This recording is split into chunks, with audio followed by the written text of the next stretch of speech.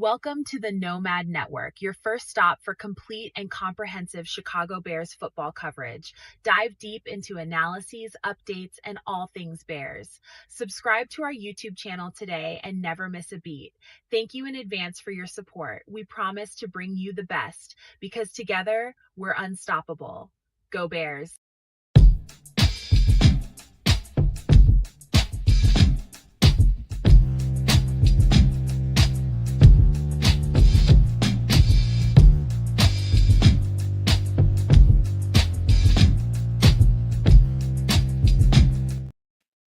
Yo, no maniacs. Long time no see, man. It seems like forever since the last time I got a chance to get in here with you guys. I'm feeling fresh, good, fresh off of polishing this brand new NFC North Championship belt that I just took from my nephew. I got a nephew.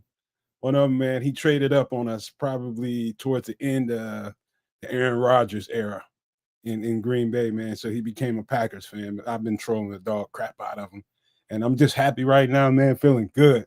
I really am. Don't ask me what kids and trips are. They fashionably late as usual. But, man, listen, this is about to be a good game, and I'm about to enjoy it. But I don't know how else to describe how I'm feeling about the Bears clinching the NFC North. I think it happened last night. I was watching what was it, the Packers game? Was it the Packers game? I don't know. But anyway, I found out late last night. Actually, I wasn't watching any games. I was doing a binge with my girlfriend last night, who's been off for the past few days. And Bishop, my guy Bishop, texted me. He let me know that we clinched it last night. And man, dog, it's only been since 2018, but 2018 seems like it's so long ago, y'all. It seems like an eternity ago. Like I got into doing this Bears podcasting thing, and it seems like it's been nothing but misery. And it's just been me and these guys just constantly trying to pick each other up, picking the fan base up, and constantly just coping for the most part. That's just the truth about it. We've been coping. But to have that dark period be over, and now we're sitting at the throne of the NFC North, I'm partially satisfied because I know it's a lot more ahead. It's a whole lot more ahead, and we got a few games we got to knock back before we can really, really get happy about something. But we're going to cherish the moment for now and appreciate what we just got, man. And I'm just, watching Detroit just completely collapse like I told Don Burr they would, and watching, the Packers, they got some problems right now. They're not playing their best football. I know Jordan Love wasn't there, and it's a high enough probability we might have to face them in the first round of the playoffs. So stay tuned for that. We'll have some conversation about that a little bit later. But let me thank the people that are here. First person in here, Liberty's Outlook. Shout out to you, my guy. First person in the chat, Mayhem, Mr. Mayhem, number 2 in the chat. And then my boy ATF just busted up in here. Good, better, best. Hell yeah. Let me see who else came through. My boy T Will is in here. What up, Terrence? Ralph Love. Yeah. I know nobody really expected it. I just didn't. I didn't expect it either, but I just wasn't. I ain't the type that's gonna. I ain't count the team out. I was just like, whatever happens, happens. It's a new year, new coach, new system. We'll see what happens. I know a lot of people that felt the same way as you, Ralph. Shout out to Marco King, just got up in here. Let me see. Paul Rodriguez, what's up, man? All right, let's get it going, man. Merry Christmas to you too, man. Merry Christmas to all y'all. Merry Christmas to each and every last one of you guys. I hope y'all had a great Christmas, man, with your families, and whatever happened, hopefully it was a good time. And thank you. Hell yeah. Hit the like button, share button, the subscribe button as well while you guys jump up in here, man. We'd appreciate it. Thank you for that, ATF. We appreciate it. Smitty Q just busted up in here. Look at my guy, Timothy Bazemore, Super No Maniac. What's going on, man? All right, let me get to the inactives real quick. Let me pull that up. All right, we got inactive. We got quarterback Case Keenum. I'll talk about it afterward. We got quarterback Case Keenum Receiver Romo Dunze, cornerback Dallas Flowers, offensive lineman Luke Newman, wide receiver Olamide Zaccheaus, cornerback Nick McLeod, and of course, linebacker Ruben Hippolyte. That is much better than what the prognosis looked like earlier in the week. Come midweek, everybody on the team was sick. It's a bad flu bug that's going out around right now. I know a lot of people are sick right now. I'm one of the fortunate ones that isn't, knocking on wood. But yeah, man, and it just went through the locker room. And the Bears were doing stuff to, putting masks on like it's the COVID era, and I appreciate them for doing that, man, because you gotta be in protection mode when it comes to that kind of stuff. Shout out to Triple R just busting in here. What's going on, guy? Hey man, I'm blaming Cream Sleeve. He's supposed to be the janitor over there at Hallis Hall. He's not sterilizing and steaming and doing all the things necessary to keep the team and everybody healthy. What's going on? Man, Cream Sleeve, huh? That's on Twitter. I mean, I think that's Mark Potash. I don't care what nobody say. No, because I think Cream is far too positive to be Mark Potash. Maybe that's his alter ego, man.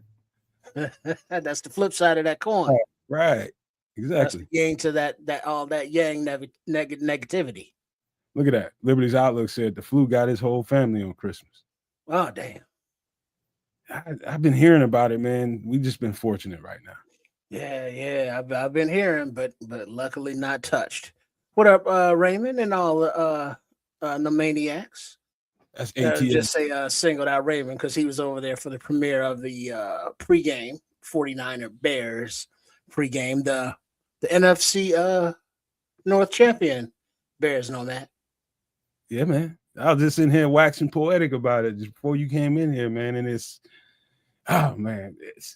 such a relief, man. I don't know if I felt this much relief since I became a Bears podcaster, because it seems like, I don't know if it's just me and my background to always be trying to lift people up all the time. It seems like since I got into this podcasting world, since we got into this stuff, I've been constantly trying to pick the Bears fans up. Like, come on, it's going to get better. I've been that kind of person, seemed like the whole time. And that takes a certain amount of energy, right? And all of a sudden I feel relieved like an MF, bro. I just feel relieved. It's just like, I don't have to do that every week. I don't have to look on social media and see people saying nasty stuff all the time. It's just a relief for me to not have to be in that mode. And so I've been enjoying myself these past few days. Shout out to Sierra Collins that just jumped up in here. All right, I'm the power of polls compels you. What up, Minister Charles? Yeah, man. So when you got the news, did you hear about it when it happened, or you just woke up and saw it? The division news. Yeah. Yeah, it was at the end of, wasn't it the Packers, whoever they were playing that they lost to? Yeah, I think it was announced then because the Lions had already lost, and then whoever the hell the Packers were playing, they lost. The Ravens. Yeah, it was Baltimore. There you go. And so that just cleared the way, and I was like, oh shit, Bears NFC champs. So literally from Flus to first in 1 year. I love that. Flus to first. I'll have to be. Man, hey, man, Trips, I can't even describe to you how, like, maybe it's just me and my nature, man. Like, I feel like I carry the weight of all the Bears fans' emotions on me all the time, because it's just like constantly. It feels like since we started doing these podcasts, I've been constantly just trying to motivate people, make people feel a little bit better about what's going on, and just to not have to do that. You know how light I feel right now, man? I feel like a freaking feather. Mm-hmm. Now, Minister saying you still can't see your comments. Everybody else can see theirs. We can see yours. Just make sure that if you're on whatever device you're using, make sure you're on live comments and not like show comments. where your comment section is, because there's no blocking and we can see you. Everybody else can see you. It also could be there's multiple streams going on. Minister Charles, you got to make sure you in whatever stream you're in, whether it's this one over here. It's 2 for this stream. There's 2 actual streams. No, but I can see, but we can see them. So yeah, it's coming up. Yeah, we can definitely see the comments. So there's multiple streams going on. So try another stream and see if you can come in and see your comments. Yeah, it's weird. It's they've been having issues with some of the YouTube things. We've been having issues with some of the YouTube things, but we're here. We can see you and you can hear us. So it's all good. It's all good. Yeah, you might be on a vertical stream too, Minister Charles. Oh yeah, that for the vertical stream for the cell phone devices. Yeah, made for those screens more. I don't know what he's on, whether he's on a cell phone or whether kids pop yourself in whenever you want to. The hell you doing down there? What up, P. Higgins? We're gonna have to stop. As soon as kids get to him, we'll break the game down real quick. Trying to wait on him to get in here for that. Yeah, man. What up, American Z2Y? What's up, man? Siren Collins. He says, no, man, we can't let you off the hook. Come late February, we need those scouting videos about the defensive line. Hey, we need to see. I know, man. We putting together a list. We need to see in no particular order, defensive tackles, edges, cornerbacks. Listen, focus, people. Focus on the task at hand. Well, right now, we're supposed to be sticking either your left or your right foot into the behind of a 49ers squad. That's really what we're supposed to be talking about there. Not future draft selections and what's going on in the draft. We're just putting together a list. Just a list for February. No, February. No. Not this season, not this time. Blinder. We ain't going there yet. Playoffs. 49ers. Super Bowl? Dare I say it? Super Bowl. Focus. Yeah. One thing, I'm right where my feet are. Don't worry about it, man. I'm not gonna let myself go there just yet. So y'all be patient about that. Shout out to he's probably already there a little bit. I got a list, but I mean it's not dog. Like when I say I go in, man. It's like hours of watching this stuff, man. I haven't opened up that Pandora's box yet. Shout out to Michelle Martin. Thanks for being here. Nice to see you there. Cheers, Paul. Cheers, man. Just gotta get my my French roast ready. You know what I'm saying? A little late game cafe. Nighttime caffeine. Nighttime cafe, brother. I think I might join you. That sounds a little tasty. What up, Jaded? I ain't seen you in a while. Because just so you know, I've already had my meal. What y'all know about that right there? Harold? Who's Harold? Oh, what do you know about chicken? Your favorite damn uncle? That's your favorite uncle, Harold. You know what I mean? You know, I had to when I was there, I had 2 different orders. Had to get the gizzards, you know what I'm saying, with the hot and mild lemon pepper. And then you had to get the wings because I would have got the dark. They was out of dark. So I had to go with the wings with the ketchup and mild. You know what I mean? So you when you eat them, you take half of the gizzards and you put them in with the wings. And you take half of the wings, you put them in with the gizzards, and then you take that one half and you put them in the bag and you put them away for later for another meal. And then you eat that half and half. So yeah, that's what went down. And I went ahead and ate that earlier because I do things to my bones, kids, and I don't need that kind of scrutiny from the public. I don't need that in my life. You know, because I like to get all that material off them bones and clean them up nice and shiny and polished. Like, hey, you know what? Yeah, we only got like 4 minutes before kickoff, and I wanted to get into a whole. I inspired myself playing that during the extra sauce, putting up that chicken and that chicken recipe, that fried chicken. That I ended up doing that. What was that? Friday night. I ended up doing that Friday night. Oh man, that shit was so good. Super Clark Khan, man. But we gotta break down the game. So I got a real quick So offensively, what the 49ers, what we got to know defensively, the first thing to do is with this Christian McCaffrey is making sure that you maintain gap integrity. I don't say that a whole lot during shows, and that's not really a focal point, but it's got to be a focal point for that kind of running back. He hops, jumps from hole to hole, and if you're not assignment sound in your gap integrity, making sure you stay in your lane, so you're not moving as he's moving. Got to maintain that gap integrity. If you move as he moves, you're gonna miss it. You got to maintain gap integrity, get upfield, but keep your gap integrity so he can't run through you. Because we don't have George Kittle tonight. And so that's going to be the key thing. Keep gap integrity, number one. I'm talking about the defensive line. Two is rushing. When you're rushing Brock Purdy, you have to rush him with a certain amount of discipline as well, man, because they do like the short game. They do like the screen game. And you can get all the way up to the mark, but get your hands up. You got to get your hands up. Brock Purdy is not a very tall guy. He's not a very rangy quarterback. He's short, as a matter of fact. So one of the keys tonight is having hands in the air and having gap integrity. Those are the two main things that comes out right now. I don't have a lot for this one, man. I'll wind up throwing it up the trip there in a minute, but I find these two squads, especially given the potential attrition today. So, is it official that DJ Moore and OZ are out today? OZ is out. DJ is in. Okay, I had a feeling DJ would just fight his way through it. He's probably sick as a dog. Inactives are on the bottom, kid. Say what? Oh, my bad. I'm looking at it now. So Rome, OZ.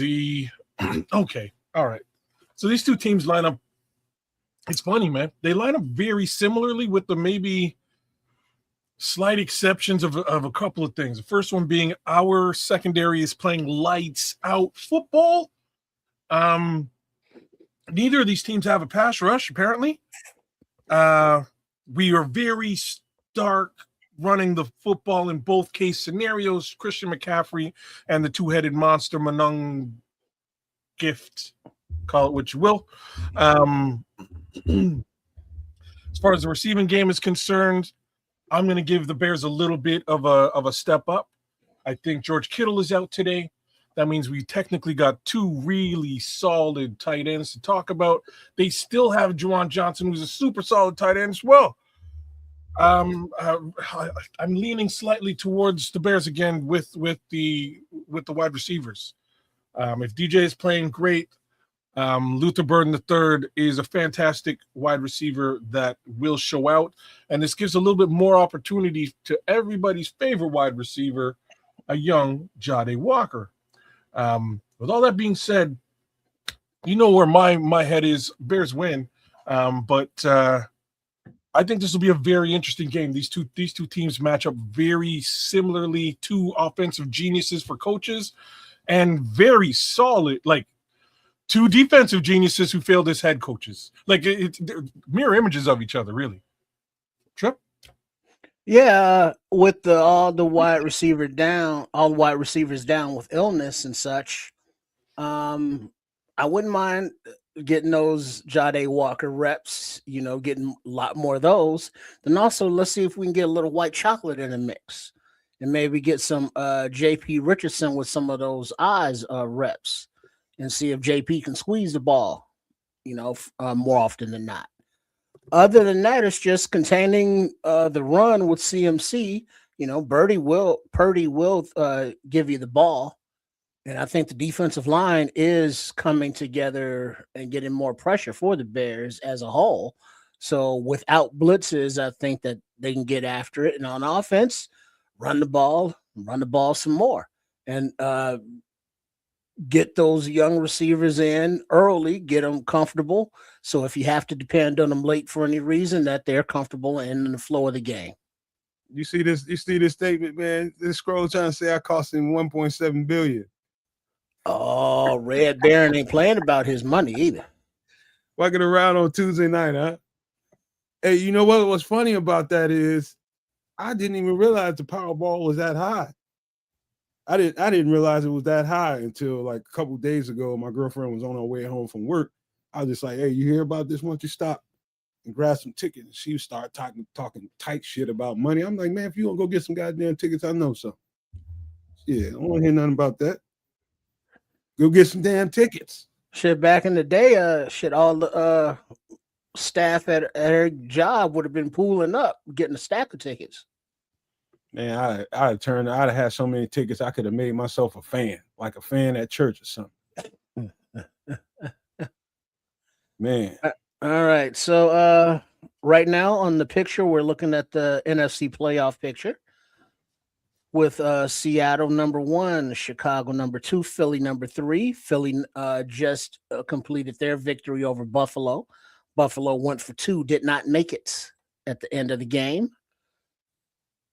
So the playoff positioning, there is still things on the line, but the Bears must first handle their business by defeating the 49ers in order to have an opportunity to move up to 2 or 1. Let me get the banner off. All right, we ready to go, man. Getting ready for kickoff. Man, this is gonna be interesting, man. I just want to see, because I thought the injury report was gonna be way worse than it ended up being, and we ended up getting where we needed to get to by the time game time. I never played with the flu before, so I wouldn't know what that feels like. I wish I could relate to it, but I cannot. Well, all right. Here's what it is. No, I'm just saying, it is what it is, man. Play with the flu. Michael Jordan did it and shut things down. So let's see if DJ Moore can do it too. All right. The kick is away on my screen, at least. How is you all's timing? Let me know after this play, as it is being returned to about the 23-yard line, where he's spun down by a host of Bears. About 3 to 5 seconds behind you. Yeah, just about the same as Nomad.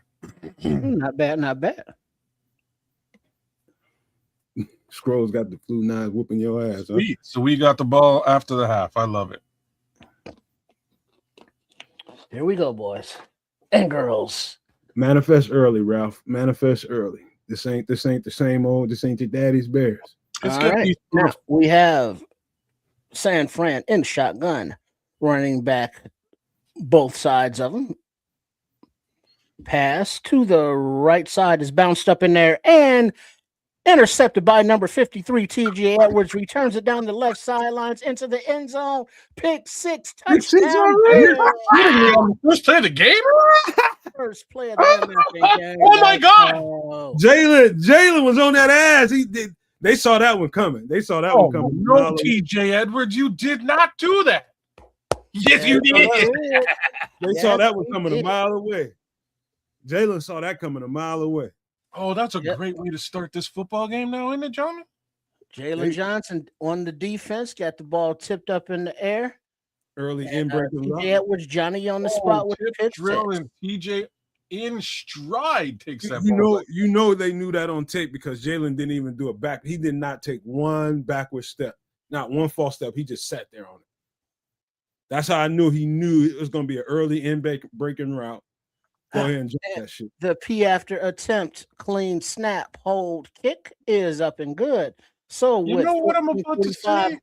Or let's just say 15 seconds off of the clock, Bears up 7-0. That's how you do it. I have to say, just right at this moment, this is the one time in my entire life that I wish I was listening to Chris Collinsworth. Just this last 15 seconds. It would have been great. Hold on, Kev. We forgot one thing. What's that? And another one. Turnover. And another one. Love it. Count that. Count it. Leading the league, baby. Wow. That's what we need. That's what we really needed to get an advantage, get ahead. That's how you're right, man. That's how you start downhill in this game. You had a defensive touchdown, and then you start playing football. No, it looked like zone. It could have been man coverage. It was off man or something like that, Patrick. But they definitely knew there was going to be an early in breaking route. And so Jalen didn't even take a step back. He just sat there and he was just like, if he throw this motherfucker, I'm finna run and take this bitch. Yeah, and he was right there at the catch point, contesting and sending that tip into the happy hands of TJ. Beautiful. which now leads to the ensuing kickoff. And it is bouncing around in the end zone and finally down for a touchback for the Niners. And they will come back for their second offensive drive. Alan Chu across the street. I know you screaming. Let's shout out folks out there. Across Niners. the street. Yeah, man. My neighbor me and him went to high school together. Oh, okay. Shout out to Alan. Yeah, man. Big ups to Alan, except Bears ups. Niners fans, man. What can you do? Niners fan. Okay. Yeah. All right. Now we got a quick snap, and we got Purdy rolling out to the right and then throwing over everyone's head. There was a little contact, no flag. Good defense, bad pass. Let's see the intended receiver, Ricky Pearsall, and Nashawn Wright in coverage. Noah Sewell took that one away. Staying right where he needed to You be. saw that, huh? You saw that? He dropped right back in that the cover. lane. He did. Run it. He sniffed it out very quickly. What up, Starkey? Yes, Starkey Love. All right. Now you got under center Purdy running back behind him. Motion to the right. Little toss to the right to CMC. And he gets about 2-3 yards where he's tackled by Edwards. CD Deuce. Brisker up in there. Nice to see CD Deuce playing with his knee issue. Getting healthier. We're getting healthier. And that's not good for the other team. Yeah, I thought he'd probably be held out today, actually. Yeah, because he just kind of got dinged last week. And it was late in the game, too. So. All right, and the shotgun, back to pass. Passes away down the middle of the field, and it is complete amongst traffic. A little chunk play to the Bears' 44-yard line to a tight end. Come on, man. Rain, you were right there, man. Get them hands. He was about 2 yards behind him, a little trail. Oh, he caught him. Uh-huh. All right, under center. First down. Little handoff to McCaffrey, runs off the right side for about a 9-yard gain. 2nd and 1 for the Niners. Damn. Yeah, we can't be having that. And real talk, real hard to stop it. Here's another place where these two teams line up real nicely is at that offensive line, man. They got a decent offensive line. There's no question. They provide a lot of protection for Brock Purdy, and a pretty stark run game comes out of that thing, too. Under center is Purdy. Single back behind him. Looks like McCaffrey. And he hands the ball, stutters right at the line of scrimmage where he is stopped. Looks like no gain into the arms of Big Dexter Jr. amongst others. Looks like, I guess they give him the first down. That's that gap integrity right there. 1st and 10. I wouldn't call that a first down. But I also wouldn't. You're not a zebra, sir. That play right there was the perfect gap integrity example I'm talking about. Maintaining that gap, no matter what he does. Perfect. JTS getting some under center is Purdy. Play action, back to pass. Ball is thrown and tipped at the line by number 94, Austin Booker. Incomplete, 2nd and 10. Let's go, Book. Get your hands up. Yeah. Oh, you could have come away with that, man. Get your hands up. What's that Jay-Z song? I don't know. Hands up. Hustlers, busters. Get your hands up. And let him stay there. No, that's what's his face? Austin Booker. That's one of your traits. That's right. Keep your motherfucker and get that length. And the shotgun is Purdy. Quick pass to the right side. Numbers is complete between Brisker and Tremaine Edmonds. Complete, but a little bit shy of the first down. 3rd down and short. Brisker.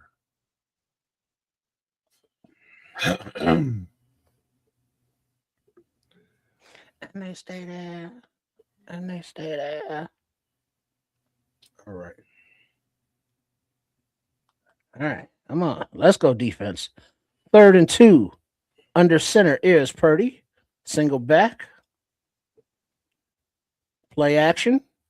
Steps up into the pocket. Throws down to the end zone. And it is complete Damn. to the 1-yard line to number 5. Ooh. But there is a flag on the play. Preliminary indication hold on the Bears, No. which it is against number 1. First Damn. down.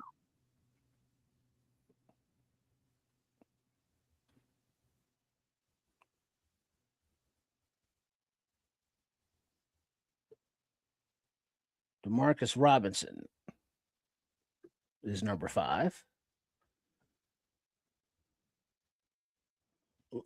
And quick snap, play action, into a wide open tight end in the back of the end zone for the touchdown. Off of the play action. So 6 points for the Giants. You mean the Niners? I mean Niners. There you go. Yeah, those guys. Yeah. Well. Let's go offense. Go and do your thug thizzle. Go and beat their ass up in their house. In your house, I'm gonna beat you up. You know whose man that was, whose coverage, but they didn't make it. And the ensuing PAT, clean snap, hold, and kick is good. So they tie up the game at 7s with 10:57 on the clock. Man, this is a much higher scoring game than I had expected at this particular juncture. I'm pretty sure there's going to be some points put up. All right, offense, it's the Bears' turn to get it going, and hopefully the team gets it in gear from early today. And Brock Purdy's throwing in some really tight windows. He does it. They're going to have to deal with that today. But he will throw it into windows that the defense can close. This was sort of what I'm leaning towards. Most of these little windows could have been closed on. It's tough. You got to get used to it. But I can see some interesting things happening as we continue this game.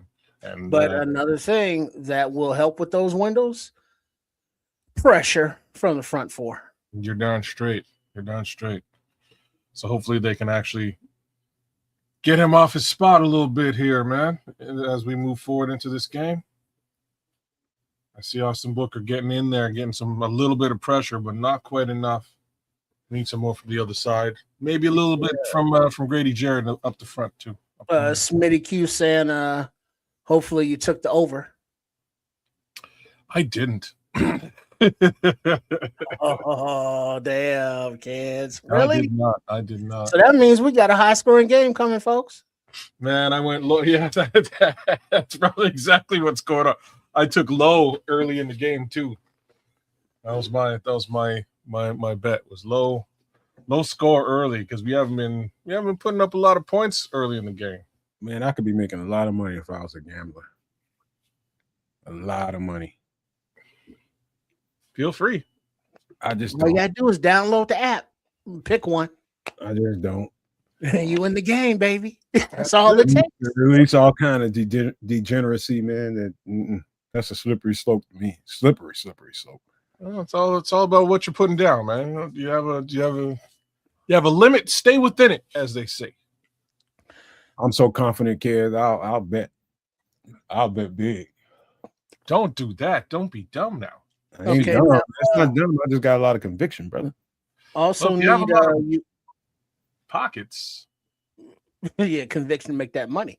But I need you to check out, pay attention to Trent Williams, who went out with an injury, and see if him on the sidelines or hear anything about it that I may have missed, y'all. Oh, when did he go out? Just now? I didn't see it. Exactly. I know so it's one of those. He went out on the low, but so just keep an eye out as well, No Maniacs. Whether you're tuning in on the Nomad Network, on at Kids of Canuck, or at Sports Chicago Style, make sure you are subscribed to all 3. Hey, Trips, I believe Trent Williams would take a little opposition to you saying he went out on the low. Pause. No Diddy. All right, the ensuing kickoff is taken by Blackwell right at the goal line, and he gets out back to right about the 30. So that's where the Bears offense will take over for the first time today. I see DJ trotting on out there on the field. I'm sure they got shot up with some fluids. No Diddy once again. Jeez. 2 for 2. And Swift is in the backfield to the right of Caleb Williams, who's in the shotgun. And Swift shifts out to wide receiver. Back to pass is Williams. Ball is away, right hash, complete to Kmet for about a 6-7 yard gain. Second and short. Oh, you're gonna eat in the middle of the field today. Okay, all right. Nom. I thought Darnell Wright wasn't going to play today. I heard some things about him earlier. Yeah, he didn't fly out with the team. That's right. He flew out on his own. That's right. All right. So in the shotgun is Caleb running back behind him with the orange shoes on. Play action, and that is play action to Swift. And then it was thrown to Swift, but it was batted down by the defensive line of the 49ers, incomplete. Ooh. Everybody got their hands up today. So it looks like Swift has the orange shoes on. Haven't seen Mananga yet. They had an extra lineman out there on that one with the Eagle came out on the right side, extra offensive lineman. All right, and the shotgun is Caleb Williams. Well, he's back under center. Swift, lone running back. Motion to the left is Loveland. Play action. Williams back to pass. Pump fakes. Keeps it. Still looking. Dumps it off short. And it kind of threw it to a Niner. Going out of bounds. And they don't know if it's intercepted, but there is a flag on the play. But it's on the Bears for eligible man downfield. Yeah, you got to run that one. Just run it. Just got to run that one. Yeah, get the 2. See what they call here. All right, no flag. No flag for legal man downfield, but the pass was incomplete, so it is 4th down, Bears. 4th? Damn. You don't really want to punt here. What do we got? 4th and 3? Shit. You know what, Starkey? That's a good question because I'm just going to imagine that the box was looking a certain way and they just didn't start the game off like that. I didn't notice how many they put in the box. Back to punt is Taylor. Yeah. Punt is away, and it bounces into the end zone for a touchback. Quatu, get your ass to Mars, bro. Do they run the ball on Mars, Quatu? I thought with the less gravity, they were airing that out. We got a Niners fan up in this thing. Look at it. What up, man? On Mars, they know to run the damn football, man. Oh, geez. That's too funny. Yeah, it's weird. He doesn't like to run the ball like you should really run the ball early in games. Get this thing, get that motor greased up, Get her going. We got plenty of that coming, man. I'm sure. I ain't too worried about it. Here's my worry, though. I'll give you my worry. These 49ers have they're not of the punting kind. So apparently they haven't punted in quite some time. I heard like since November is the stat, which is pretty crazy. The thing is they either get touchdowns, field goals, or turnovers. Okay, cool. I like the last one. That last one's awesome. We've already seen that. Well, we've seen the first 2 2 of 3 so far. Okay, all right. Yes, 2 of 3. So let's go for the I will be fine with the other one if that's what it winds up being. But yeah, we got to. Point being, why I bring it up, we got to make these fools punt, man. See, Quato knows his football, man. Who knew? We got some new people in here. Shout out to Stacy Stoltz. What up, Stacy? Eagles, that was a surprising game because they really took it to the goddamn on Bills, man. Big time. Bills are the most hit and miss football team. They playing their worst football at the end. That's trouble.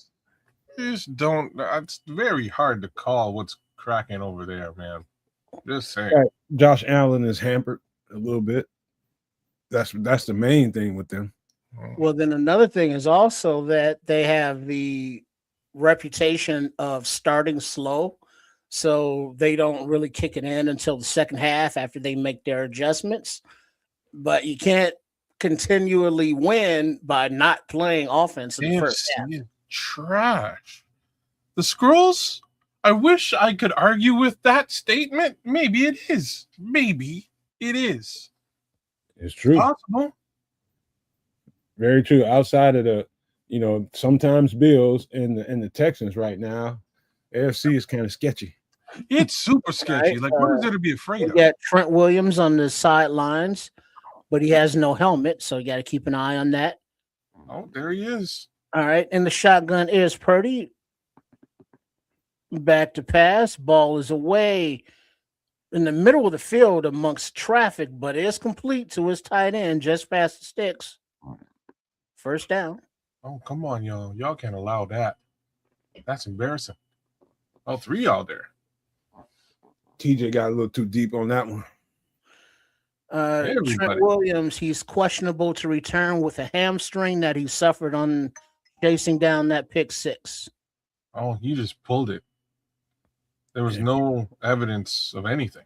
All right, they got a quick snap, handoff to McCaffrey running right out of shotgun, and he gets to the line of scrimmage or so.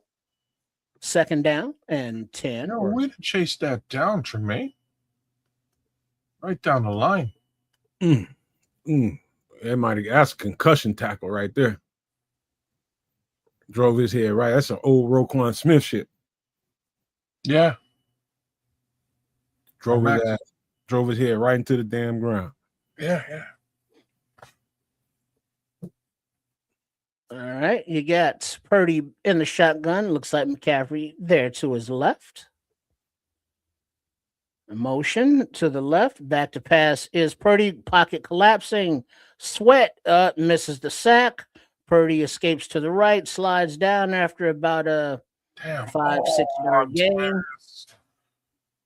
Third down. 6.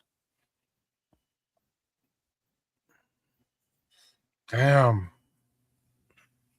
They need to put Sweat on the other side now that Trent Williams is gone. They didn't go and see that and go and put him on the other side. Let him just give somebody nightmares over there.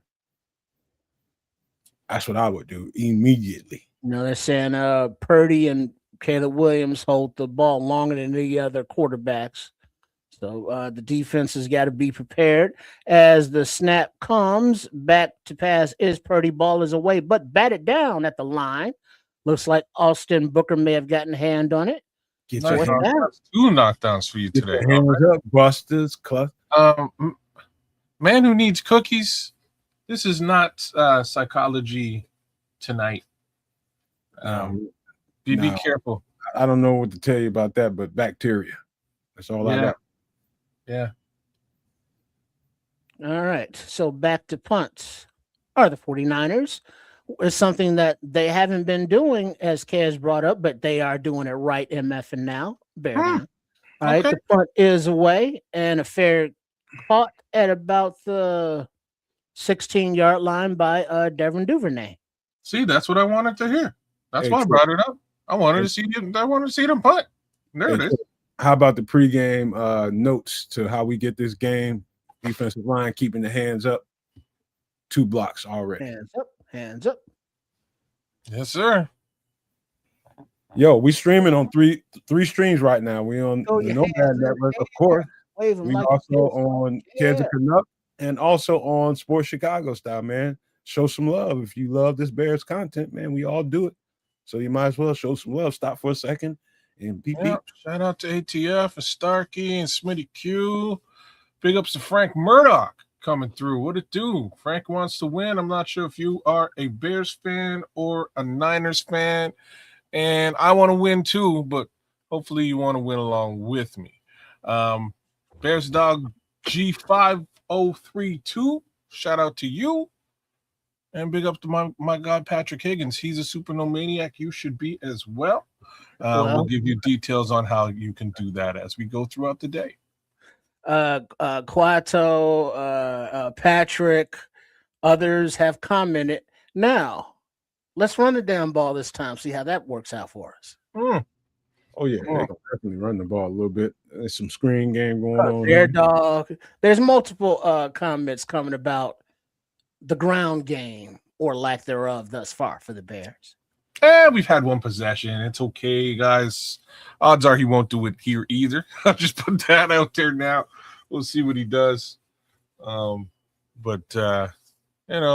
if he takes the advice from the sage from Mars. Scrolls that green, and it's gonna hit that head anyway. Now I don't care what shit how much food you got going on. You gonna that green gonna hit your head. Might not be able to taste it now. It's not the same. You're not gonna be able to taste it. Especially if it's messing with your respiratory system. Yeah, it's not the same. Inhale and breathe like that. That's when you want to go for the gummies. Once these Bears win, we won't have to crush our 40 whiners. The 12s are in the building. Oh, listen. I love that, Mario. 40 whiners. I love that. I absolutely love that, man. Mario Flores. Okay. Hey, you guys make sure you hit the subscribe button to all 3 channels, man. We'd appreciate you guys. You need your support. Yeah, I was hoping that the 12s. All right, here we go. We got 18 under center. That would be Caleb Williams, Gizmo to some. As we have, looks like Monangai is the running back with a tight end at the fullback position. Monangai takes the ball, runs a little bit to the left, gets about 1.5 yards before he's pushed backwards. Second down. Okay. Come on, Kyle. You could have bounced that out a little bit. It's about an 8-man box right there. Yeah, that's what I'm saying. He could have bounced it out. There's some room on the outside. Y'all asked for the run game, and here it is. So. Right. Of course, you see a loaded box like that, you check if you need to, but this is all good. Looks like Monangai is still the lone back. Williams is under center. Pointing out defender. Old Caleb Williams. Hands the ball off to Monangai, who runs a little bit up left guard for about a 3-yard gain. So we're looking at third and about 3-4. Okay. Ooh, damn. Nice seal block. Nice seal block. They're ready for the run. Dallman with a nice seal block. What up, Finn? You guys make sure you hit the subscribe button, man. Please. We'd appreciate you. All right. And the shotgun. Here's Williams.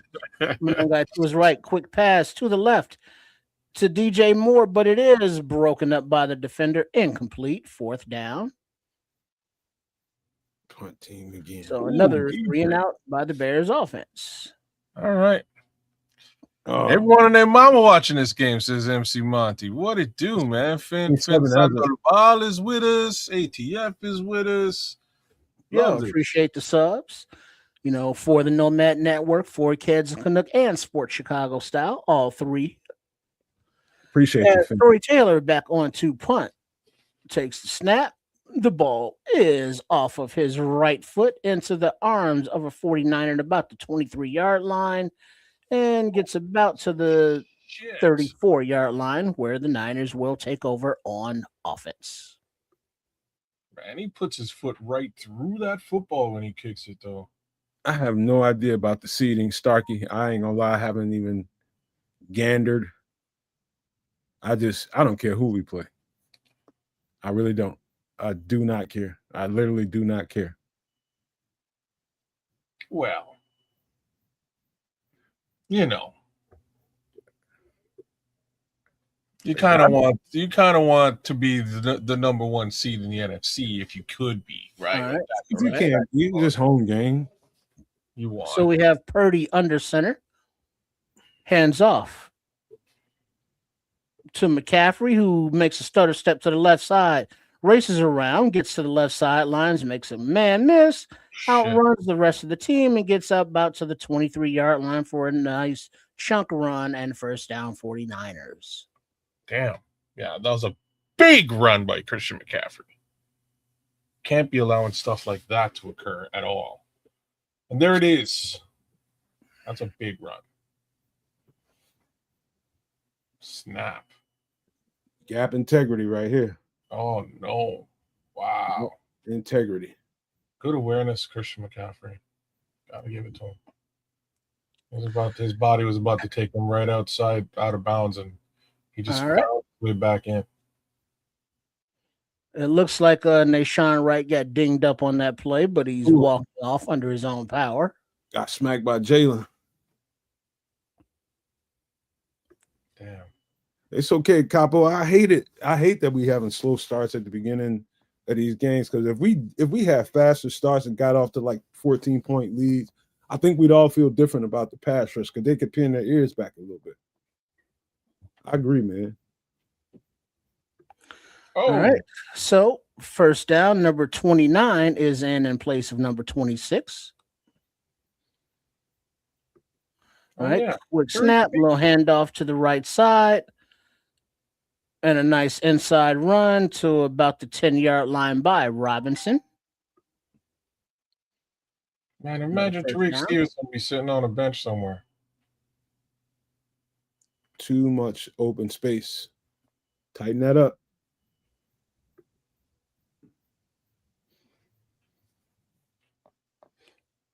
Yeah, Starkey Love. I think he might have.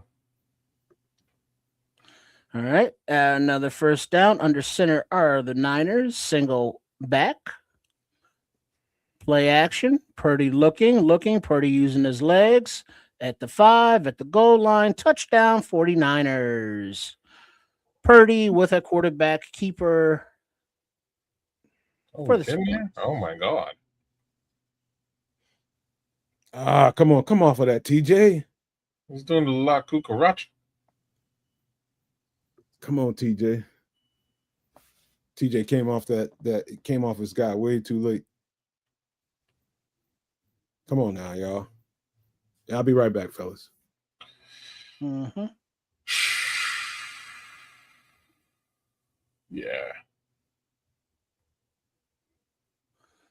All right, so for the PAT, the Niners are lined up, and you have a clean snap, clean hold. Kick is good.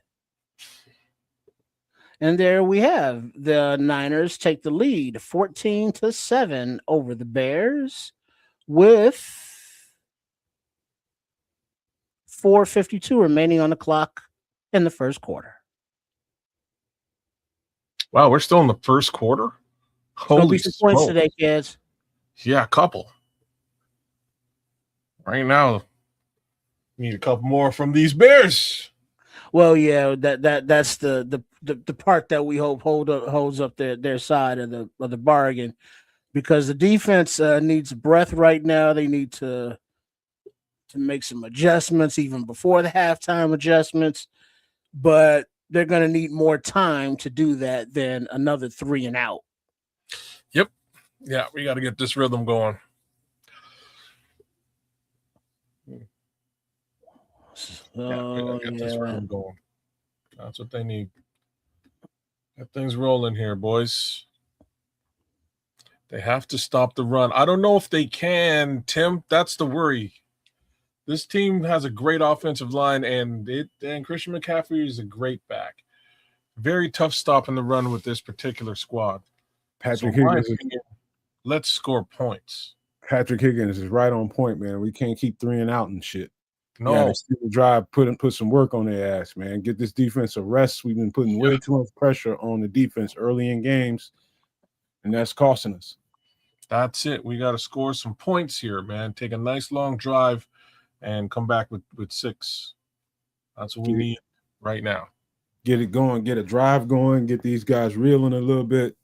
Get them. Get some hands on the hips a little bit, man. Nice extended drive and finish it with a touchdown. That's a That's a gut punch. Yeah. Yeah. So gotta get in gear. We can't be doing that thing that we are talking about Buffalo earlier and just waiting or being stagnant, stuck in a quagmire, for the first half of games on offense. We got to get something going on that side of the ball earlier. Yeah, and I mean, the defense went and did their thing. They got us a little something early. That's super helpful. Now this offense has got to get going. Got to get this thing moving, right? Got to get this rhythm, Got this rhythm moving, man, because we can't wait until the fourth quarter to start playing football every single game. Football is a four quarter sport, man. You can lose it in 3 of them. Yeah. So here we go as the Niners are ready to give it a kick. And the Bears back to receive. And the ball is away. Looks like it is being caught by Blackwell right at the goal line, and he returns it out to about the 24-yard line, 23. But now we want them to run the ball, but when they do run and they see and Caleb sees the box loaded, can he check to a different play to take advantage of that defense? Does he have that freedom in the offense? These are good questions. I don't know if he does, and I suspect he does not. I'm not sure if he should. Well, all right. Well, he's under center right now, and looks like a play action to Swift. Passes down the left numbers, but it is high over the head of Loveland and complete. Second down. So damn 6. Oh, let's go. 49ers are leading. Look at that. We got Niners fans in the building too. It's crazy. All right. Well, it was a medicine ball. I'd be mad about that one. Yeah, I don't know. Let's look at this here. You get tipped right there at the last minute by the underneath guy, 48. But it was still high. And Loveland took that shot at the end. Yeah. All right. In the shotgun is Williams. Back to pass. Passes away to the left side, and it is complete to the hands of LB3, Luther Burton, and he is electric down the left sidelines past the sticks as he's run out of bounds after gaining about 15. First down Bears. Smooth spin, y'all. Darth Burton. That's Darth Burton, man. Darth Burton. And Jade Skywalker. Well, it was during the Packers game when he grabbed Buddy by his throat. They make that into a picture. It was a choke slam. And now we got a handoff to the right side with the orange shoe wearing Swift. And he gets right to the sticks and a collision after a 9-yard gain. Second down, Bears. What up, you guys? All you new people, please hit the subscribe button, man. We'd appreciate you. Shout out to Frank Murdoch and everybody else that just busted up in here. Ralph Love, what it do? Oh, look at Romo Dunze out there mean mugging fools. But that hair though, bro. That's a fro for that ass. All right, Williams in the shotgun. Looks like Swift behind him. Swift play action. Little quick screen to the left, set up to Kmet. He has a convoy in front of him, but he is upended right at the 50-yard line. But that is still a first down Bears. Right, get something going on. Get something going, y'all. I love that. All Using right. that aggressiveness against Miguel. That's what's up. Miguel Goncalves to the rescue. Yeah. My man. What it do, Miguel? Thank you for that. Personal foul. Appreciate Illegal block below the waist on the defense. Shout out to Miguel. Always generous to the network like that. You guys, anybody that received the membership from Miguel, it would be nice if you give him a shout out and say thank you to him, man, because that was very nice of him. Yeah, absolutely. Good looks. And shout outs to Ismael Martinez, He says, shout out to Daly City. I assume you are a San Francisco 49er fan, but what do I know? What do I know? All right, so the defender there went too low, went through a blocker to get to the tackler, which is illegal. So the Bears will take that penalty yardage and take the ball in the shotgun and back to pass, going deep to the end zone and dropping it into the bucket to LB3 is Caleb Williams for the touchdown, Bears. And there he is, Darth Burton. Oh, he got his own shit going on too. He's finding some confidence in the deep ball. He got his own dance going on. We got some confidence in the deep ball. It's about time, eh? Yeah, man. Right at the perfect time. Shit. This is exactly when you start to need that. Yeah, this is exactly when we need it. Oh man, look at this route. Oh, look at that route though. Over. Beautiful pass, beautiful catch. Stood in the pocket for Poppy Santos. Clean snap, clean hold. Kick is up and good, but there is a flag on the play.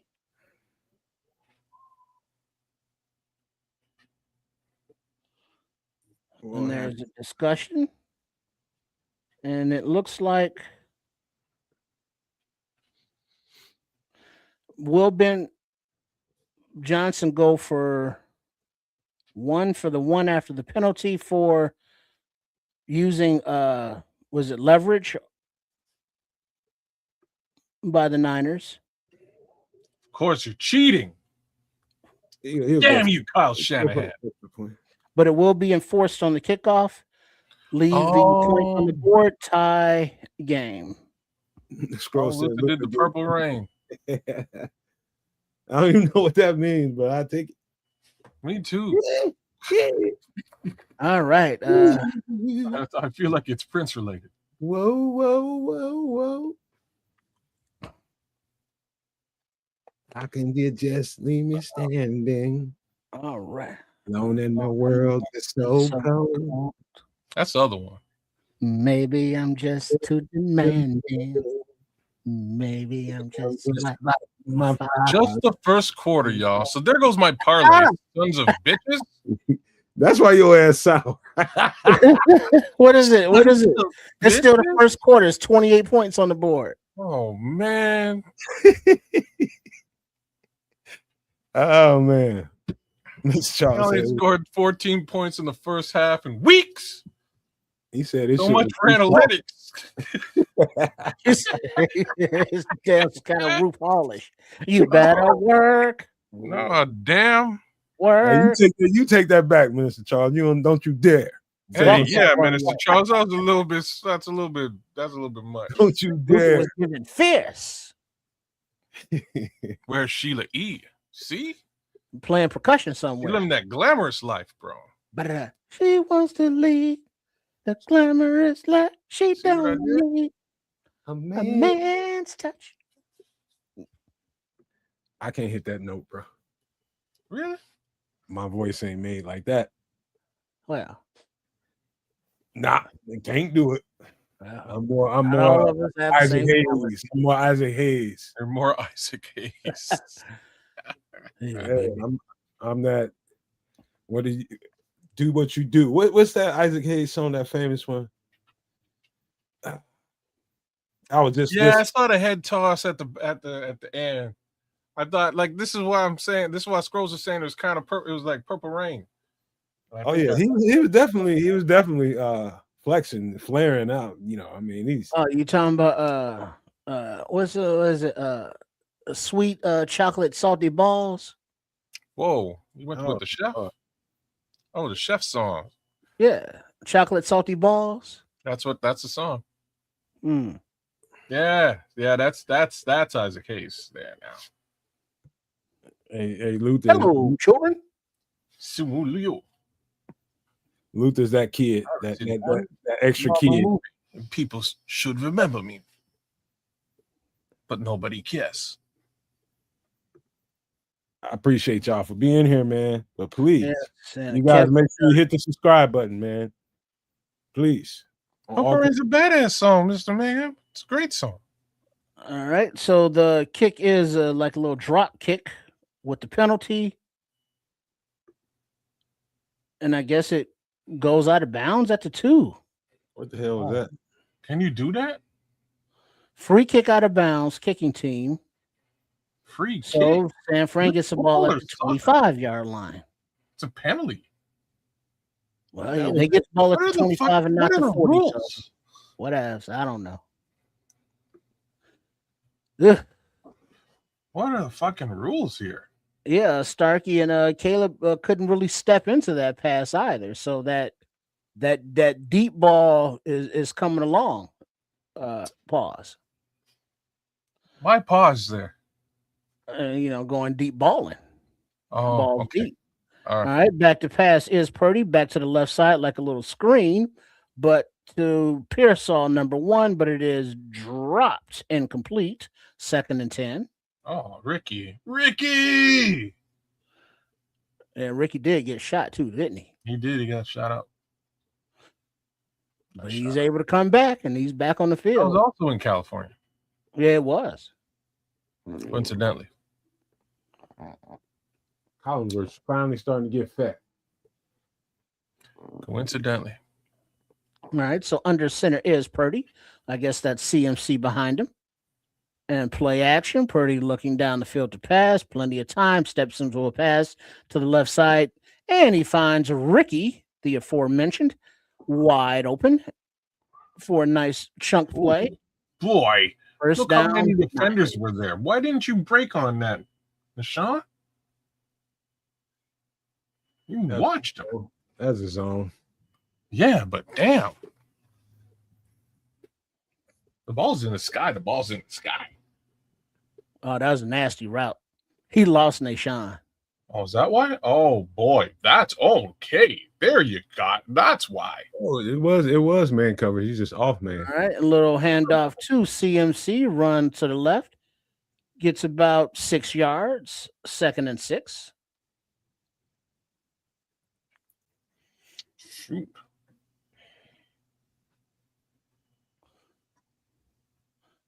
Now Pearsall is on the sideline. He's making grimacing, Good. but he's holding his helmet. He's good, I guess. Looks Damn a it. little ginger. Under center is Purdy. Handoff to McCaffrey to the right side. He's wrapped up, but he makes a couple guys miss, but gets a yard after being tackled again. Flag on the play. Flag. Holding offense. Oh, He is in these situations. What do we got? The refs are conferring. probably the holding out there. in the Al second Shanahan is sweating. Probably was a All right, hold. there is no foul. 3rd down. Wave it Yeah. off, pick it up. There is no foul. Okay. So you're just throwing laundry around for no good reason. Yeah, they talked about it, picked it up. Saw something. It was like, no, what you saw didn't happen or is not illegal. So with 1:23 and ticking left in the first quarter, little inside handoff fake. Purdy keeps it, runs to the outside, being chased by Montez Sweat, but slides past the first down marker for a gain of about 2-3 yards. First down, Niners. Damn. Damn, he just got a little bit outside of Montez, but not much. But it's quicker because he's like 100 pounds lighter. All right, so 1st and 10 are the Niners. Purdy under center, McCaffrey lone back, then a shift, and then McCaffrey takes a toss to the left, but he's met by Noah Sewell, and Big Dollar Bill, and rolled over. And McCaffrey says, "I need to come out of the game for a second, please." Ooh. A minute. Woo! Avalanche. He had Shamu got on his ass. I need a laxative. Shamu. 97. Right, so a funky formation. You got Purdy in a shotgun. And we're not doing no body shaming. We're just saying he's a big man. That's He's a lot like of a well of a man. bologna on your ass, boy. And now they will not slap it, and we will go down to the end of the first quarter. 14-14 in Santa Clara, California. Yeah, they smart. Hey, kids. Yeah. Asking the question. He's like, fuck, man. Shamu just splashed me. What the fuck you think it is? He's always saying oxygen, please. Like, fuck, dude. Something bring me the oxygen. Where's the oxygen? He said, fuck, dude. Shamu just fucking splashed me. Dude. Yeah, I need a second. Like, bro, I need the oxygen, bro. You see how big that motherfucker is? And he landed full force. That was a damn shame. He came down on him with every bit of that 400. How much you win? You know, as much as they protect quarterbacks, they do not protect running backs. There's no fucks about them. None whatsoever, man. No fucks at all. It's like, man. Oh, well. I heard just watching that. I was like, oh no, oh man, that's a big boy. Yeah, because Noah Sewell just slowed him down enough for the Mack truck to hit him. Oh snap! Ooh. Shout out to Ryan B, man. Ryan, shout out to RB, man, out there. KB. I don't know if you ever had a big person land on you before, but man, all the wind comes out you, farts, everything. You just gonna all that good shit. Oh man. Yeah, because you can tell by the quickness with that hand came up. Air. Man, that's a lot of meatloaf right there. Yeah. Yeah. I can see. I can watch that play by another. You know how y'all watched that touchdown to DJ last game 30 times? I can watch that tackle 30 times. Really? Oh, I can feel that. I felt that. I can watch that touchdown again a couple of times right now. Maybe I'll watch this LB3. Yeah, Darth Burton putting it down. That was a nice pass, man. That was a really nice pass by Caleb Williams. The myth of the the deep ball issues seems to be dissipating. If he hits that one more time, if he hits another shot like that one more time, the Frisco will have to play him differently. I think that's how you take advantage. I think that's how you take advantage of Frisco right now. They're loading the box, so you do what what Quato says, and you run that ball and you play action the hell out of them and strike. Pick your poison. Yeah, baby, strike them deep. All right, so you got 49ers under center. Up, Daniel? And back to pass is Purdy pass down the right numbers complete to Pearsall, who's back in the game for about a 15-yard gain, another first down. 49ers. C.D. Johnson could have got disruptive there, man. Oh, he just got that right over his head. Mm-hmm. He was right in the line there, man. Let's see. Okay, I'm glad they're showing this to me at a different angle just so I can see. All right. Purdy back under center. Little handoff to the left. McCaffrey is back in the game. Makes a cut, makes a man miss, and gets down to about the 4-yard line where he's written down by Tremaine Edmonds. First and goal, 49ers. Damn. Guess that oxygen worked.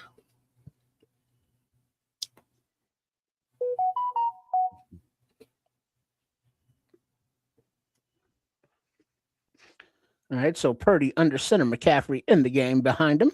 The lone back. Motion to the right, a little toss to the right. McCaffrey finds a hole and goes untouched into the end zone for another 49er touchdown. Let's see what happened here. Yeah, this is a problem. Y'all gotta get a body on him, and defensive lines gotta get a body on him.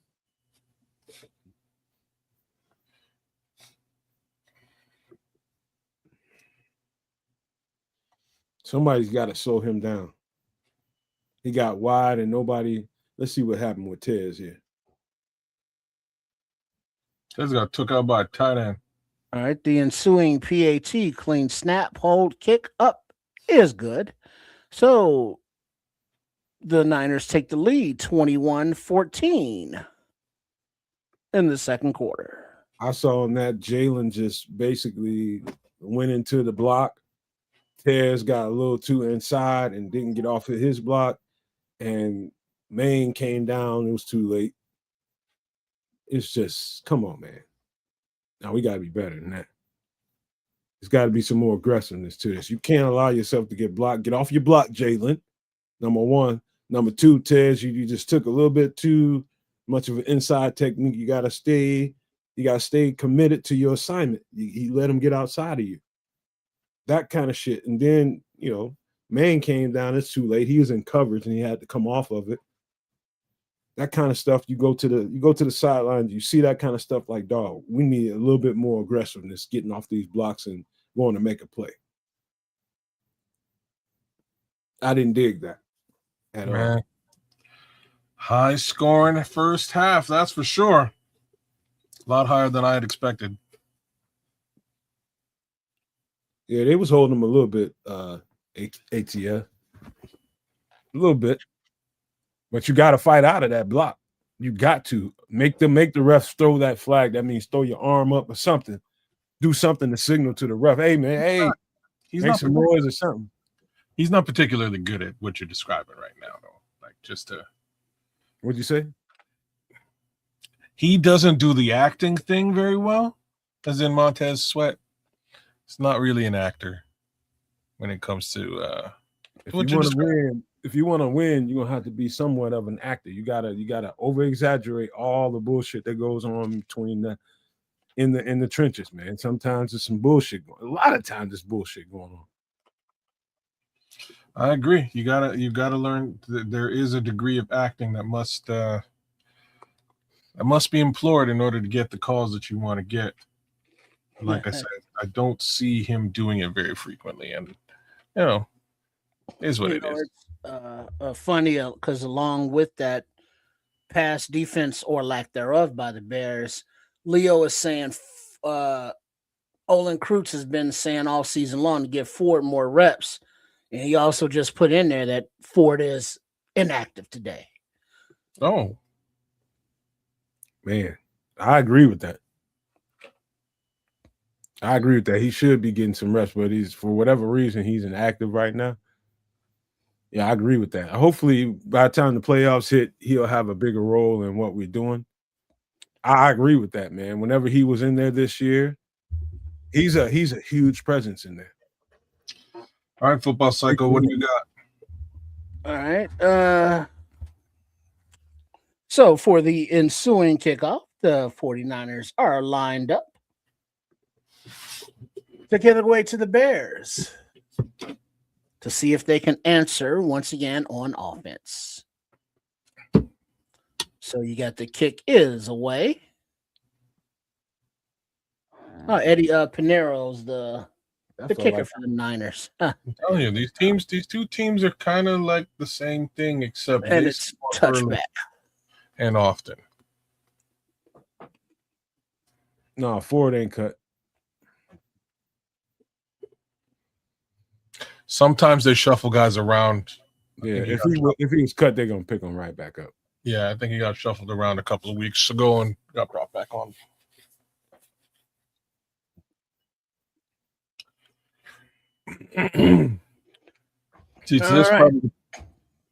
Now we have the Bears under center. You have a fullback and a running back. The running back of Kyle Monangai gets the ball and he finds a hole and he makes a seam, he makes a cut, and the touchdown saving tackle at about the 48-yard line. First down, Kyle Monangai. Ooh, he gashed the shit out of him. Damn, Kyle. You have to run that man over. Kyle Monangai with the Bears first down. He could have took off. He went to run this guy down. The Bears if you didn't notice, the Bears are intentional, taking some carries away from Swift to make sure that Kyle Monangai gives a bulk of these All right. touches. Play action to Monangai. Then Monangai takes the pass to the left side. Is complete. Makes 2 men miss for another first down and 11-yard gain. Kyle Monangai with the Bears first down. Man, on the previous play, man, shout out to Durham Smythe. Great block to open that up. Great block. Oh, he got waived this week. Yeah, but Newman, he's not active. He's inactive, but he's back on the squad from the IR. All right. Under center is Williams, Monangai, the lone back, but we get all kind of motion, but looks like a free play for the Bears. Williams is back looking.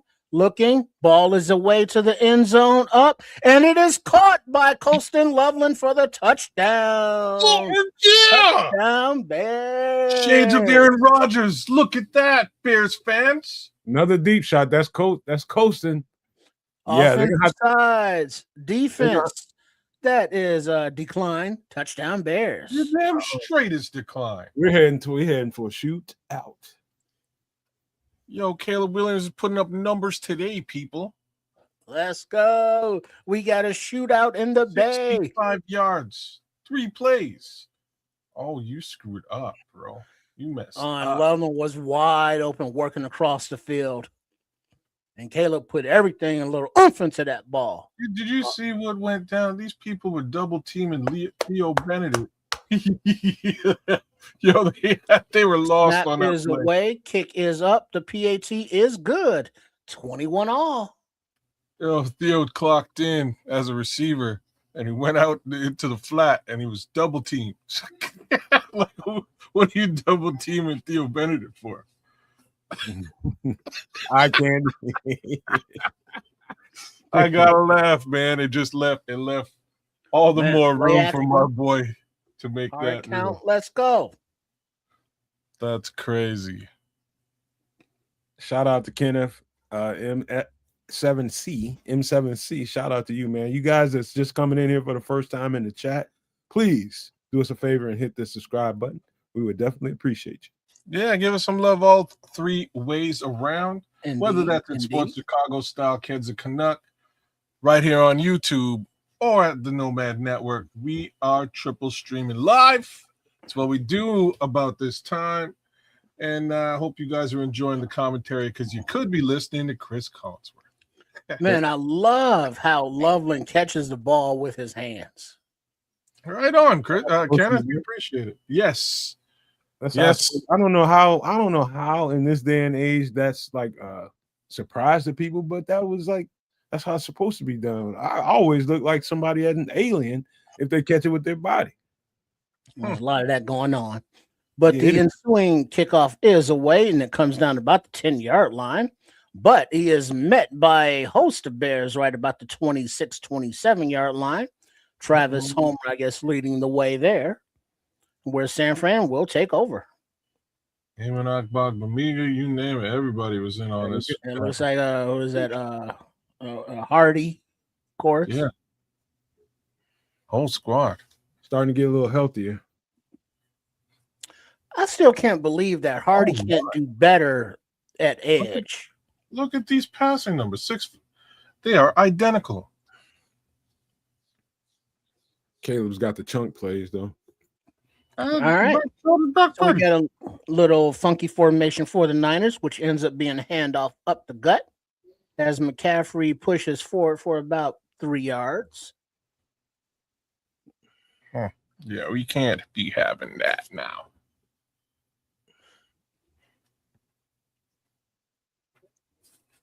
Looks like it was they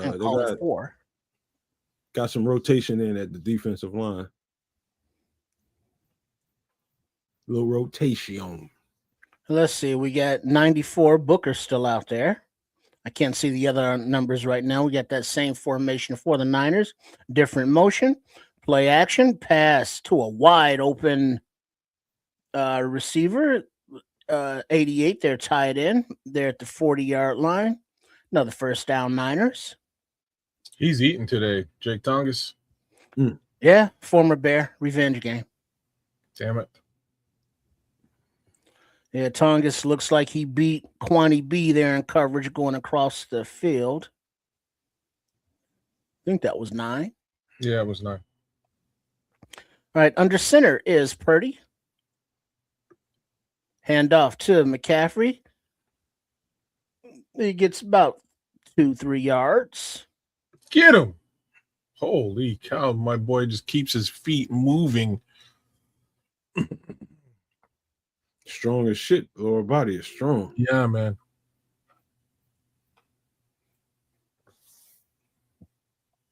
We got Kyle Juszczyk out there. Brought the fullback out. And he's spreading out wide for now. You don't. Okay, maybe he's supposed to. Shifting.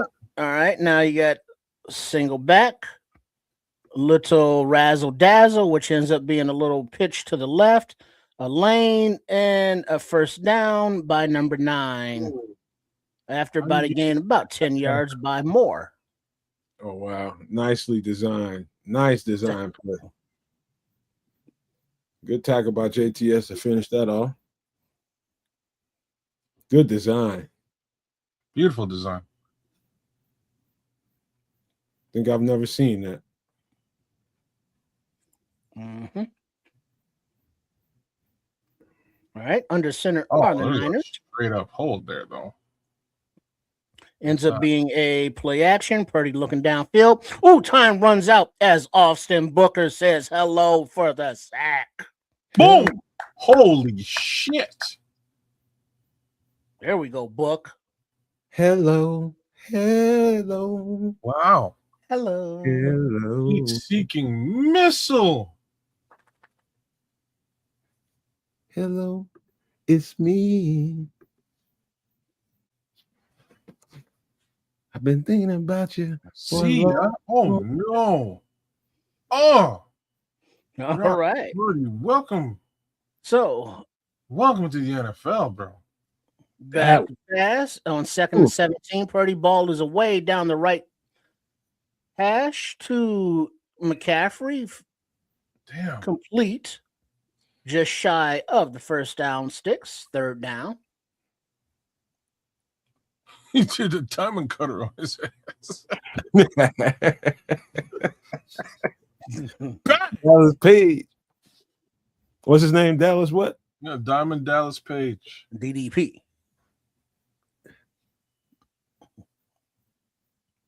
Man, if Purdy didn't duck at the last second, man, that would have been a ambulance on the field. So 3rd and 3.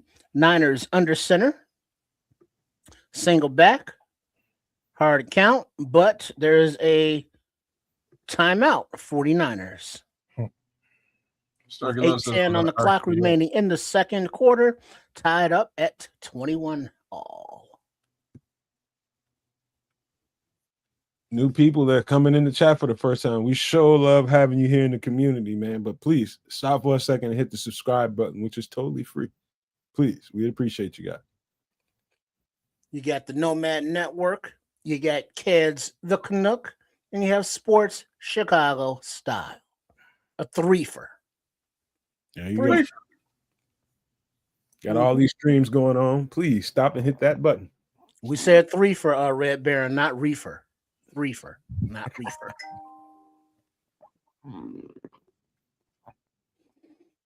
Man, our fucking weather here in Chicago is bipolar. It just came off of a 64-degree day, and tonight it's going to be like 20 degrees. Colder than that. All right, so in the shotgun, back to pass is Purdy. Time in the pocket. Pass down the left side, but it's contested and incomplete. Kwani B on the coverage against that tight end. 4th and 3 for the Niners. Nice play, Jaquan. That's what I'm talking about. Right on, Kwani. That's what I'm talking about. Good coverage. It worked. He said, motherfucker, you ain't George Kittle, man. Stop playing with me. Get the fuck off the field. Patrick Higgins said he's taking his blood pressure, man, already. I don't blame you, bro. All right, so they're going for it on 4th down from about the 37-yard line. Oh, back to pass is Purdy. Ball is away, and it is complete across the middle of the field to number 1 Pearsall, who beats Nashon Wright in coverage for the first down. Niners. Nashon was just a little off balance on that one. I seen that. They got him with the switchblade. They're going for 4th and 3 here. It's pretty confident. They see some weakness in the coverage. Man-to-man coverage, you put him in that switchblade, watch him cross up like that. All right. And McCaffrey takes the handoff to the right side, but he is wrapped up by Sweat right at the 20-yard line. Second down. Can't be allowing that. For about the last 4 weeks, San Fran has been one of the most potent offenses in the NFL. So they're priming up right at the right time. And so we're getting the best of the 49ers offense right now without George Kittle. Shucks. It's pure play call, right? All right, so in the shotgun is Purdy. Back to his left. Little handoff inside to number 3, Robinson. And he's wrapped up after about a 2-yard gain or so. Third down. And about 3-ish. I think we're starting to get a beat on them after a quarter and a half of football. Wow. Starting to get a beat on them, y'all. What Dennis Allen is anyway, and the players. Now we need to capitalize and turn that ball around, man. Give the offense back the ball before this. All right, 3rd and 2, quick snap, inside handoff, McCaffrey. Olays a man, and he gets about to the 9-yard line for first down. First and goal. Shit.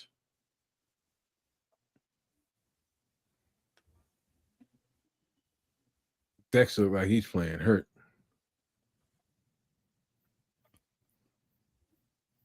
He don't look right.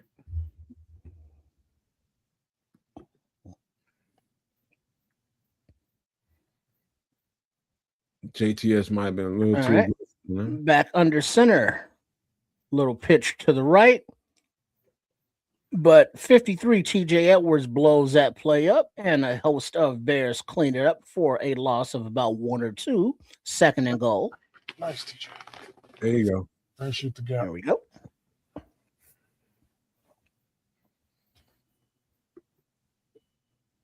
Let's say the Niners are on pace for 600 yards of offense in this game.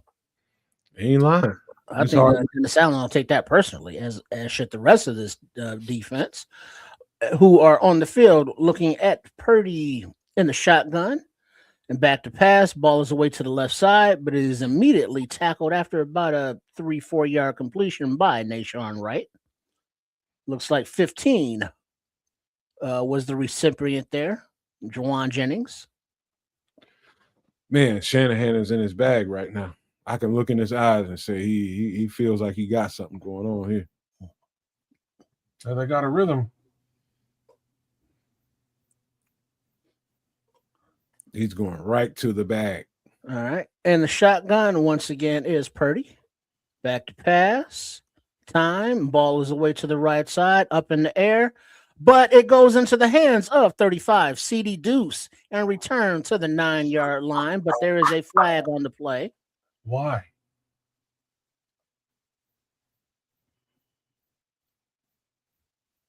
Preliminary indication is against Chicago. Ugh!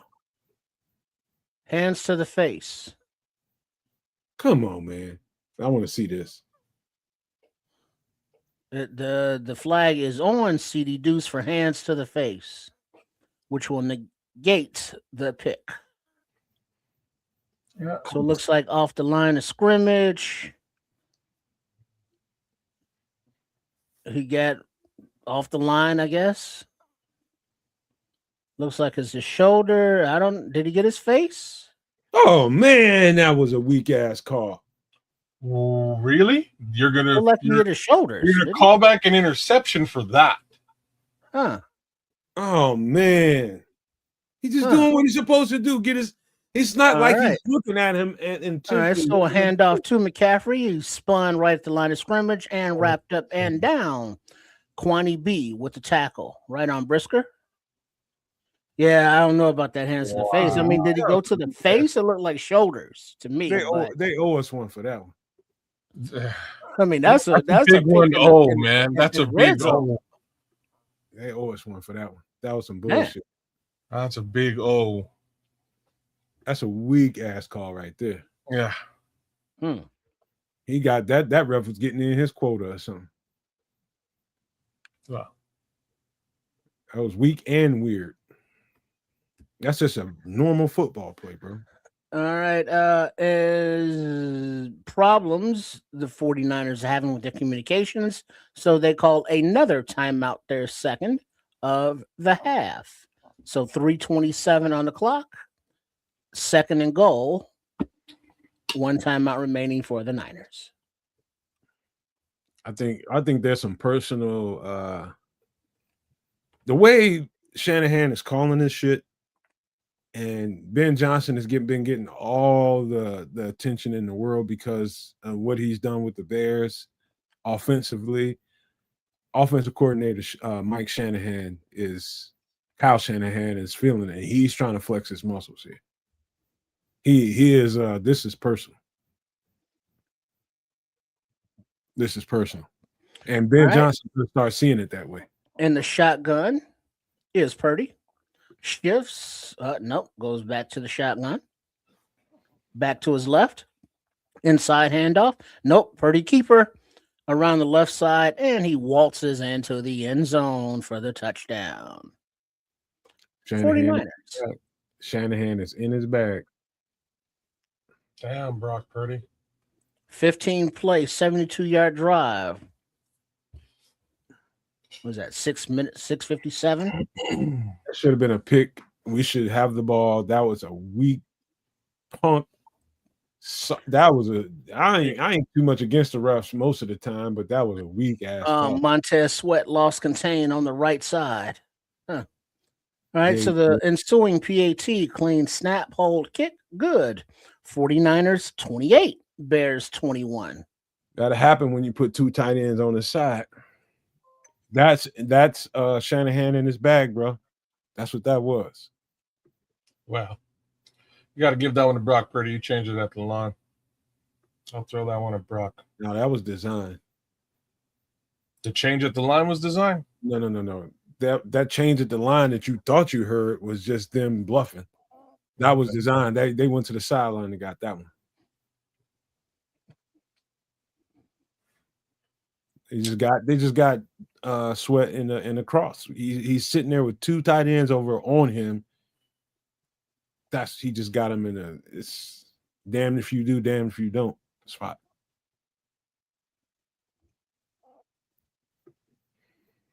Yeah, I'm taking them serious, Smitty, and no doubt about it. If we don't find some answers with them offensively, we're gonna have to. It's a hard team to scheme because they dress up everything that they do so well, and they execute it so well. It's really difficult. Just imagine you got on an edge rusher that has to play the run and the pass. You got two tight ends sitting on top of you. What's that gonna do to you? You got to play the running back. And you got to play those two tight ends. You got to keep an eye on all that. That's a tactic. It sounds easy when we're sitting here talking about it, but you sitting there live in action, you got to know that those two guys in front of you are live. The running back behind them is live. And the quarterback is also. So, I mean, it's great job by Kyle Shanahan. That's all I can say. Can't argue with that. He is doing that offensive genius thing that he likes to do. But we got one of those too. So let's see what the Bears pull out of their sleeve. I'll be honest with you. I think after this season, Kyle Shanahan is he's applying for a job. So you and I speculated the same speculation in this regard earlier into this season. I don't think either one of us would have suspected that this team would be potentially vying for playoff contention right? Yeah. Here they are. But they're So, playing that good football right now. I don't think he's applying for anything. I think his job is kind of secure. I thought they would be in a situation where they would be looking at retooling. But once more, they're headed into the playoffs. Them quite like Detroit, they should be 2-3 Super Bowls in. Yeah, they should be. All right, with 3:23 on the clock remaining in the first half, the Bears take the kickoff. Devin Duvernay and returns it to about the 30-yard line, but there is a flag on the play. Of course, there is. They owe us one. We're gonna get one back. I'm telling y'all right now. What's up? It ain't here. What's During up? the return holding receiving team. So let's back it up. Travis Homer with that holding call. What's up, Unknown? Hit that subscribe button, my man. Appreciate you. What up? What up? San Francisco is a offense. 3:16 to work with. All 3 timeouts. Down by 7. Quick snap from Williams under center, play action. Back to pass. Plenty of time in the pocket. He escapes to the right, uses his legs, gets about 4 yards, and runs on out of bounds. Call it 3 yards. 2nd and 7.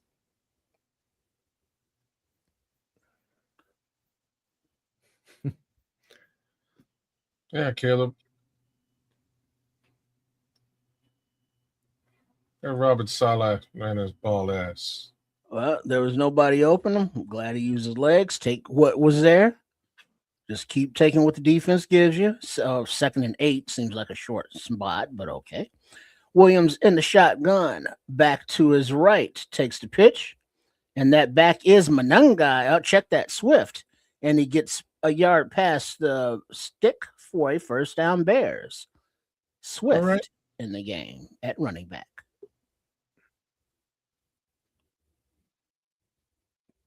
All right, let's chew up that 3 minutes. We're now at 2:22.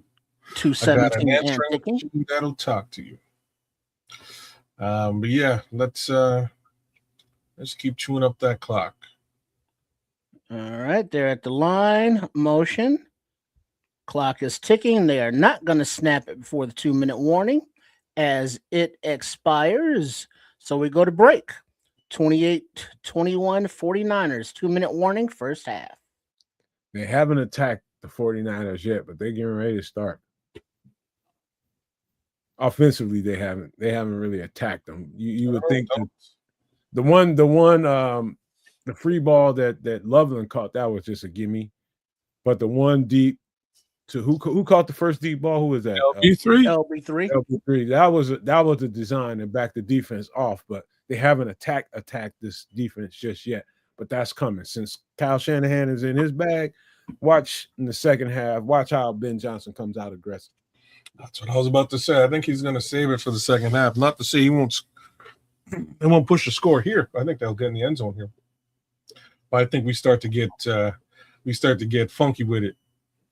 I think they're trying to save their guys, man. They're distributing the ball, making sure that they're not giving one person too much of the load. Talking about DeAndre Swift, making sure Kyle Manungai takes the bulk of the carries. Pause. Shit like that. That's just preparing for the next part of the season. That's it. Keep these guys healthy. Since we're on break, you think any of these folks play next week? Yeah. Yeah. Well, there's still going to be something on the line, right? Maybe. Well, because now, hold on. Right now, since the Eagles, according to Brad Biggs, since the Eagles hung on to edge Buffalo, that means Philly is still a potential challenger for the number 2 seed. That's right. The Bears are guaranteed a top 3 seed. If they defeat San Francisco, Chicago would be guaranteed a top 2 seed. Right. But they could still get number 1 if Seattle loses next week. That's the kicker. But Chicago still has to win. Chicago has to win next week as well. Who does Seattle play next week? This is the question of the day. Let's find out definitively, shall we? Please. I will tell you momentarily because I can. Would you imagine? They happen to play the San Francisco 49ers next week. Nice. All right, so in the shotgun is Williams, 1st and 10 from the 31-yard line. Looks like I think Swift is the running back behind him. Takes the snap, hands off to Swift, and he runs to the right side for about a 3-yard gain. So 2nd and 7.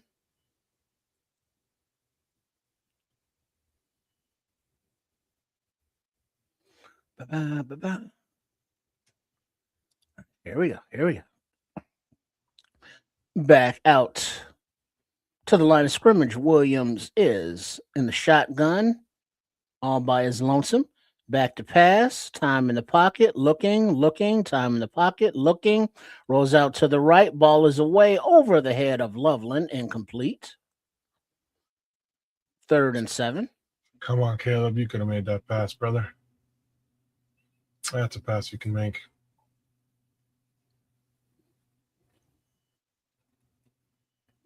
You overthought that one. Let's see what happened here. Let's see what happened. Caleb Williams. Time rolls out. There's his man. Oh, just botched it. All right. So 3rd down after that incompletion. Williams in a shotgun all by his lonesome. Takes the snap. Blitz coming. Williams rolling. Ball is away. Lofted. Out of bounds to no one. Incomplete. 4th down. That one's different. Nothing you could do there. Yeah, that was a blitz in his face there. Nothing you can do there. Previous play, he had a man. The previous play was a 1st down. Yeah, you should have hit the man.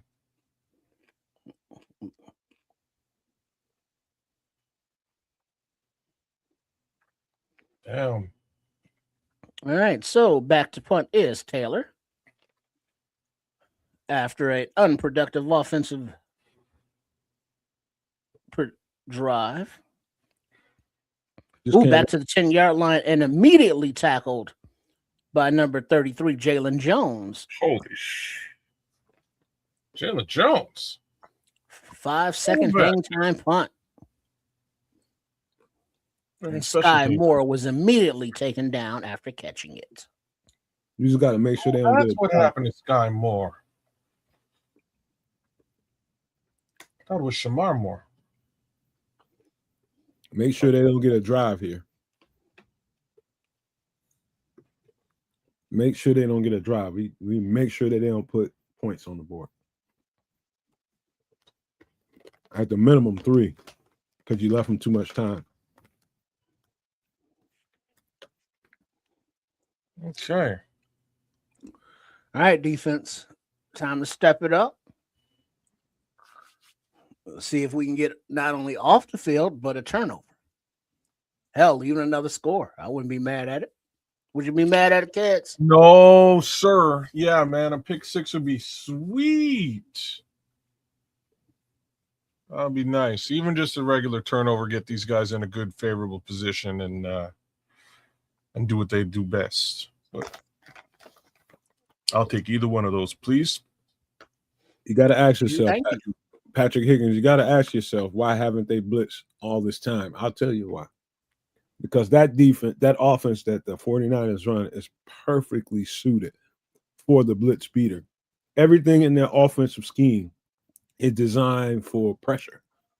The dump offs, the drop offs, the quick game, all the stuff that they do, it basically keeps a defensive coordinator from wanting to be aggressive.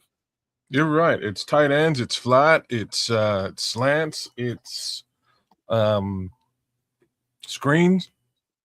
Right? Hit McCaffrey. McCaffrey's probably the premier pass catching back in the league. tough to blitz these guys, man. He'll just cough the ball up, get the ball out of his hands very quickly. And if you notice how quickly Purdy's getting the ball out of his hands? Yes, he's staring receivers down, but he's hitting that receiver. Yeah, it's like you trust me. Blitzing is the last thing you want to do unless you got like a 14 to 21 point advantage. That's the last thing you want to do right now. Well, if they continue to give up points, you may have to go to a little form of that. So with 1 minute and 6 seconds on the clock in the first half, 49ers have the ball at the 9-yard line. With a minute to go. Shotgun by Purdy, back to pass.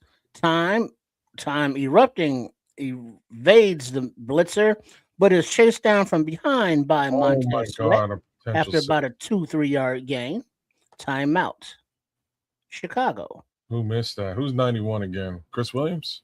91, Chris Williams. Chris Williams. Chris Williams, mad.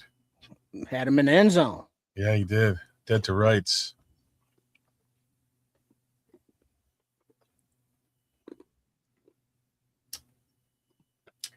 Damn, Chris.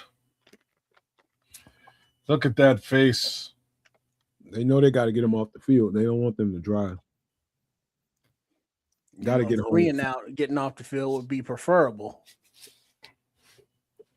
Give the offense another opportunity, another crack at it.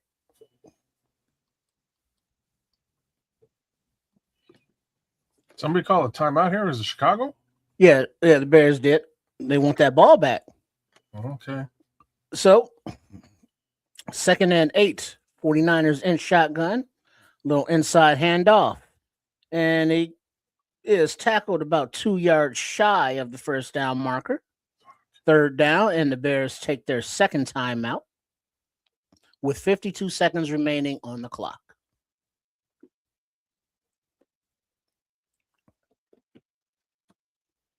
They tripping. Zero time? They tripping having McCaffrey get all these carries right now. They tripping. That's what he do, though. That's what he do, man. He runs the ball. They ride him hard to do it. I bet you somebody in that box, in the owner's box, the GMs and all them, they're like, why is he giving Christian all these carries? We got to play the playoffs. Well, they got to get in the playoffs. Have you seen? I might have seen one other back get a carry since this game started. Yeah, Robinson's got at least one. Empty backfield is Purdy in the shotgun. Back to pass. Time in the pocket. Ball is away short. And it is caught by the tight end, Tungus.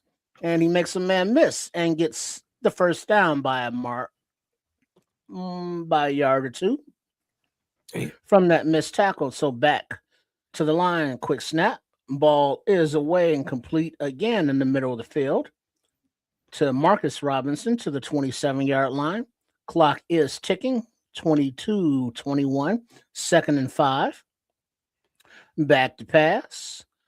Ball is away short to the left side. And it gets to about the 35-yard line where a timeout is taken with 12 seconds remaining on the clock. 1st and 10 Niners. Oh, shit. Damn. That's why I would not have taken. It's not the end of the world, but just why I wouldn't have taken that timeout, man. I would let them manage the clock, see if they can get into Bears territory, which they're doing. Oh, they're still back a little ways. They're still in their own territory. They're still in their own range before half. That's all. They're not in field goal range yet. I thought they were in field goal range. Now they are out of timeouts. There are 12 seconds on the clock. So any completion within the field of play, the half should expire.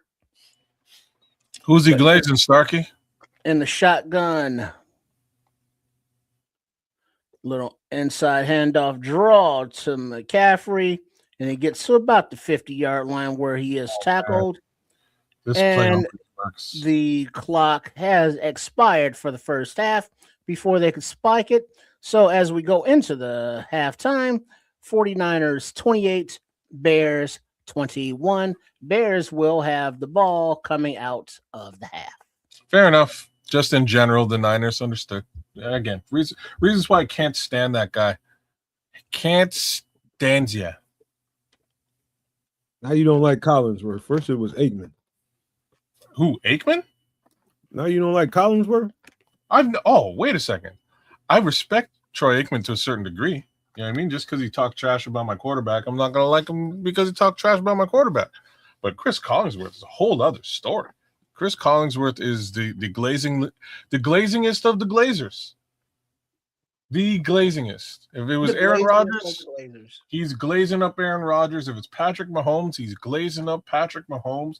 Quite frankly, anybody who is not a Bears player, he'll be all over them like white on rice. It's kind of wow. They somehow got Aaron Rodgers here in commercials. They must have heard me speaking about him. But yeah, every time I see you go, I hear you go down that road. Because you're my boy, I don't hack you. I don't hack you up. But that is so like, don't nobody give a fuck about who the fuck a commentator likes more than the next. You clearly haven't been listening to Chris Collinsworth. I've been listening to it forever. There's no way. I was a fan before I was a podcaster. You were a fan of Chris Collinsworth. I was a fan of football, and I've been listening to the same stuff, and it's just like I don't know why you care that much. It's in my thing. Well, but it's not just the kids and Chris Collinsworth thing. It's a large part of the fan base respect nationally thing. It's like, why aren't the national shows talking about the Bears more? Why aren't the national shows giving Ben Johnson, Caleb Williams more love, blah, blah, blah. But in the last few weeks, that love is starting to be shown more and more.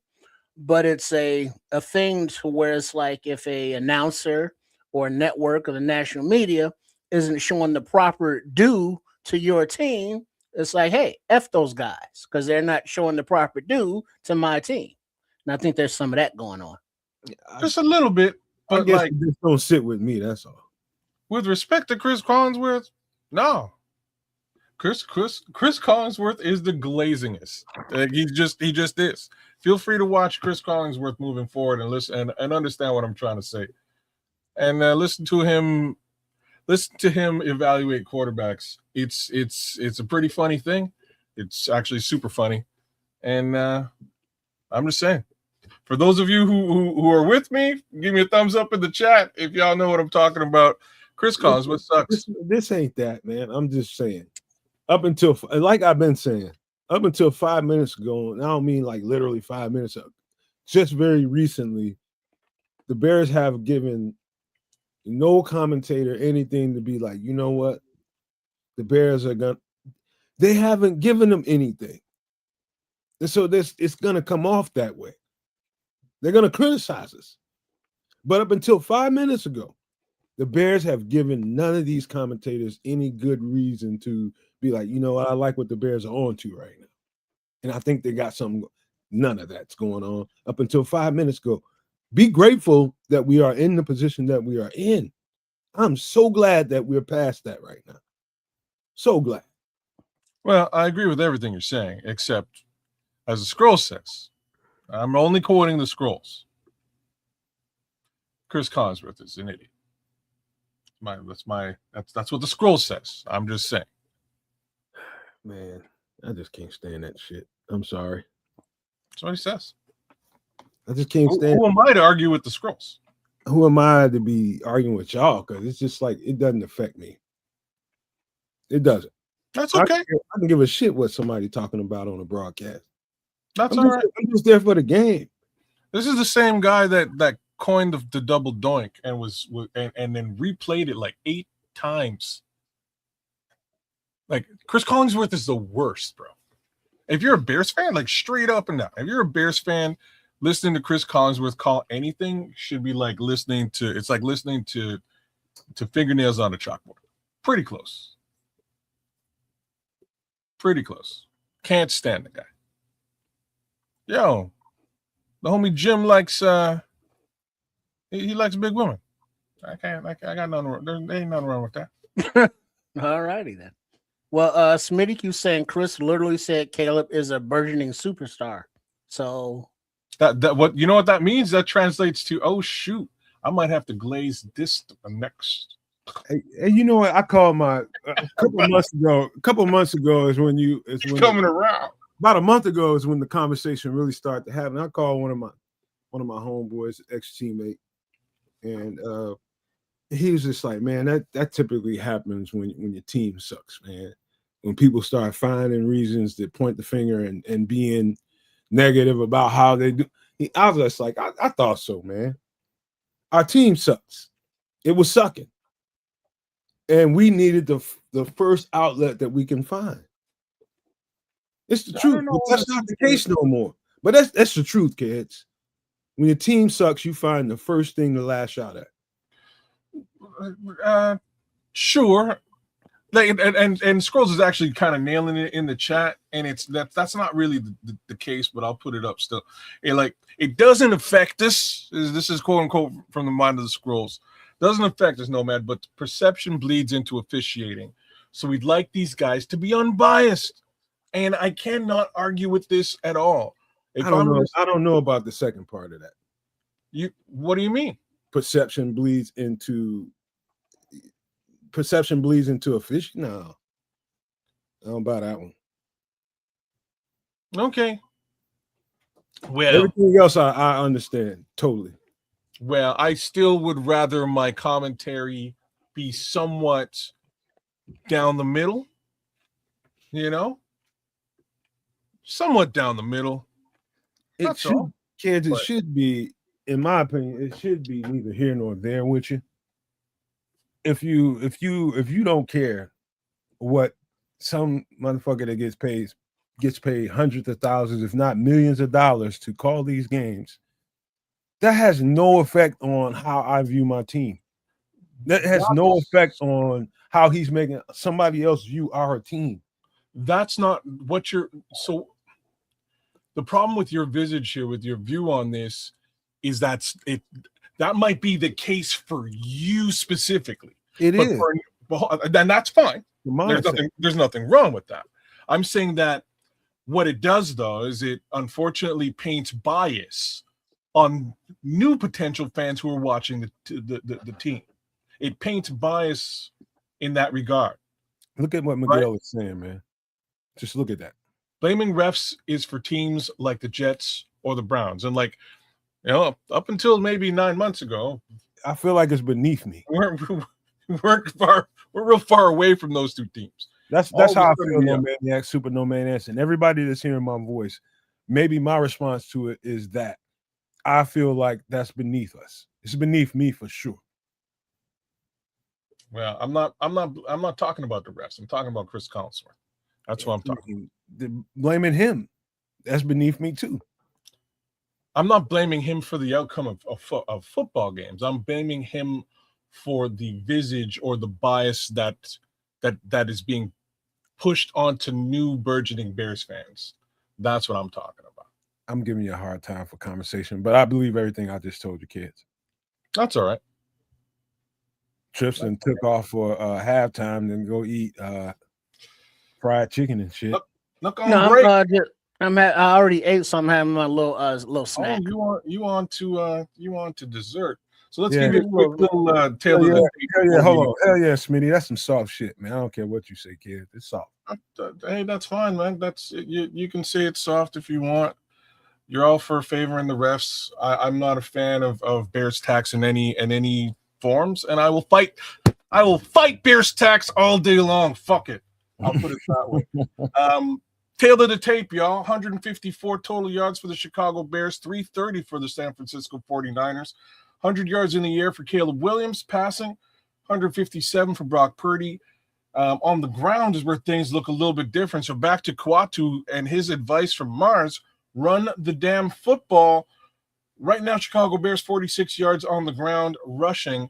173 for the San Francisco 49ers. A whole bunch of that going to Christian McCaffrey. That's pretty crazy. Yards per play, 8.1 for the Chicago Bears, 7 for the San Francisco 49ers. It's pretty interesting. First downs, 8 for the Bears, 22 for the Niners. Total plays, 19 total plays to 47 for the Niners. They're really controlling the clock and time of possession here right now, which is a major part of the issue. We've sacked Brock Purdy once, no sacks on Caleb Williams. 3 punts for the Bears, 1 punt for the Niners. This is something we need to keep them into. We need to have them punting the ball more frequently. Can't be ending drives in the end zone or with 3 points.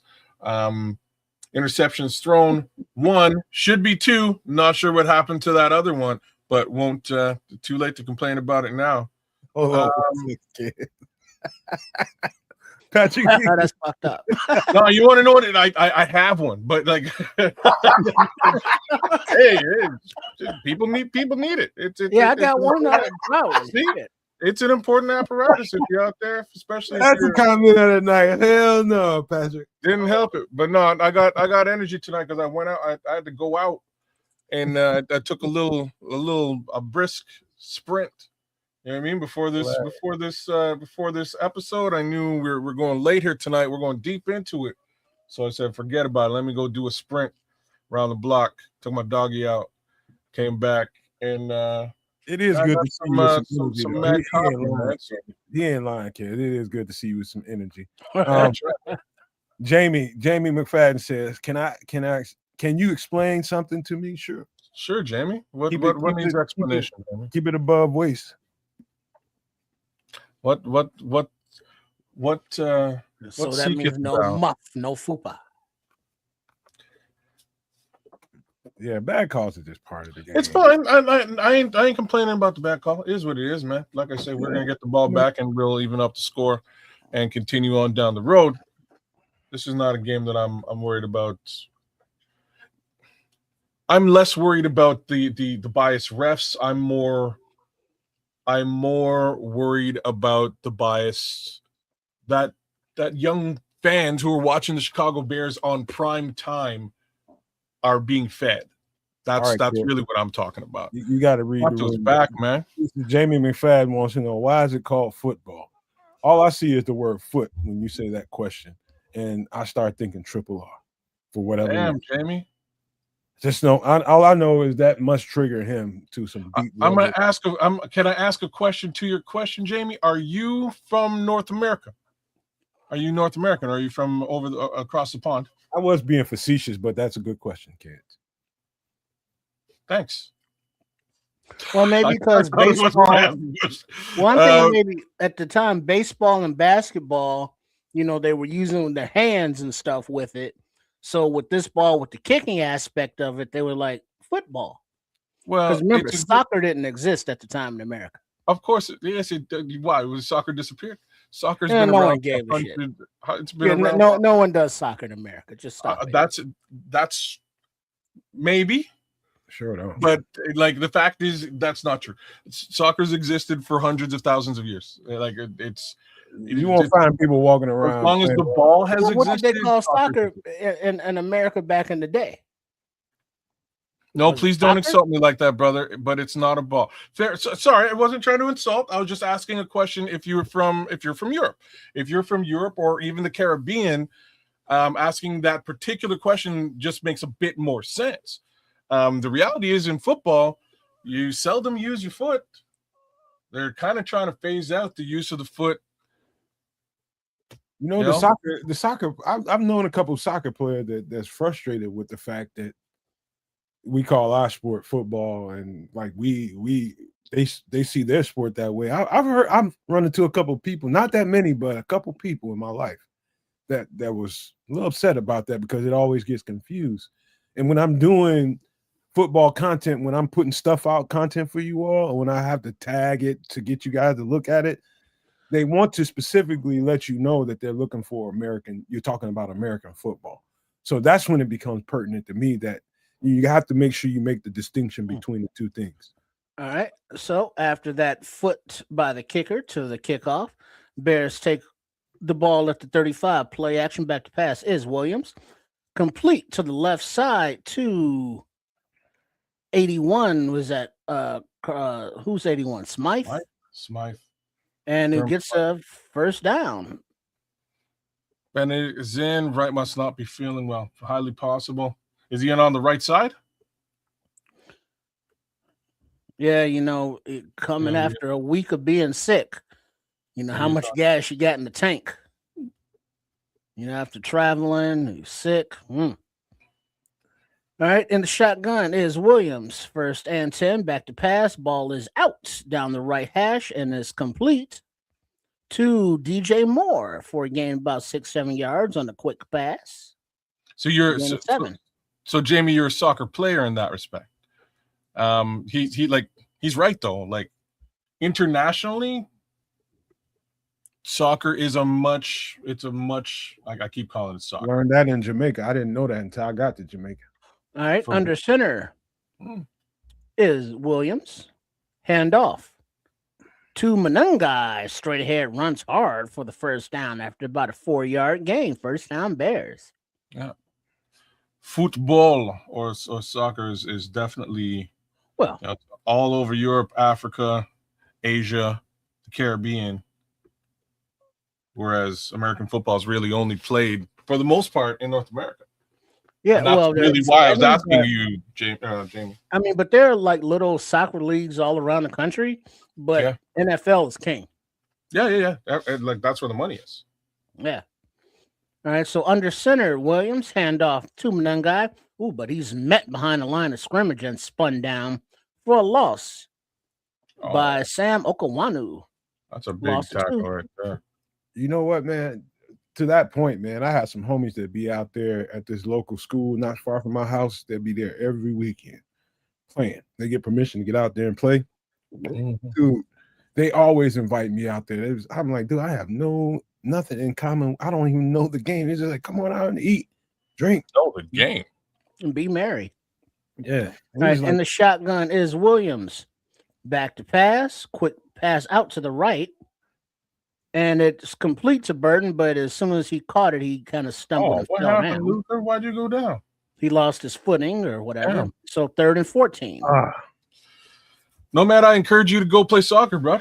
I encourage you to go play. It is there's know the game. There's nothing to know. You'll catch it as you go. Just from an active perspective, you are active enough to pick it up in a heartbeat, man. I get it. When we play FIFA, on PlayStation, I was like, oh, yeah, this is boring. Oh, right? You're wrong. And the shotgun is Williams. Back to pass, time. Ball is away and complete into the hands of Jade Walker for the first down. And out of Walker and Darth Burden out there doing it. Where is it? Nice shot. Nice shot. Let's go, Jade. Do we get a slide? No slide. No slide. No slide. That's okay. We'll get a slide a little bit later. All right. So that's first down, Bears.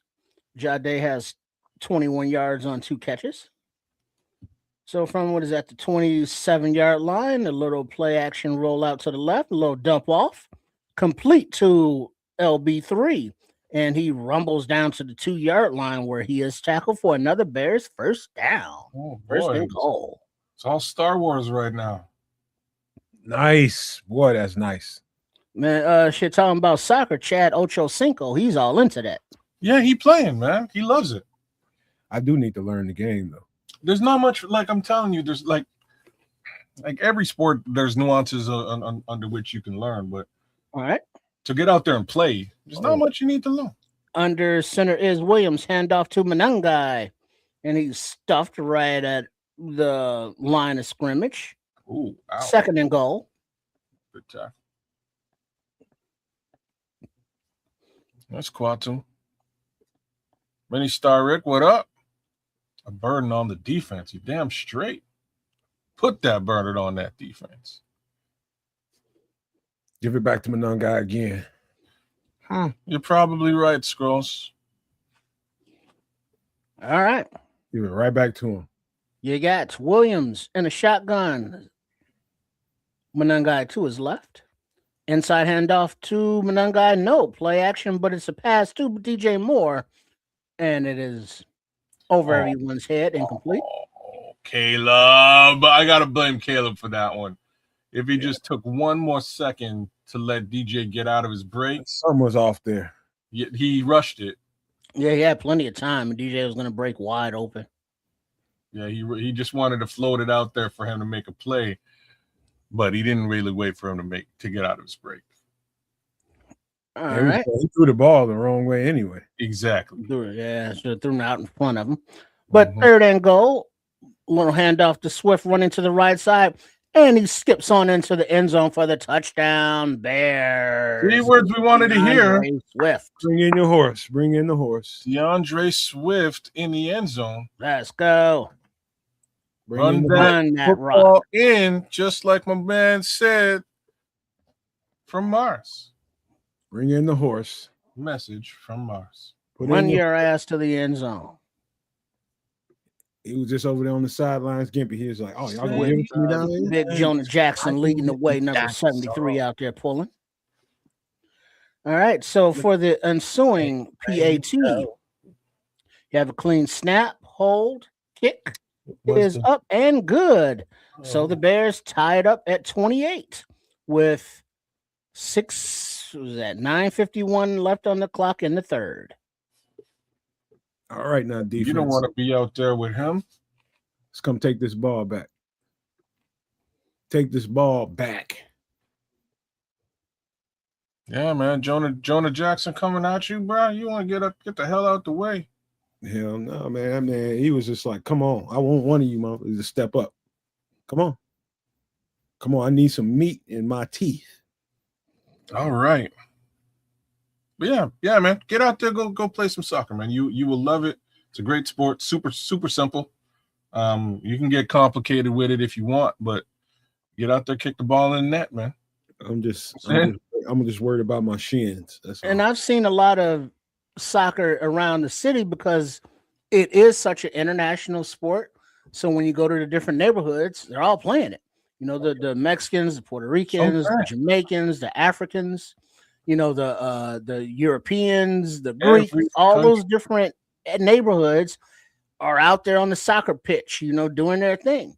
But the actual Americans are kind of like, yeah, cool. So let's go and talk about this football. When I say my homeboys every weekend, I'm talking about my Latino homies. You know it is. Single weekend. I'm going to explain it to you real simple like. So this is a sport that requires virtually no gear. You don't have to have any money to play this sport. You pick up a ball, you kick it into a net or whatever you create is a net. And that's it. That's the sport. So on an international tier, if you are from Africa, you play soccer. You don't need pads and helmet. You don't need it to invest in a full-on stadium. Forget all that. You give me some grass, 2 pylons on the ground, and we're playing soccer with a ball. Man, kids, for years, some of my friends was telling me, man, it's like you'd be the greatest soccer player ever because your ability to start and stop and accelerate. Yeah. And like all that kind of stuff that it's just a football. Any DB wide receiver would be great at soccer. Any one of them. But then you get to recognizing that,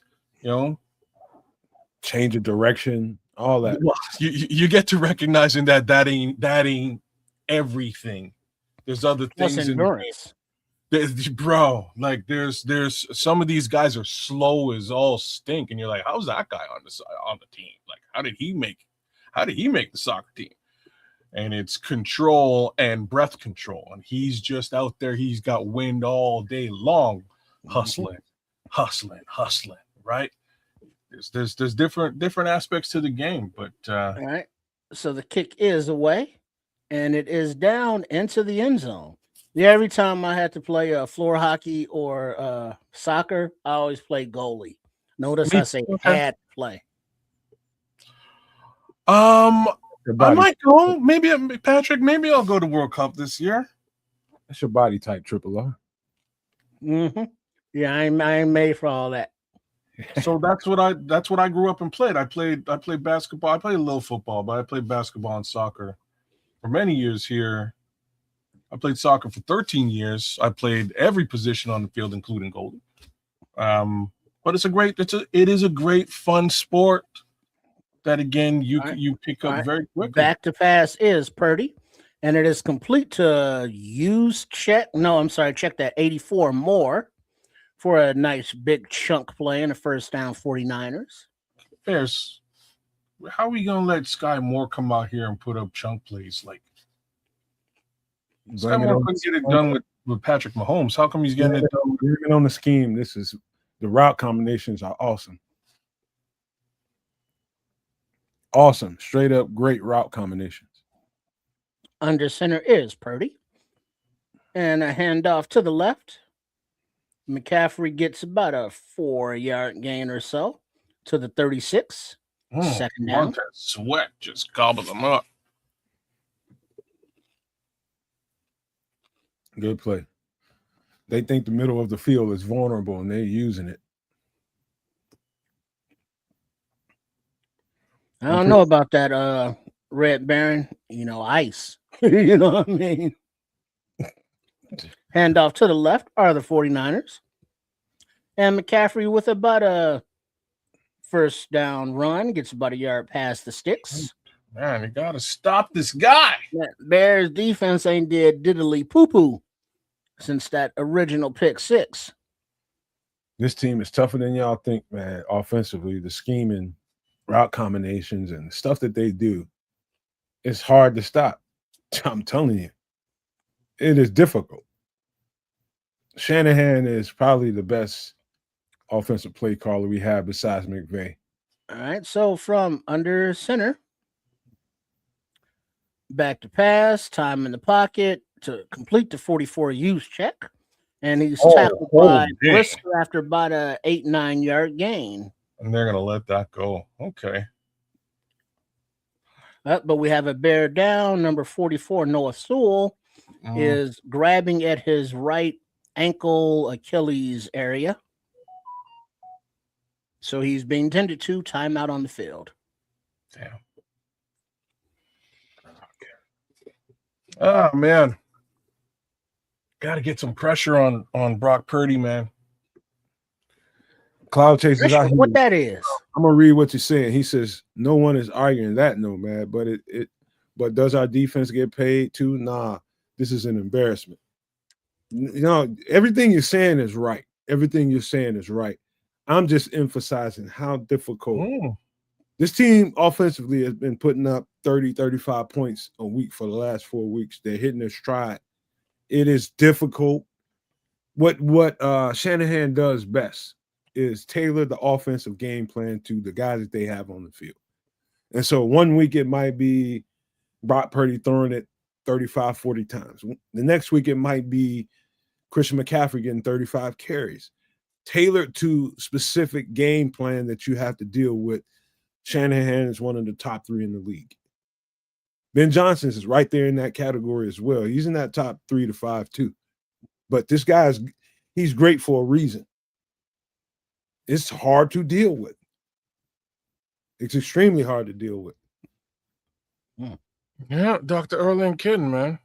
And neither is Patrick Higgins. You're damn straight. Well, yeah, I feel you, Patrick and Red Baron, but that whole threat of deportation, is now a little bit different than it has been in past, years. So that could be affecting the whole tourism from those third world countries, if it is, because current leadership refers to them as different countries, but not third world. I think it's something about hole and boo boo. Cloud Chaser said, so what you're saying is Dennis Allen's getting cooked? Yeah, he's getting cooked today. I mean, look how many points on the board. Yeah, no question. Who's the defensive coordinator for the Niners? You gotta look at it though. There's a lot of motion A lot of motion in this offense, and it's throwing things off. Like I don't know. Kyle's good, man. Kyle is good. There's no two ways about that. He's one of the better green cars and such. Shit, y'all braver than me. But as we come back, the cart is removing Noah Sewell from the field. Oh, that's not what we wanted to see. He blew a wheel. Oh, that's that. He blew a tire. Yeah, it's like that Achilles area. Hope he recovers quickly. Oh, he just stepped wrong. All right, so 49ers take over. A little handoff to the right side for a minimal gain, but first down. Man, 49ers. Out there doing the work. Grady? Who's that? Javon? Where's Grady been tonight? I ain't seen much Grady. Man, if that's an Achilles. Oh Lord, oh no. I think the movement right before the snap, like when you got a guy motioning in, he's looking like he's coming in, and then he motions out split second right before they snap the ball. That's very difficult. It is, because it throws you off, especially the backers. If you watch Tremaine's head on a swivel. All right. And we got a play action to the right, but a throw to the left, flag on the play. Whereas the tight end is tackled by TJ Edwards after about a 5-yard gain. Oh, we got a flag here. The flag preliminary signal is on the Bears. Really? Oh, he point. Yeah, they stretching these linebackers offside. That flag was out there early. They stretching these linebackers out with all that motion. Offense, defense, number 94, Austin Booker lined up in the neutral zone. Neutral zone fraction. All right, fine. He's saying his bad. I only have eyes for the Bears. Because these penalties, y'all, discipline. Suck it up. All right. 49ers under center. Handoff to the right. Behind Juszczyk is McCaffrey, but he is stuffed at the line by Big Dexter Sr.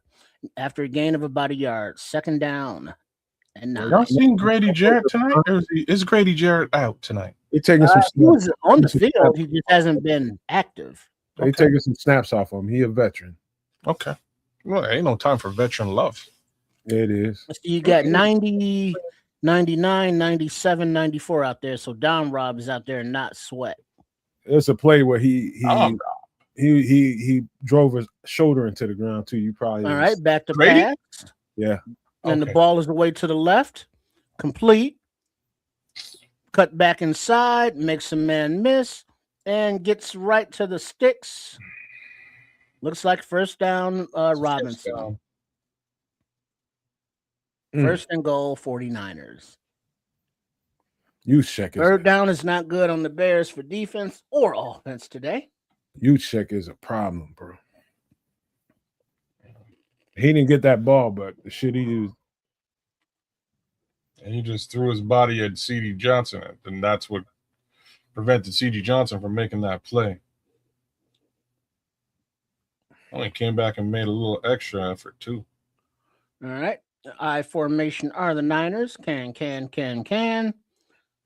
Little play action. A little roll to the left. Pressure. Oh, shit. Purdy yo-yoed in the pocket and dumps it off to Juszczyk and the what the for a touchdown. And then he does a little dance. Touchdown, 49ers. That's the whitest dance I've ever seen. I'm sorry. I didn't mean to be racist. Sorry. That made Carlton Banks look black. Alfonso Ribeiro, I'm sorry. Wow. So he made Booker and Big Dollar Bill miss out there in the flat. So the ensuing PAT, clean snap, hold, kick is a good.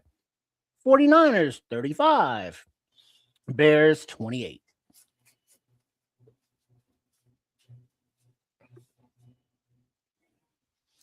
We all right, man. That's okay. It's a good game. This is not the game I expected, but it is the game I expected. Like, I knew they'd have to keep up with this team and their ability to score, and they're doing it. So besides the Rams, I don't know if there's a hotter team in the NFL right now offensively. That's what we're dealing with. Well, that's okay. Bears got 28 points on the game. You just keep that going. Take it in stride, homeboy. Take it in stride. Keep that going. This offense is in a bit of a rhythm today. Defense is getting worked. Yeah, defense is not doing what they do. But here's the thing. Another turnover, another takeaway changes this game. And the one thing about this defense, bend, break, either and or, that they do get a takeaway here and there. There's already been one for 7 points. I expect there to be at least one more. If not two. We can get one or two more. That changes this football game, regardless as to whether we can stop these guys every single time they're on a drive. Miguel is right. Patriots are hot too. That is true. That is true. On the other side of the fence, so same with the Broncos, y'all. They like Broncos getting overlooked. They ain't hot on offense though. Holy smokes, yes they are. No, they fucking ain't. Are you kidding me? Dude, listen. Who do they that play? Quarterback averages about 5 yards a fucking throw. They are not hot on offense. Brother, they diced somebody up the other day. Hold on a minute now. They are not hot offensively. They win games. Who did they dice up? Man averages 5 to 6 yards a throw. That is not hot offense. Oh, yeah, it was the Green Bay Packers. Week 15. Diced them boys up. 4 touchdowns for Bo Nix. 300 plus yards. Diced them up. Dog, that is the Packers. You looking at a stat that is so misleading. That is so misleading. I watched the game. With Micah Parsons. I watched the game. That was not a dice up. Oh, brother. 300 plus yards, 4 touchdowns for the quarterback. It's not a dice up. Okay. I don't know what you call that. Absolutely not. On 34 attempts. Purdy was doing the Dougie. That's what he was doing. Oh, was it? That's the what Dougie it was? Cats. Oh, that was well, his version of it, his rendition. He's talking about his old two. Yeah, it's not the Doug. He's just doing Doug, like Doug from Nickelodeon. All right, the kick is away. The Bears have it at about the 5. And Josh Blackwell returns it to about the 20-yard line, where the Bears will take over. Big play incoming. That's all I can say. First down, play action, deep, post, boom. Call it, kids. Is it to LB3, Darth Burden, or is it to Jade? Oh, we doing that kind of thing right now. Let's go Jade Walker for 6, Alex. All right. Let's go, Jade. Under center is Williams. Dr. Earl said, no damn Dougie. Handoff right up the gut. Swift for about 5 yards. Second down. 49ers went and insulted Dr. Earl, man. Oh, snap. Ooh, did he really? Drake May doing things big and dirty out there. He's talking about Bo Nix. Who? He's talking about Bo Nix. Who is? Believer. Play action. Williams back to pass. Dump off in the caught to Swift for a first down to about the 45-yard line. First down, Bears. Oh, way to make a man miss, DeAndre. Nice little sidearm toss by Caleb. You had a big game today, man. They had the 49ers, but again, see, this is why I picked about. Oh, man. Anyways, 49ers today. Sorry, Patriots big game today against the Jets. And it looks like 58 Darnell Wright is back in at right tackle. All right, Hey. in the shotgun, handoff inside to Swift, and he gets about 2 yards. Whoa. Whoa. Whoa. They just they're letting the cornerback just blitz like there ain't nobody there.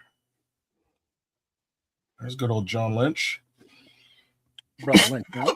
All right, empty backfield. Caleb Williams all by his lonesome in the shotgun. Back to pass. Ball is away to the right side, and it's incomplete. But before the ball got there, DJ Moore was on the ground, but Whoa. incomplete, no flags. Of Third course down. not. Yeah, we wouldn't call flags. Bears, stout. That was a I don't know what the hell that was all about. Ben, you gotta take another deep shot. They're not respecting you in the box. Stout pass interference. Yeah, I don't. Okay, no flag. So 3rd down and 8. Williams in a shotgun. Back to his right. Back to pass. Escapes to the left. Looking. Ball is away. Flag on the play. Ball is caught by LB3. But there is a flag down. Opposite side of the field at the line of scrimmage. Offside defense. Lined up in the neutral zone. Declined. So we'll take the 27-yard completion to LB3. Let's go down here and tie this motherfucker up. You know what I'm saying, Claude Jesus? I ain't even saying nothing today. So we've seen Jade. We've seen LB3. Let's see if they can keep it up. There's a nice little slide and catch. Beautiful catch. Way to get down and get that ball. All right, under center is Williams, and a handoff to the back, who is mobbed under as soon as he got the ball. Loss of about 2 yards in the backfield is Swift. 2nd down and 12. Like a play action on 1st down, they're just all set up for it. They've got to go down the field, man, because these cats ain't respecting them in the box. They've got to go down the field.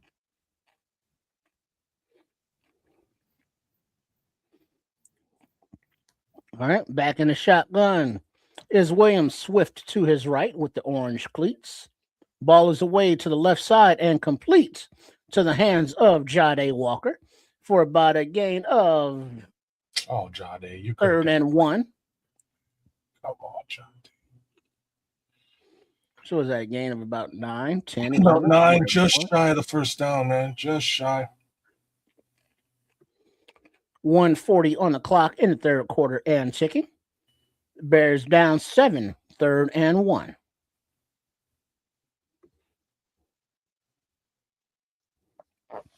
Williams under center. Handoff to Swift to the left side. He is met right at the line of scrimmage and bullied under. Doesn't know. Oh, he should get But that. there's a flag down in the backfield. Holding offense. Oh, Fangula mama. Number 75. 3rd down. So Ozzy Trapillo, the rookie with the flag. The 1st down would have been close. They would have had to measure for it, but it looked like Swift was just short.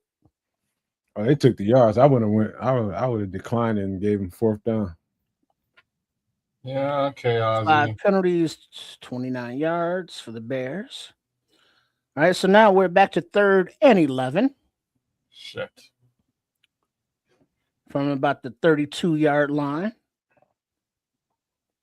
And the shotgun is Williams. Back to his left. Looks like Swift. Here we go, baby. Blitz coming. Back to pass. Time in the pocket. Escapes to the left using his legs and tucks the ball a little early. And he is down at about the 30-yard line, 31-yard line, short of the 1st down marker. 4th down. Take the field, bro. And Ben Johnson is sending in the play for the offense to go for it on 4th down. Football psycho. Football psycho. What do you got? What are you dialing up, Ben? Better make them right. All right. So in the shotgun is Williams. Swift to his right in the backfield. Twin wide receivers to the right. Snap is away. Ball is away. And it is complete to Colston Loveland. Pass the sticks for first down. Yeah, football psycho. Let's go. And this will bring us to the end of the third quarter. San Fran 35, Bears 28. But That's Bears first and driving. Ice cold Caleb Williams, baby. That's a fucking backbreaker. Yeah. They played great defense in that series. Yes, they did. Backbreaker. That's a game changer right there. You talking about taking the momentum? Mm-hmm. Mode to the what? Intum. Yeah, Scrolls, he's coming along, man. He's coming along. Let's get it, Bears. Let's get it. Every week, a little bit better. I don't feel uncomfortable when he releases the scrolls. You don't? He says he feels comfortable whenever Caleb releases the ball. I'm getting more and more comfortable for sure. For sure, because he's not putting it in harm's way most of the time. So as the season has gone, I've definitely gotten more and more comfortable with the scrolls. You're right. So for me, it was comfortability with the deep ball. And what I'm going to say is that the first thing about the deep ball is, even though it was a little bit shaky for the better part of the season, it wasn't shaky like I'm getting picked off, right? There was only one instance that I can recall where he overthrew a receiver in an attempt to actually throw it away, and it got pulled out of the sky. Outside of that one time, I'm fine with him overthrowing if he's trying to throw the ball away. What we're seeing now is he's just getting a little bit more touch, a little bit more control on the deep ball, and that's what we've kind of been missing. So if he keeps that up, and it's kind of looking like we're watching this football game here, it's starting to look a little bit more consistent. And what that means is he's getting confident. And I think he had a little bit of a confidence issue, not just with himself in that ball, but with the receivers he was throwing to. I think that's disappearing. Yeah, it's like what you should be. It's like anytime somebody's doing something for the first time, I'm biting nails and with bated breath the entire time I'm watching it, because I'm not necessarily sure exactly when he's going to get this and feel comfortable with. All I know is what he's trying to do. Now you can tell as the season is going on what he's comfortable with, what he's uncomfortable with, and some of that stuff is such hit and miss. Then you can see when he's comfortable with whatever Ben Johnson calls in, he feels like he can execute it. All right. And you're starting to see that confidence, man. All right, we got a funky formation. We got a handoff to Swift, who finds a hole and cuts up the middle, makes a man miss, and trots on into the end zone for the touchdown. Bears. DeAndre Swift. Ooh, look at that. That's all him. That's all him and Vision. He said, "Come on, man." Christian McCaffrey looked like chopped liver. Let's go. This is what I do. I told you that mode to the what? Mental. So we playing with the big boys now. The Bears are in the shootout, baby. Let's go. Mode to the momentum. So this is kind of the last thing that the Bears need to pull off. A shootout? Right? Yeah. All right, but before you go into that, the PAT clean snap, hold, kick up is good to tie the ball game at 35 with 14:54 remaining in the fourth quarter. 80-yard drive, man. I'm just saying this is sort of the one thing with respect to this season that the Bears haven't quite pulled out of their hat yet. And that is a question, though, Kez, before you finish that. Yeah. Would you re-sign DeAndre Swift? Well, he's under contract still for another year. So the answer to that question, would you extend him then? Would I extend? Well, no. I'm not sure how to answer that. I honestly don't know. I don't mind DeAndre Swift. Because I don't like people asking me that shit. Yeah, I don't mind DeAndre Swift in this scenario. I don't know if I would want to spend additional money on any back at all when you can draft him. Like, look what we did with Monangai. Monangai's a 7th round draft pick. no, You know what we I'm wouldn't get running backs in the draft. You know, This is exactly what I'm saying. Like, if DeAndre you Swift is special, man. I don't know if he's special. Yeah, he is. yeah, okay. All I right, think he's a kick really is good away, and He's- we can watch the 49ers take it from about the 2 and gets tripped up crossing the 40 by DeMarco Jackson. I'm sorry, 37 or so yard line. And that's where the 49ers will take over. If you think the average running back is taking that from that deep and putting it in the end zone damn near untouched, you crazy. He's got great his vision is elite. His acceleration is elite. Now, is he as tough in between the numbers as Kyle Monangai? No. Well, they're different.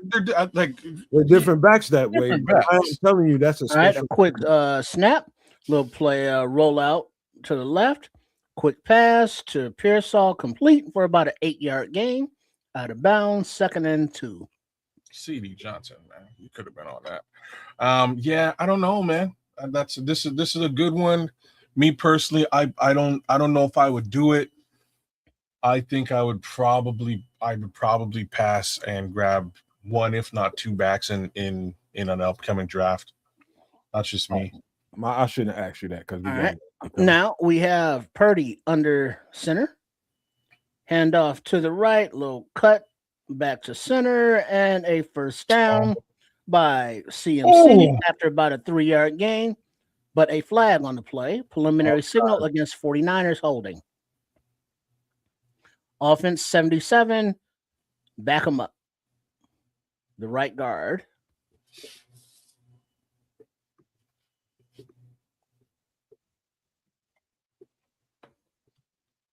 Like, the one thing I will say about Swift, though, and it's in relation to what the Scrolls is saying, is that he's a commodity that Ben Johnson understands fully, right? He's worked with them long enough to know what he is and what he isn't.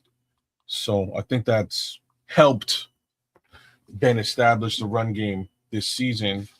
All right. It's all the more reason to keep him around. Bears showing blitz, fall back. Purdy back to pass, steps up into the pocket, steps outside after a miss, pump fakes, runs, get outside of bounds after about a 2-3 yard gain. Book just missed him. Yeah. Yeah, Booker's mad, bro. Booker's mad. Same thing with Montez. Montez was coming down and got flushed out. All right. So on 3rd and medium and 7, actually. Back to pass. Purdy steps up in the pocket, releases, and finds a wide open Pearsall for completion, who looks like Nashawn Wright in coverage for the first down and another chunk play. Wow. Route combinations. That man is good at this shit. Getting wide open guys like that. When he sees one-on-one like that, no. And that zone blitz did not get home. It's a crosser. Defense still cannot get off the field on 3rd down for the Bears. As now it's once again first down in Bears territory. The 49ers in shotgun. Birdie back to pass. Pass is fired to the right sidelines and complete to Pearsall. Tyreek Stevenson in coverage. 2nd and 10. Did they take Nashawn Wright off? Well, it went to the other side of the field, so. Okay. They took Jalen off. Yeah. Well, Jalen's not out there. I think he's still working and alternating with Stevenson. Okay. But Dom Rob's out there, not applying pressure. We got that going for us. All right, so a handoff to the right side is CMC, but into the hands of Big Dex after about a 2 yard gain is number 3.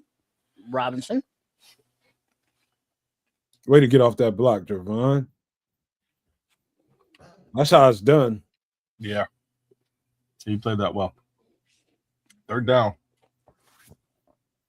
Let's stop him here, Bears. Come on. All right, another third down opportunity for the Bears to get off the field as the 49ers are in shotgun. And, of course, CMC in the game to his right. Back to pass. Blitz coming. Blitz pressure gets an arm onto Purdy. Incomplete pass. Fourth down. Beautiful. Beautiful. It looks like that was a Booker that got a hand on Purdy. Right when we needed it. Right when we needed it. About time. No. Patrick Higgins, quote unquote. Front team, come on. Yeah, it was Ghost Rush book. Yeah, shout out to Greg Gabriel because he's gonna credit Austin Booker's long arms for that. I would too, man. Right. You would be right on that one. Yeah, and then one hell of a wingspan, that kid. Hey, Trip. Dun, dun, dun, dun, dun. Inspector. Yep. What's All the right, rest? the Inspector Gadget. The punt is away and fair caught at about the 10-yard line by Duvernay. So the Bears will take over, all tied up at 35. That's what you need, boys. 70 points in this game so far, kids. That's wild. Crazy talk. And it ain't over. This ain't your granddaddy's Chicago Bears. The Bears have consistently matched the intensity of whoever they've played. They've come up with ways to match pretty much whoever they've played. Outside the Detroit game at the very beginning of the season, we have matched everybody's energy. At one time or another, we've matched all of their energies. We ain't the NFC North champs for nothing. God damn it, we finna show your ass. Wait. What was that? No, Matt Wayne to who? NFC North champs for nothing. Oh, word. Okay. King in the North. I heard it, bro. Shout out to Ryan Paul. Ryan Paul compels you. Shout out to Ben Johnson for being King of the North 3 times consecutively.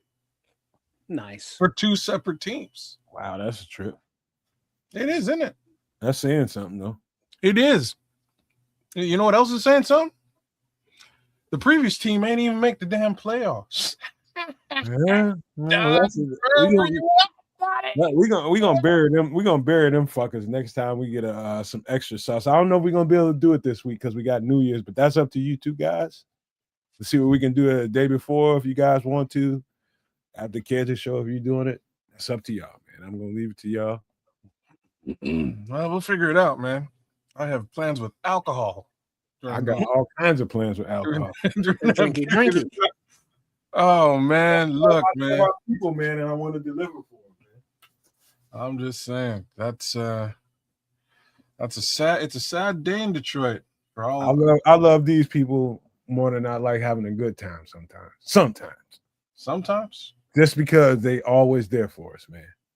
They are always there for whatever we do. Whether it's on your channel, Kids of Canuck, whether it's on Tripp's channel at Sports Chicago Style, whether it's on this channel, they are always there for whatever we want to do. And so I have learned to love and appreciate that. So I will stop when I'm doing whether I'll do it by myself if I fucking got to. But I'm going to show them some love for loving us. Yes, indeed. Right on. All right.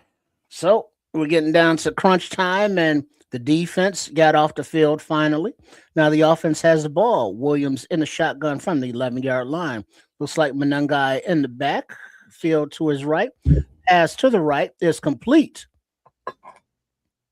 With a run after catch is LB3 to the 36-yard line and another first down, Bears. Yes, Darth Vernon. LB got May it the going. force be with you, bro. That's Let's that go, extra LB. force on a yak. They letting this young ass cook. Let him Understand. go. Let's go. He's that good, man. The league Shit, messed Ed up. said it that the league effed up when they let the Ben Johnson get LB3. It was a big mistake. Under center, play action. Williams to his left. Pump fake again. Made a man miss, pump faking. And it gets out of bounds after about a 3-yard gain. Oh, he blew that play up anyway. He fucked the motion up. Yeah, he did. And he knows it too. Yeah, he's admitting the mistake live right now. Yeah, I screwed that up, boys. It's all good. We'll go get him again. We'll get after it again right now. All right, Williams in the shotgun, Monangai to his right in the backfield. And we have the snap. And we have a handoff to Monangai, runs to the left side. Runs a man over, like, get out of my way, little boy. And gets just short of the sticks. So 3rd and 1. Turn the inches. Yeah, they're gonna get tired of him. Especially at this point in the game. You layer him in now? They're not gonna like him in a minute. It looks like number 20 for the Niners is in concussion protocol, defensive back. What happened to Stout? Always in concussion. He went down on that tackle to LB3, bounced his head off the sideline turf. So we have under center Williams takes the snap and burrows for it for the first down on the quarterback sneak. First down Bears. Oh, what a hell of a quarterback sneak.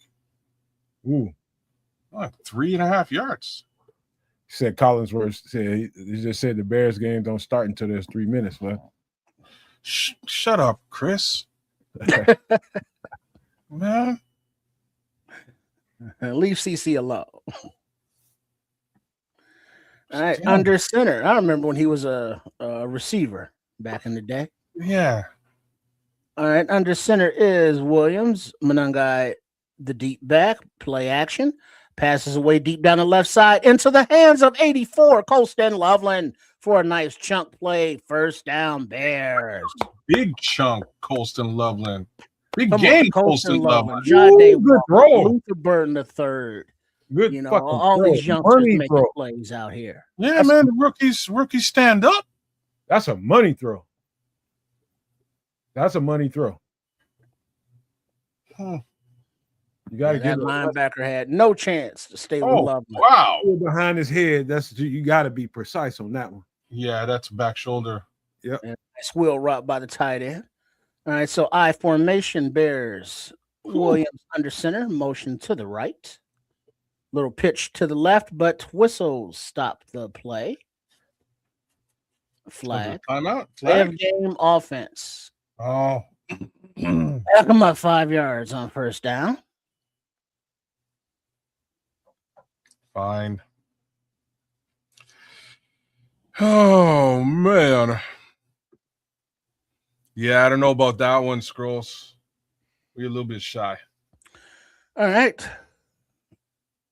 6 for 34, 3 for 40 penalty-wise. Bears, 6 for 34, that is.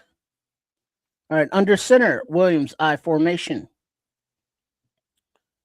Little motion from the fullback / tight end. Little play action. Nope, check that. Little handoff to Monangai. And it gets to about the 21-yard line for a gain about 3-4 yards.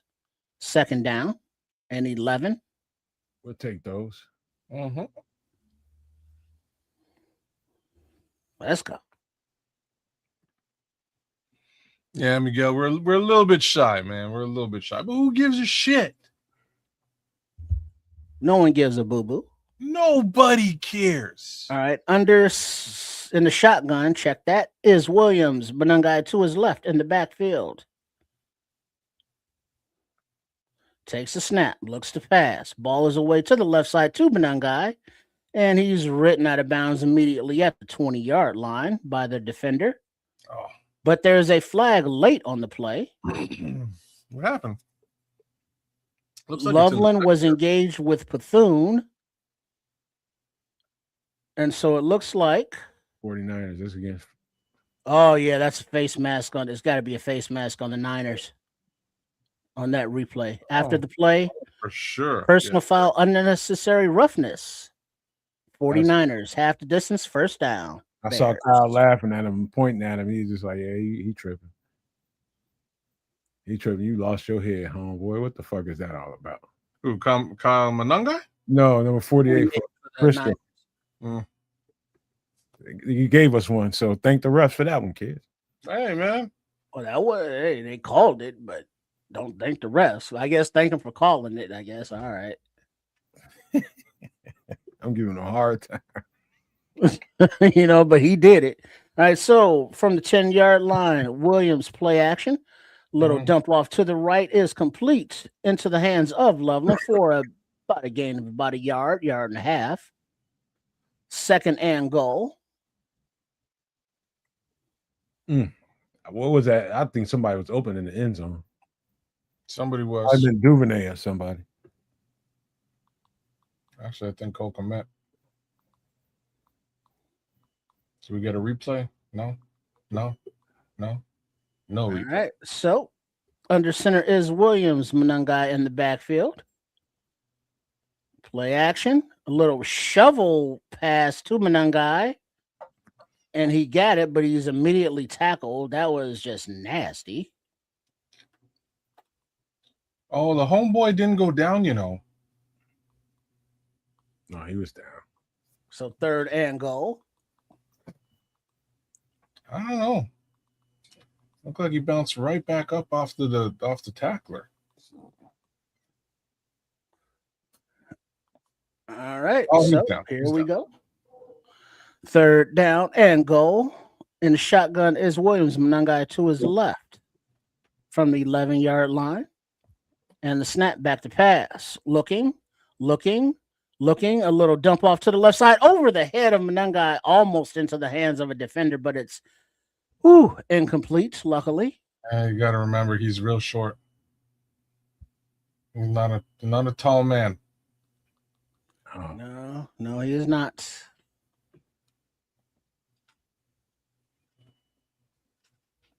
He's thinking about going for this shit. Take the points, get the lead. Let's take the points and get the lead, please. Take damn field goal. Yes, please. Just take the lead and now play some defense. Don't go for it and just take the points. Fourth and goal, Clean snap, clean hold, kick is up and right down the middle. So the Bears take the lead 38-35 with 5 minutes and 22 seconds remaining on the clock in the fourth quarter. A smooth ass 3 and out. That was a ball game, y'all. Smooth ass 3 and out would be good here. Just get it over with. 3 and out. 3 and get the fuck off the field. That's ideal, but we'll see. Here we go again. Defense, another opportunity to make a play. Get off the field, get a turnover. Seal the deal, or get a lot closer to sealing the deal. 3 points. 3 points is 3 points. You need a takeaway or get a 3 and out. You're right, Scrolls. Look at Bear Dog says, I smell a pick. I smell one too. We just CD Gardner Johnson is perfect for this moment. He just built perfectly for this. Let's go. Let's see. Leo says, I need 10 more yards from Swift. Should I cash out or ride out, kids? Oh, Leo factor. You're going to get some more. You're going to get 10 yards from Swift. I think you'll get 10 more yards from Swift. Are we talking all purpose or rushing? 10 you more get 10 more rushing yards? I don't know, man.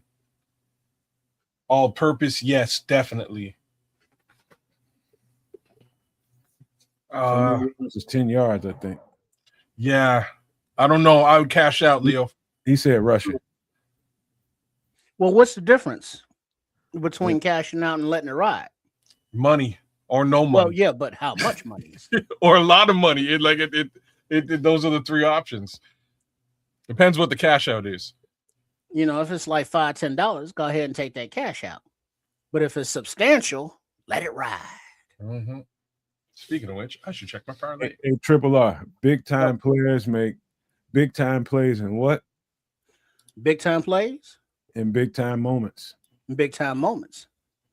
Big KYP. That's what we need. Somebody needs to be a big time player right now. And we got a team chock full of them.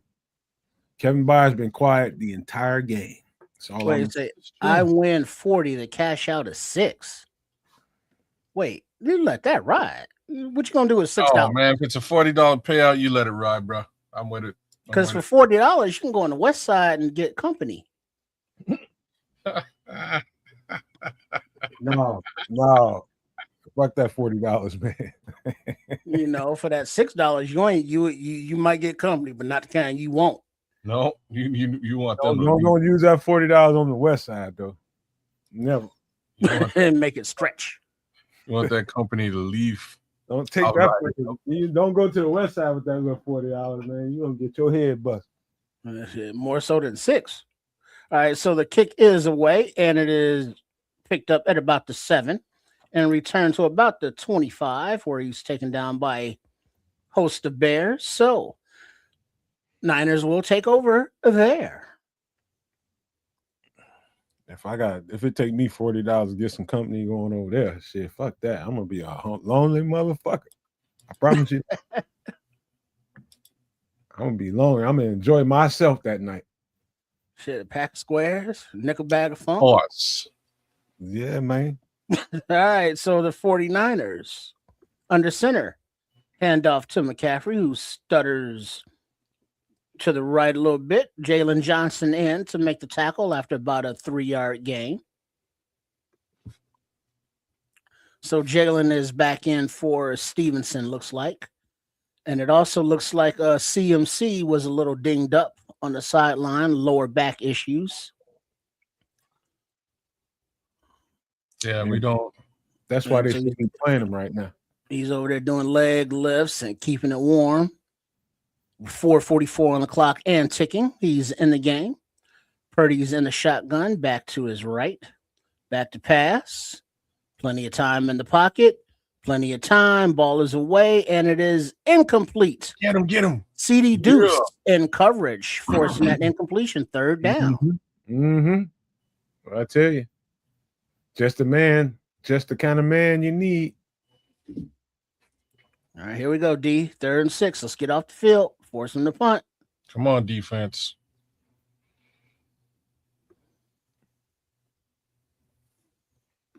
Nice little jerk route, but CD Deuce with that coverage. For the record, this might be 4-down territory for them.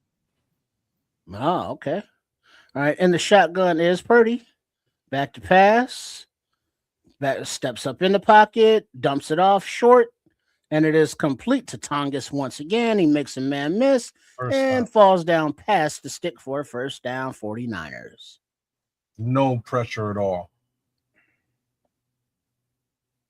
No time for no pressure. Well, there's time. There just wasn't no pressure. Look at that big gap right up the gut. Now ain't the time to be sending on blitzes, dude.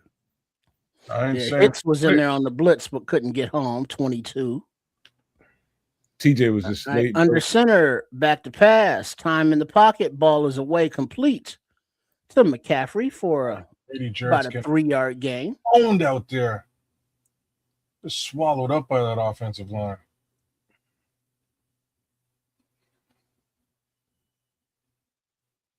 Not very effective tonight. Somebody's gonna get him, man. I'm just gonna tell you right now. Somebody's gonna get him. Somebody gonna get Purdy back there. It's just a matter of time. Somebody gonna get him right at the right time. All right, and the shotgun once again is Purdy. Back to pass. Little quick outlet to the right, maybe a screen, but it goes through the hands of 88, the receiver, incomplete. But there's a flag on the play. Billings wasn't having it, man. Andrew Billings is ready to put somebody in the dirt regardless. Illegal use of the hands to the face defense. Oh.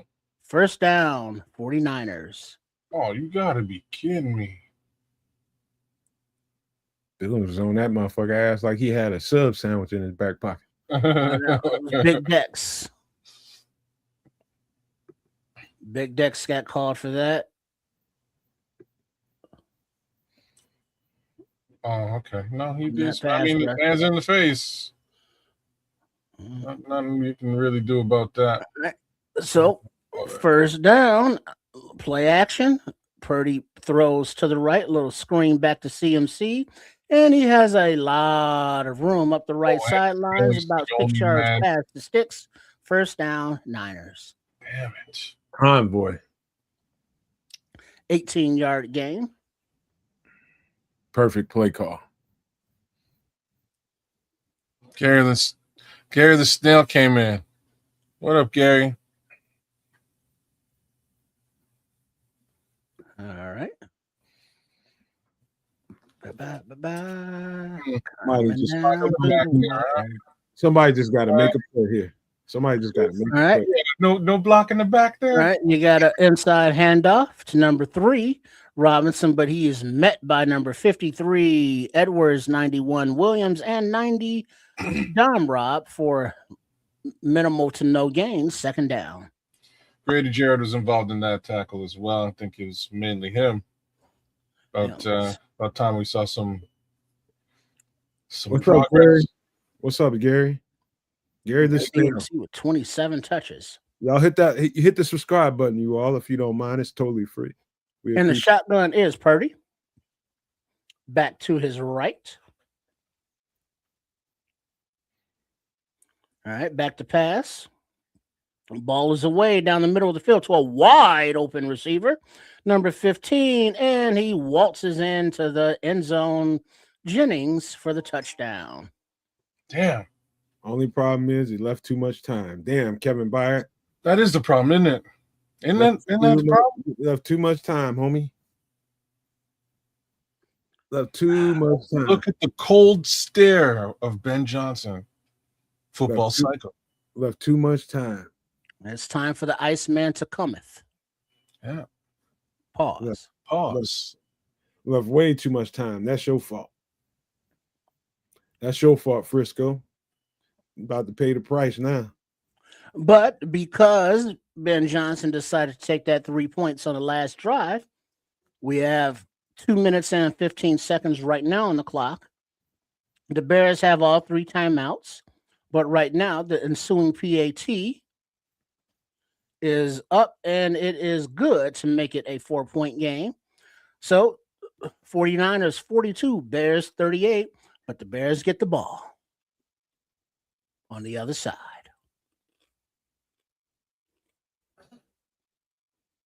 Man. Eating our lunch all day with this offense. Crazy. Here we go, offense. Here we go. Now we just got to make sure we don't give them too much time.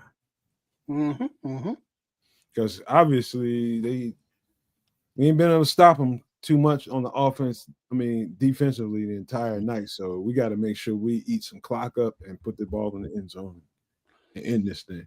Yeah, this is plenty of time for us Swift to get a couple handoffs if he's the back of de jour. Yeah, they're gonna definitely they're alternating. It seems like every series between Monangai and Swift. Always gonna close the game with him. Always, and you should.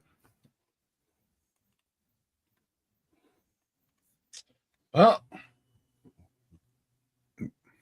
we're gonna close this. I ain't worried really. Shouldn't be. Shit, they've proven to you over and over again that they know how to execute when it comes down to it. You know what I'm saying? For the past 6 weeks, my heart been like, I'm looking for a defibrillator at around this point of the game. Right now, my heart's cool beans, man. I'm good. I have no worries. I'm not worried whatsoever. Effing Matata. You know what I'm saying? I think we even got a 2-minute warning. Do we not? We do. What do you mean we got a 2-minute warning? Because we still got to play before the 2-minute warning. We got 2 plays before. It's 3 minutes to go. We got a couple of plays we can put together. They can run clock off. They can do whatever really they want to do, and they've got a full assortment of timeouts as well. So they can run the football. They can pass. They can play action. They can mess around. Just a question of getting 7 here, and we call it a day. So we're gonna beat these cats. You know, just wait and watch. Just got to make sure they ain't got enough time to move the ball down the field. Field goal ain't gonna get it. And Caleb has 281 yards, couple tutties. Nice, CMT got 181 total yards. Who had him in fantasy? Shoot. LB3, 119 yards on 6 catches. Given Fierce.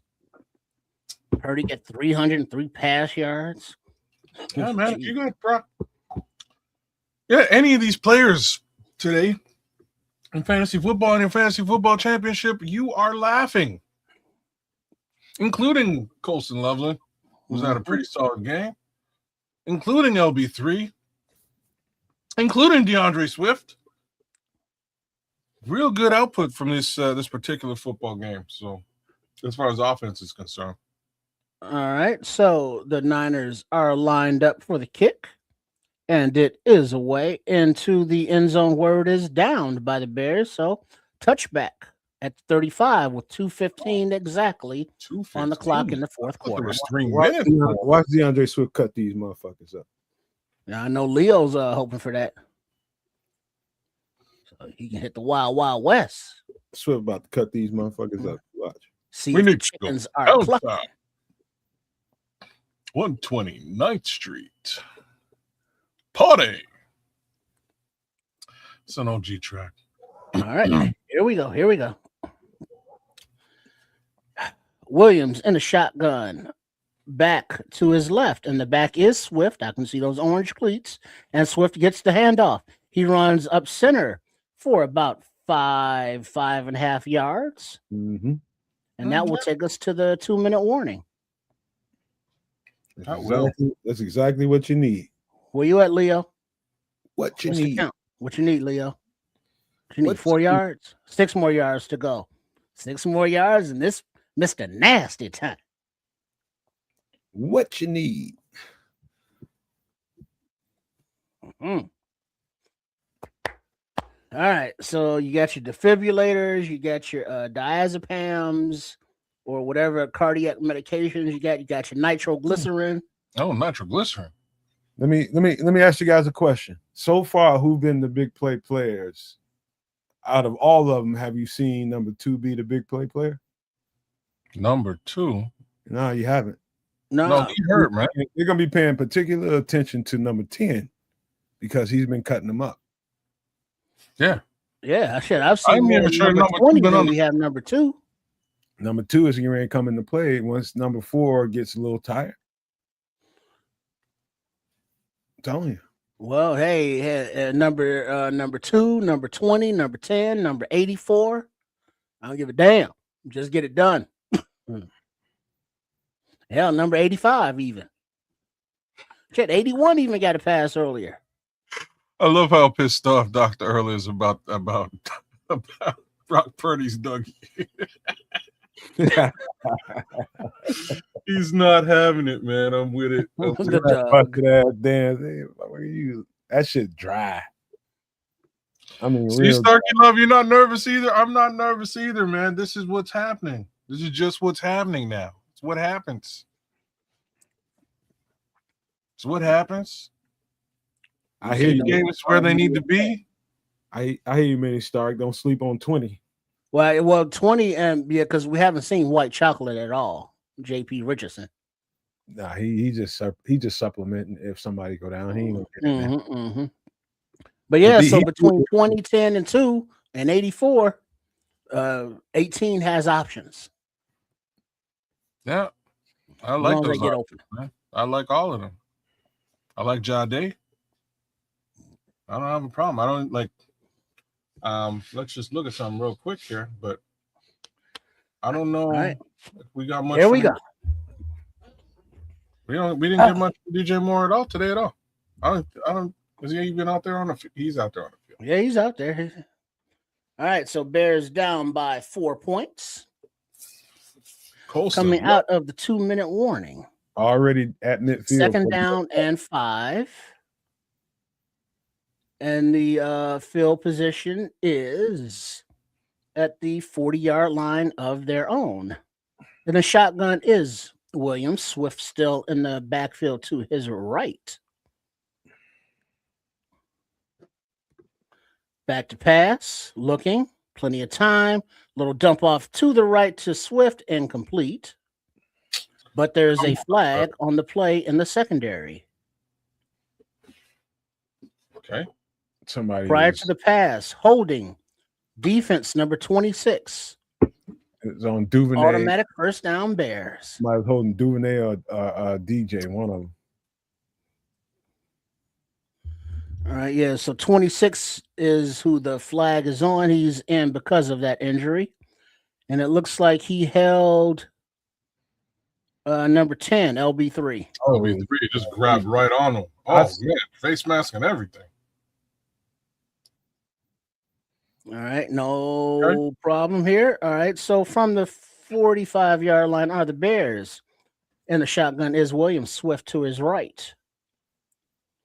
Back to pass.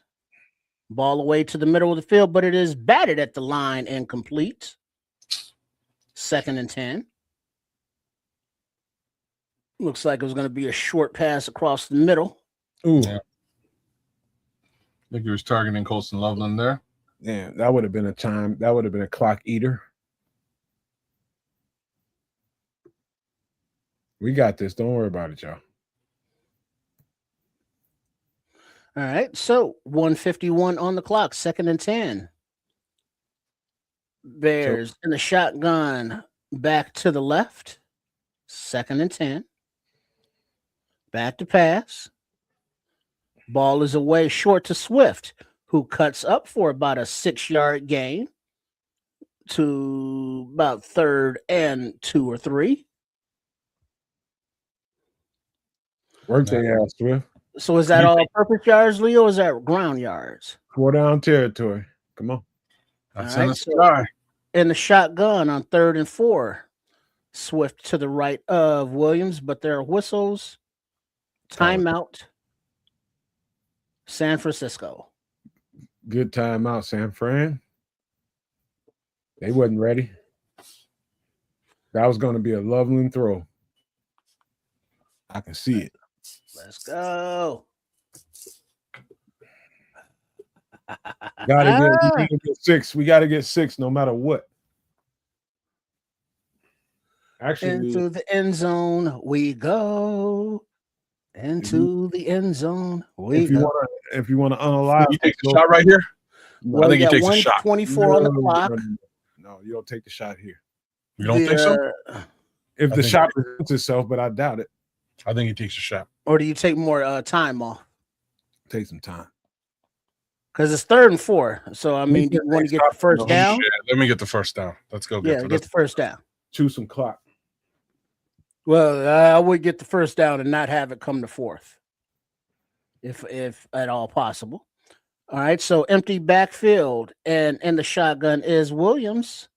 3rd and 4. Caleb Snap. Williams run.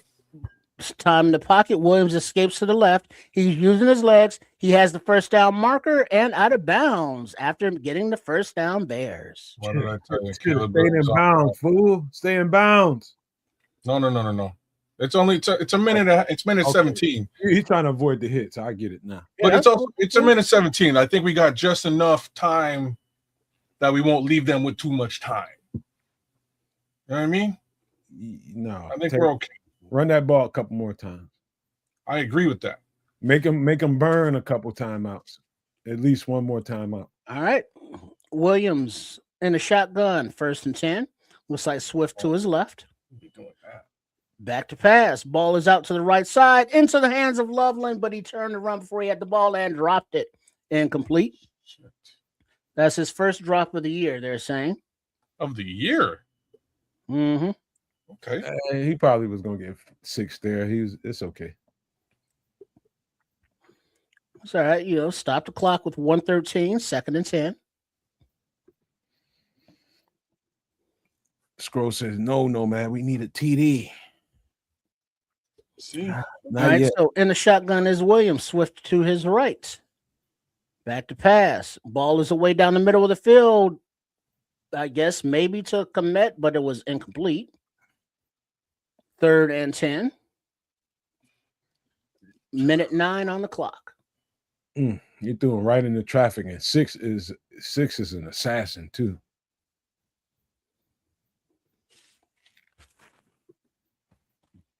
'49ers are pacing.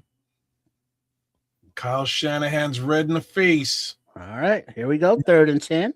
Put that ball Williams in the in. shotgun, Swift to his left. Motion to the right, and the snap. Ball is away to the right, and it's complete into the hands of Luther Burden, who cuts back into the inside, makes a man miss, cuts back to the outside, gets to the 30-yard line. First down, Bears. Let's go, let's go, let's go, let's go, let's go, let's go. All right, 54 seconds and ticking. Back to the line is Williams, slowing everybody down, directing traffic, calling the play, and the shotgun, the slap, back to pass. Ball is away to the left side into the hands of Burton, complete at the 26-yard line for a short gain. Timeout, Ben Johnson, second down, Bears. Timeout. The Luther Burden Show continues, folks, after these messages. Let's go, LB3. Ooh, make a man miss. Ooh, make another man miss. Let's go, LB3. Keep chewing up that clock. Just keep chewing up clock is all we need. I'm glad we gave up 10 seconds, man. What are you talking about? We could put that thing in the end zone. Yeah, we're well within, a red zone range. Like we just need to manage this effectively now. Look at those stat line by LB3 kids. 40 seconds left. Yeah. Oh, brother, I'm staring at it right now. 138 yards, 17-yard average, 8 receptions tonight, and a touchdown. He's killing. And the shotgun is Williams, Swift to his right. Back to pass, blitz coming. Williams escapes to the right, throws the ball, and he has a open receiver in Duvernay, but he bounces it to him incomplete. Too much pressure at the time. Yeah, too much pressure. 3rd and 5. Oh, he was there too. He was. Tell him, Starkey. Just relax, y'all. He was wide open. That was a walk-in touchdown. He was by himself. Yeah. Right. 3rd and 5. DJ is on the sidelines. Swift still in the game to the right of Williams, who is in the shotgun. Motion to the right. Snap. Ball is away. And it is into the hands and out of the hands of LB3, who was defended on the play. Damn. 4th and 5. Shit. We just got to get a first down. Now we just got to get a first down. Get a first down. Design a first down. Yeah, that was a drop. He had it, and then he didn't. Caleb, run this motherfucker. All right, 4th and 5. 33 seconds on the clock. LB Down by 5. Bears have 2 timeouts, as do the 49ers. But the Bears choose to utilize one of those timeouts right now. Interesting. What are we cooking up here, Football Cycle? He's just making them think. Make them think. Now you got. I want to do some kind of quarterback option. Now you got a lot of time to think about all the possibilities. You just damn straight we going for at ATF. We got no choice. Yeah, there is no choice. You can't put up 3. We got it. We got it. Good here, man. What are we pulling out of the hat? A quarterback run.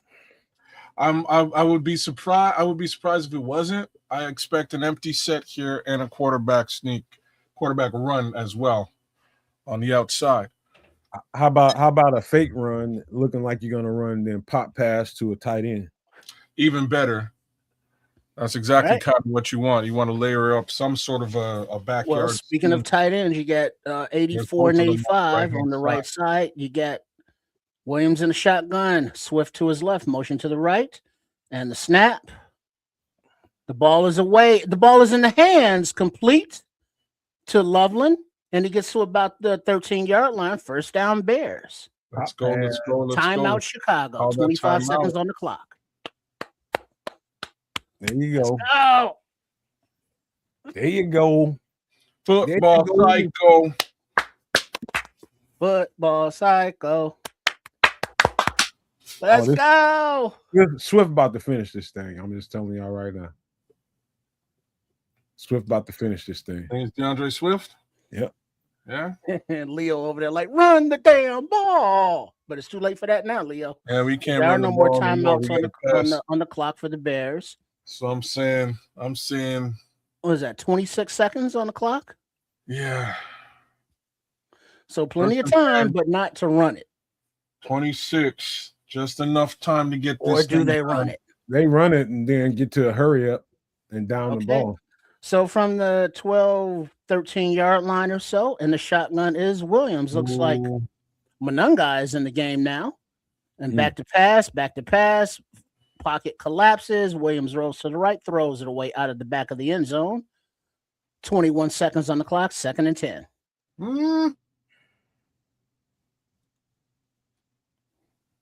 Okay. All right. Throwaway play. That's a good look at the defense. Yeah, it looks like Monunga was in there, but he went in motion before the snap. And the back there was a receiver back there. My bet's long dead too, man. Let's just win this thing and call it a day. Let's get the dub. Get the dubs. All right, and the shotgun is Williams, 2nd and 10. Passes away, incomplete, a little hook and ladder into the hands of the first down, but short of this end zone. Need to spike the ball. 7 on the clock and ticking. 6, 5, 4. The ball is spiked with 4 seconds remaining on the clock. 2nd and goal, Bears. The little hook and ladder play, but it didn't get to the end zone. We'll take it. I think that's the 3rd time I've seen that today across the league, that play. I love that play. Yeah, it was complete to Loveland, and he tossed it to Swift coming around, but the 49ers had defense out there on the outside, able to turn him back in and to help. So it comes down to one play, and the shotgun is Williams. Swift in the game. Pass is back. Wait, Williams yo-yos in the pocket, steps out. He's looking. He throws it.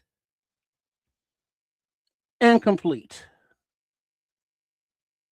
Final. San Fran 42, Bears 38. The San Francisco 49ers are going crazy right now. Praying. They're in prayer, yo. It's all good, yo. It's an L, but it's okay. Oh, man. Nail biter. And it looks like LB3 is still down on the field after the game being tended to by trainers. Looks like his left leg. They're looking at his left knee. He is still down. All right. Let me get this off the screen, man, so we can get in the post game. Holy shit. I enjoyed that. Y'all ready? Let's go.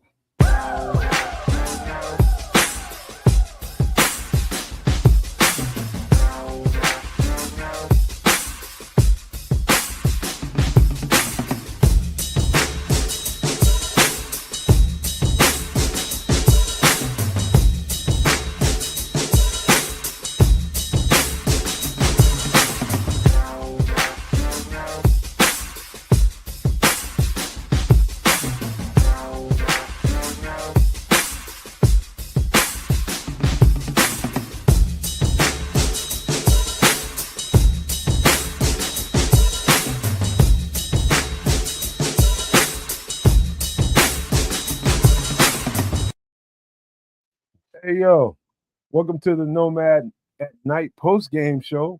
You know, it hits different when you're the Kings of the NFC North, and the game really didn't mean as much as it should have.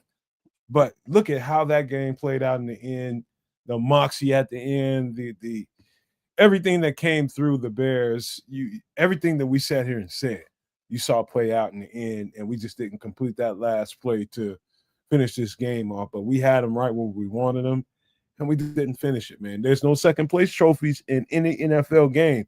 We didn't win that one. That's an L. It's not a dub. And so, but I'm proud of these boys, man. there's some other stuff that's going on with this team that we're going to talk about in just a minute. But hey, welcome into the post game. Welcome into the post game. I agree, Patrick. That was a great game. That was a great game. So I don't want to take all the air out of the room. Let me pass it on to Triple R, who called the game. Great job calling the game. But we came up on the short end of the stick, bro. Yeah.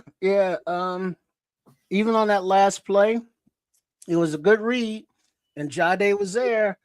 Caleb just couldn't get enough on it to get it to him because of the pressure and the bounce to him. So incomplete and the loss. But two things. Number one, it's nice to have a team that can compete in a shootout. Would be better if they can complete it. But second thing, this defense. This team ain't going nowhere in the playoffs or anywhere with this defense giving up what they give up regularly and no pressure. So, yeah.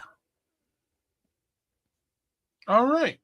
I'm cool with an L here. Like, I'm totally fine with this. Yeah, still disappointing. It is definitely disappointing. Like, it's definitely disappointing, especially considering, you're right there in the end zone with a couple of seconds to go, and you can't close the deal. Mind you, there's positives that came out of this game, and I'm pleased by it, man. I did not expect this team to be able to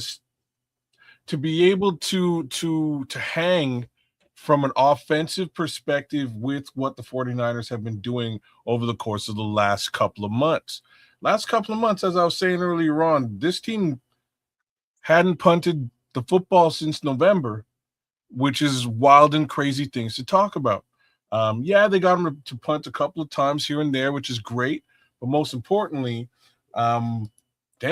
they stuck with them with respect to actually point score. They probably should have won this football game given one more attempt, one more kick at the can, a little bit more time on the clock. That's kind of where we are, man. I did not really expect a 42-38 football game here, and that's more or less what we got. There's offense here in Chicago. There's an ability to actually get into that rhythm. A lot of the time we were questioning whether this team can get into the rhythm in order to execute the way that they executed today. And that was not in question today whatsoever. Shout out King Booker. Good to see you, brother. Good to see you too, AC Adam. Big ups. But I'm just saying, like, and same to you, Paul. I did not expect them to put up these kinds of numbers. This is like a 70 plus, well, almost an 80-point game today. Something to that effect. That's pretty crazy. That means that we can do it to other teams too. So keep your eyes peeled in that respect. I'm a little worried about Luther Burden and where he sits right now. I'll give you guys some tail of the tape stuff at this moment. So, what do we got here? So, So Bears. Total yards, 440 to 496, San Francisco.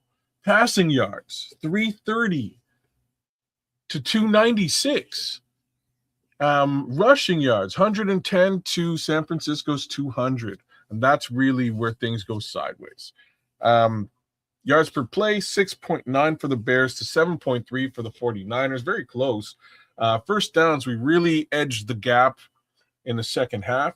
26 first downs to 32 for the Niners.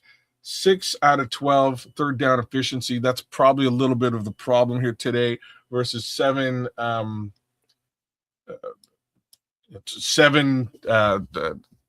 first downs, 1 lost for the 49ers. Fourth down efficiency, 2 out of 2, 1 for 1 for the 49ers. 64 total plays to 68 total plays. Again, we really caught back up with them with respect to total plays in the game. Sacks remained at 1 on Brock Purdy, none for Caleb Williams. 3 punts for the Bears, 2 punts for the 49ers. Penalty yards, strangely and surprisingly, 55 penalty yards for the 49ers versus 39 for the Bears. One interception thrown by Brock Purdy. We'll get a little bit closer with the Bears stuff. 330 yards, 25 completions for 42 attempts for Caleb Williams today. 2 touchdowns on the day. Not a bad day at the office for Caleb Williams. Into the 300s plus in the sky. That's pretty decent passing yardage if you ask me. Big ups to dude out there. DeAndre Swift ground, 54 yards. Kyle Monangai, 38 yards on the ground. Caleb Williams, another 18 yards on the ground. That makes up your 100 and change. Big story for the Bears, I think, is in these 2 rookies today. Luther Burden, all hands on deck. Luther Burden, 8 receptions on the day, 138 yards, 17-yard average per play. Touchdown thrown in there as well. And then you got to look at the tight end Colston Loveland, who really came in clutch today. 6 receptions, 94 yards receiving today, 15 yards per play as well. A touchdown involved there too. But now, kids, real quick there, you see the growing pains because in crunch time, they both had crucial drops. Yes, they did. That's again, we're talking about young rookies really getting shine today. You're right. They did have crucial drops towards the end of that of today's game. Wish those things did not happen. But again, we are talking about rookies who are trying to come into their own in their inaugural season. And I have to say, almost 100 yards apiece. Pretty good day at the office either way. Yeah, let's layer in that touchdown each, right? So well played. Jahdae Walker, not quite as much of an impact today as I was hoping. 2 receptions, 30 yards apiece, for 30 yards total. Cole Kmet, 2 receptions, 16 yards. DeAndre Swift, 2 receptions, 25 yards. DJ Moore, 1 reception for 7 yards. So that's, I think, is part of the tale here today. So DJ Moore is pretty much ineffective on a day like this. Not extremely surprised. I don't think the rest of you guys would be as well, considering that he was likely playing, under the weather. To my understanding, he was not feeling very good coming into this game. But yeah, that's it's kind of what we're looking at. I don't think the 49ers really did. How do I phrase this? I guess really they did. They really did have that Dennis Allen they played out Dennis Allen in the defense today in a major way, and I kind of don't want to ever see that happen again. I'm not sure why. It does have a lot to do with a fair amount of that motion that they're doing, that pre-snap motion, sort of throwing things off. But they really had this Bears defense reeling. You said something earlier when you started your conversation about how often they've punted recently. What'd you say? They hadn't punted since November. What does that tell you? That tells me that their offense is good. They're executing on offense without question. Offense is extremely proficient. Extremely, and we caught them at their peak. And I know a lot of people saw that and just like, hey man, this defense sucks and this, that, and the third. They're a unique team. And you catch a team that's hot like that offensively, and good luck to trying to stop that when they have so many moving pieces. And I'm telling you, the window dressing on this 49ers offense is absolutely amazing how they pull that off execution-wise, how they all remember what to do, how to move at a certain point. It's how they put that together is, I'm telling you, it's a feat within itself, because nobody really knows listening to this show, unless you played enough football, the kind of verbiage that goes into that. And what that guy has to do at the line of scrimmage to make those plays happen. You need to trust the quarterback. You need to trust your offensive coordinator that's calling the plays. And in unison, trust your guys on the offense to move in efficiency and execute the plays. That is not easy what he put together. That show you seen on offense, that shit was not easy. It looked easy because we're just watching it. We're casual observers of that on the sidelines. But I am telling you, that shit was well put together. So kudos. I always respect my opponent. Kudos to Kyle Shanahan for a well put together game. The Bears defense didn't play their best game. And in fact, they struggled most of the game, but that is a hard, very hard scheme to defense, man. It really is. There's a reason why they haven't punted since November. Just saying. I'm with you. That this offense is rolling. They are doing some special things. I'm just, like I say, I'm just glad that we were able to hang with an offense like this. It gives us a lot to understand, man. A fair amount to understand. I think there was a lot of learning that came out of this football game, and I think Ben Johnson and Dennis Allen were definitely tested. And the upside is, I think we'll be better prepared for the next time that we see this team, if we do see them again, or a team similar, right? Team that's also doing well from an offensive perspective. I'm just a little bit surprised at how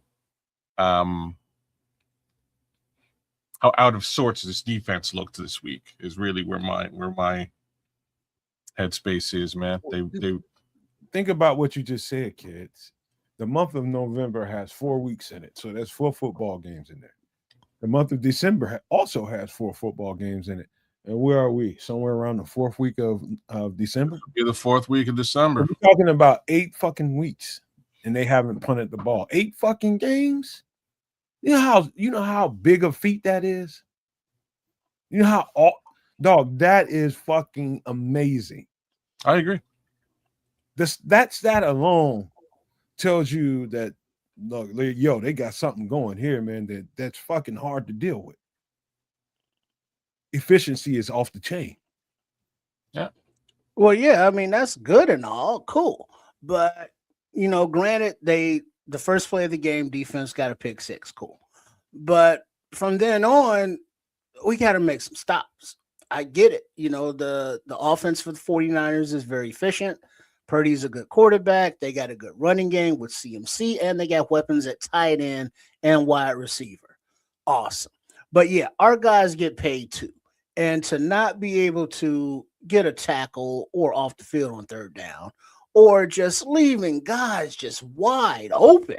Now, is that because of the play call and Dennis Allen was just outmatched, or was it part also because of lack of pass rush that just left guys open too long, or was it secondary breakdowns and just getting beat mano a mano, one-on-one? They just couldn't cover their guys. We saw that with Nahshon Wright a few times. We saw that with Brisker a few times. So it was other guys that just on defense did not earn their check today. Read and react, Trips. It's the reading and reacting. Don't get too down on the defense today.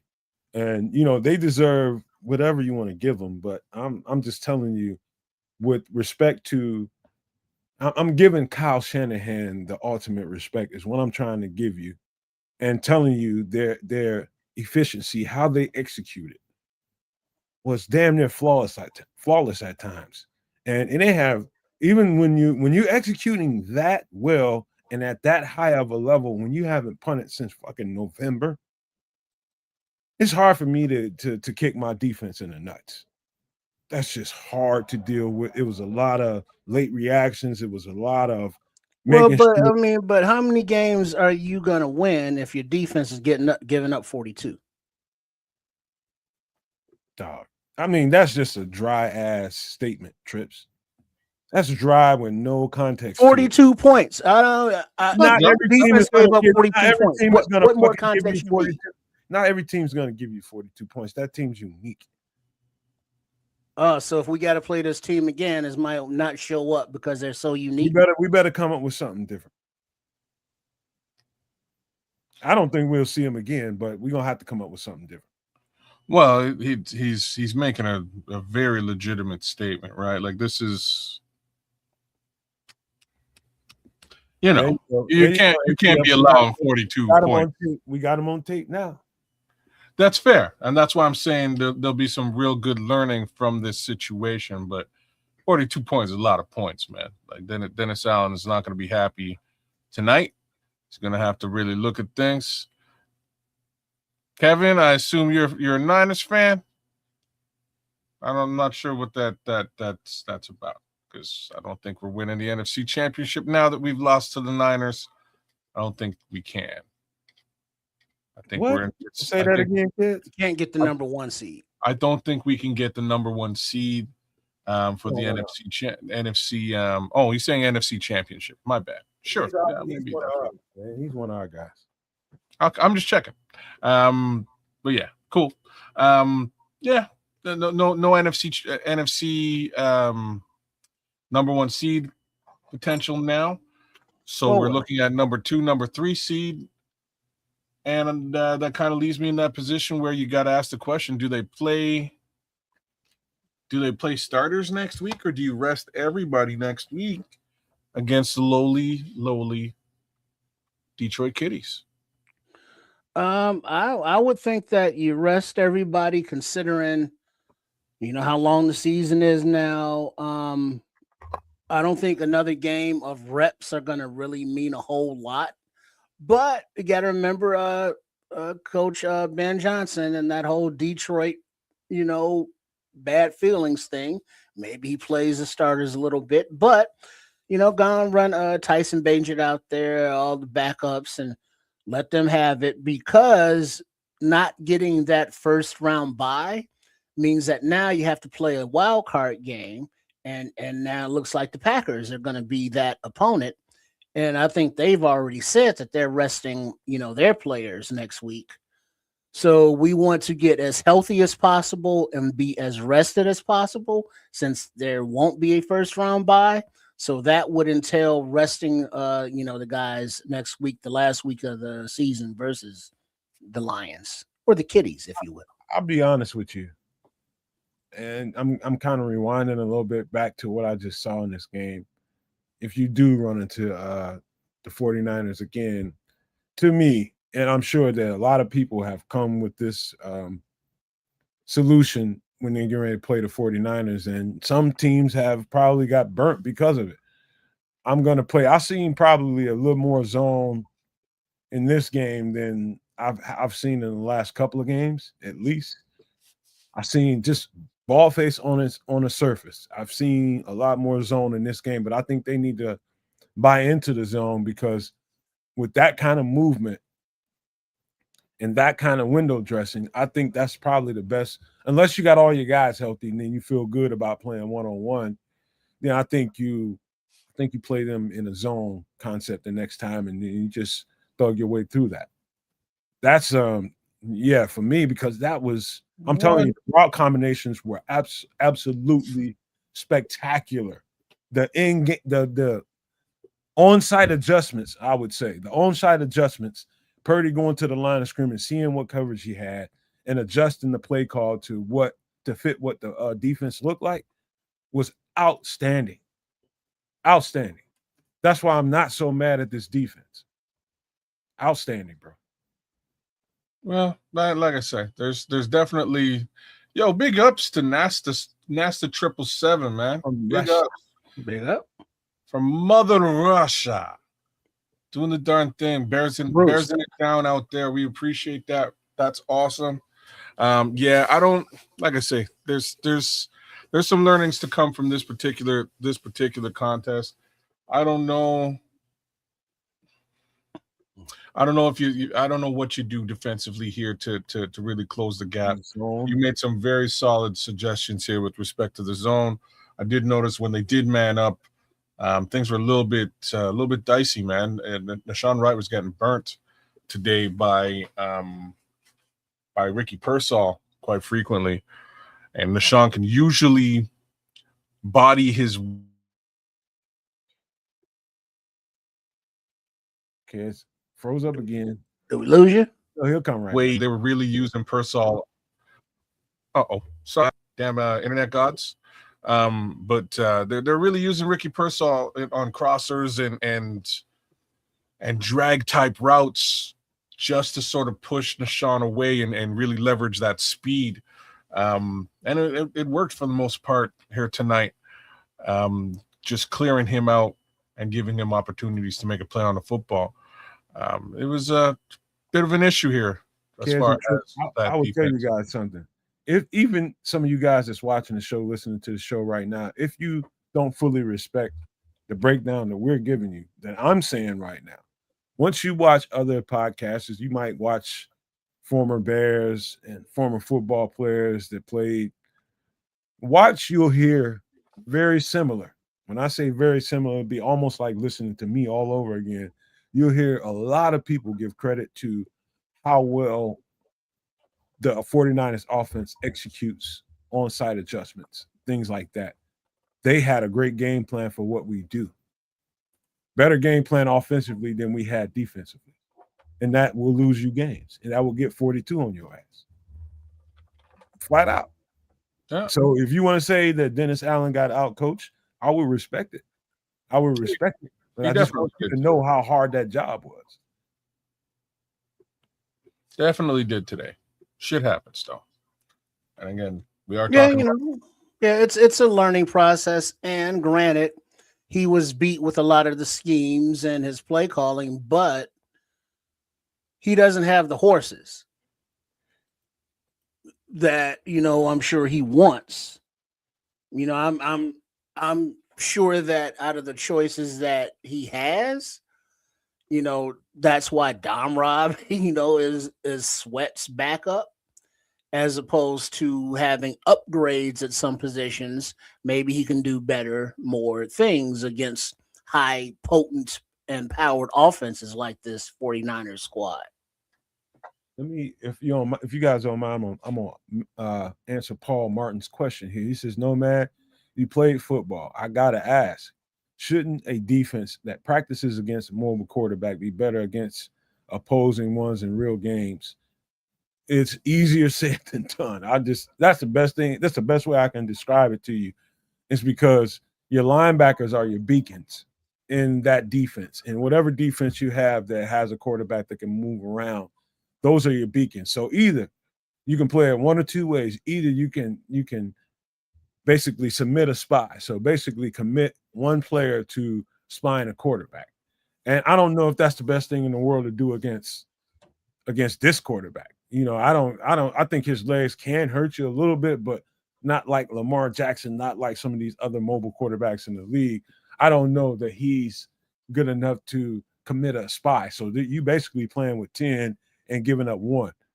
And so he's going to get that one football player will make you play with 10 people in coverage when that guy can play in coverage as well. So to me, it's a catch-22. He's a kind of football player that you can do that to, but then you're going to weaken your defense if you do it. So the best thing I can tell you, Paul, is the way we play mobile quarterbacks is something of concern. And it comes down to linebacker discipline. Eye discipline. Knowing exactly like when the play, kids, you remember the play when we were in the red zone and TJ didn't come off that receiver until late and Purdy runs into the end zone. That was one of those damn if you do, damn if you don't. If he comes off use check and plays Purdy, then you worrying about him throwing that ball over there to use check. And so he's just doing what the game plan dictated him to do. And so I think, again, like ATF says, you get a game on film, you'll play Purdy a whole lot better in game 2 if you have to face him in the playoffs than you did in game 1, for sure. If that answers your question. Well, yeah, because going in cold is one thing, but once you have them on tape, you've seen it live, it's like, all right, here's where they hurt us, here's what they did, here are the concepts. Here's how we can negate that. Hold on for a second, Trish, because we got a super chat. We got to give him some respect.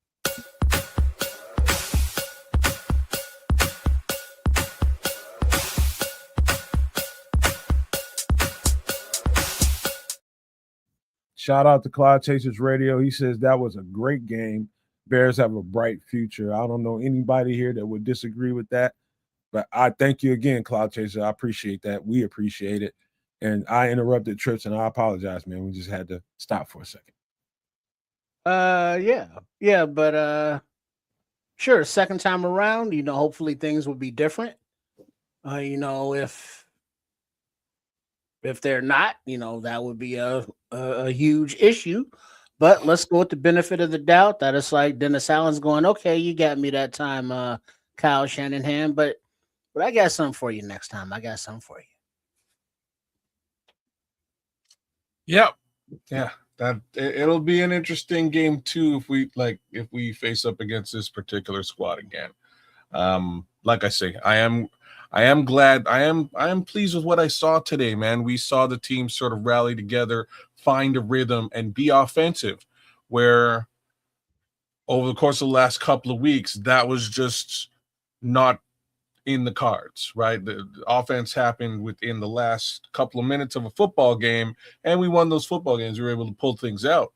But today they played within rhythm all game long, which was a tall ask. That's a huge ask for this particular team, and I appreciate that they're able to pull it out. But yeah, man, it'll be an interesting playoff situation. It'll be interesting to see who they decide to play next week. I don't see anybody playing football next week. I'm just going to be honest to all you Lions fans out there. I think it'll be a super boring game unless Tyson Bagent decides to light up the world, which is just as possible. Like, I ain't saying it ain't. Maybe Tyson Bagent comes out and lights up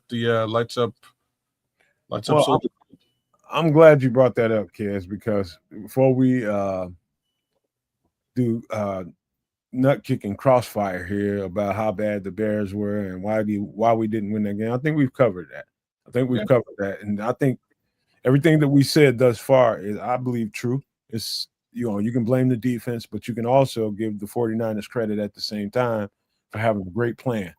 And I think both those things belong in the same sentence. So that being said, we lost, but let's move on to the last game of the season, priming into the playoffs. We're going to face the Detroit Lions for the rematch. Let me just start this off like this. I've been watching the Detroit Lions extremely closely, especially for the last 4 weeks, at least about 4 or 5 weeks. And I hate to take glee in people that really you don't. No, you don't. I do, man. I do, bro.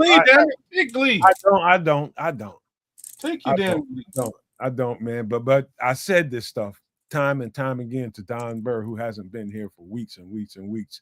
And I don't blame him for not coming, because that's a hard conversation to have when somebody told you exactly what was going to happen. And I remember saying at the very beginning of the offseason, the Lions Super Bowl window has closed. I remember kids even arguing with me. Bro. Kids even arguing with me. Yeah, you argue with me. No, brother, I was right there with you saying the same thing. I wasn't saying nothing about that. Don't make me pull up the short. Let me finish. You find the short. You argue with me because they were so strong at the end of the season. I was just like, man, you get 3 solid years, 3 solid opportunities, and they didn't cash in. They did not cash in, and I've seen this team absolutely implode.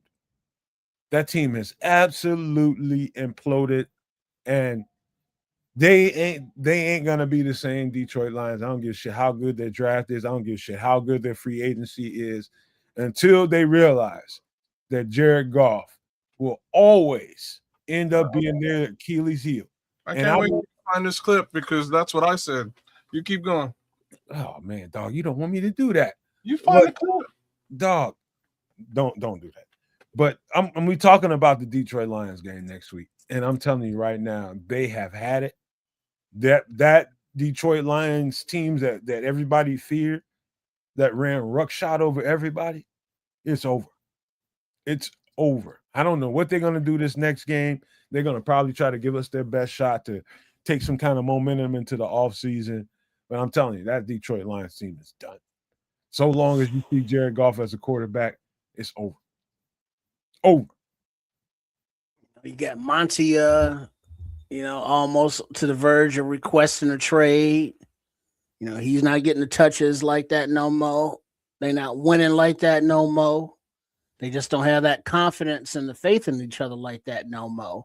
But that is something that we can say that throughout this game tonight, this Bears game, the confidence never seemed to waver within any of the players or coaches. The execution got much better on the offensive side of the ball, but the defense just couldn't, get those stops where necessary. So going forward, offensively, I think we're pretty comfortable in knowing that it's getting better. And what we've seen thus far, you get more deep shots coming in. We see the youth movement with Burton and Loveland and Walker. Hopefully Burton's not hurt too bad. And speaking of hurt, hopefully Sewell, isn't hurt too bad. But yeah, so the youth is coming along on the offense. The offensive line held up. We didn't have to call, the names too much up there. So, the rookie's still doing his thing. He had a penalty. But Darnell Wright played, even though he was, under the weather. So the offense is looking bright future. Defense, not as much. We see more flashes from Booker here and there. But other than that, everybody is kind of what they are. Nahshon Wright is, he gets beat in coverage. That's kind of his thing, but he makes up for it with the turnovers. Today, they ran routes where they negated his speed and his height advantage because they were running across the field and gave those open windows. Kevin Byard is good, but when he's not getting turnovers, he's just kind of invisible back there, and just all along. So it's like individual guys are the weaknesses that they have were accentuated by this 49ers offense. And they weren't able to make it up or make the plays when necessary. And then once again, penalties came into effect on defense on third down where they were already having a problem getting off the field. Well, we got some color in the chat, so we typically try to stop whatever we want to say so we can give the shout out to the people. Well, are they going someplace? I need to-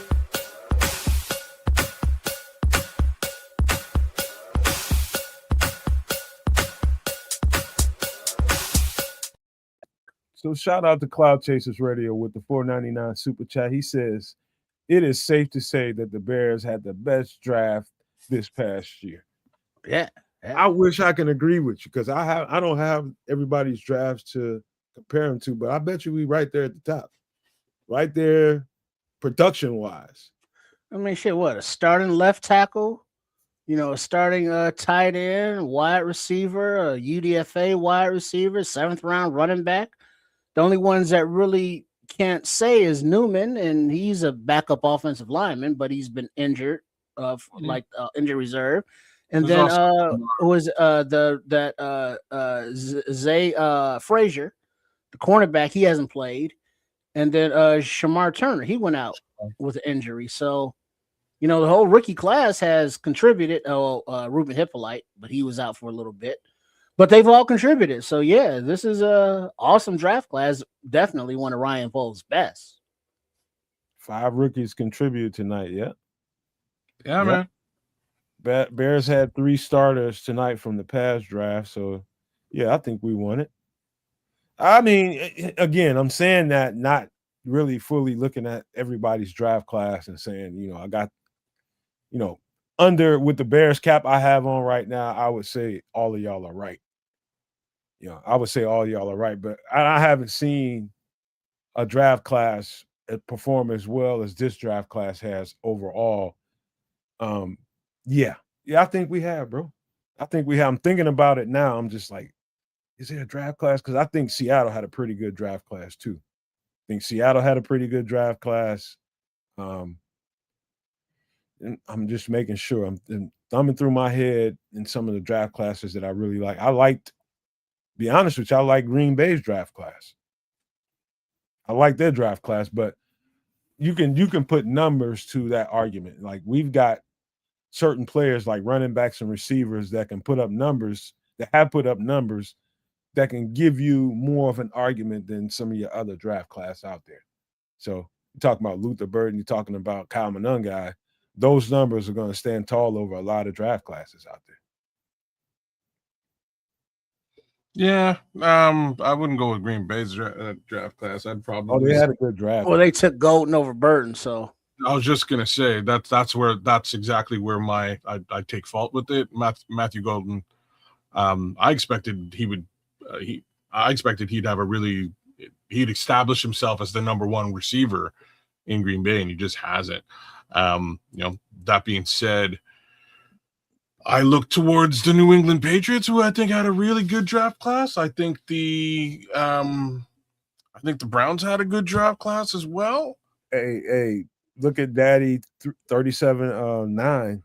They did have a great draft class. He's talking about John Lynch deserved GM of the year for San Francisco. Yeah, I mean, look at San Fran, where they've come from. They were an aging team not too long ago in the playoffs, thinking their window was closing. And now the defense GM of the year that was aged and, hurt from the most part and all the injuries that they've had to go through.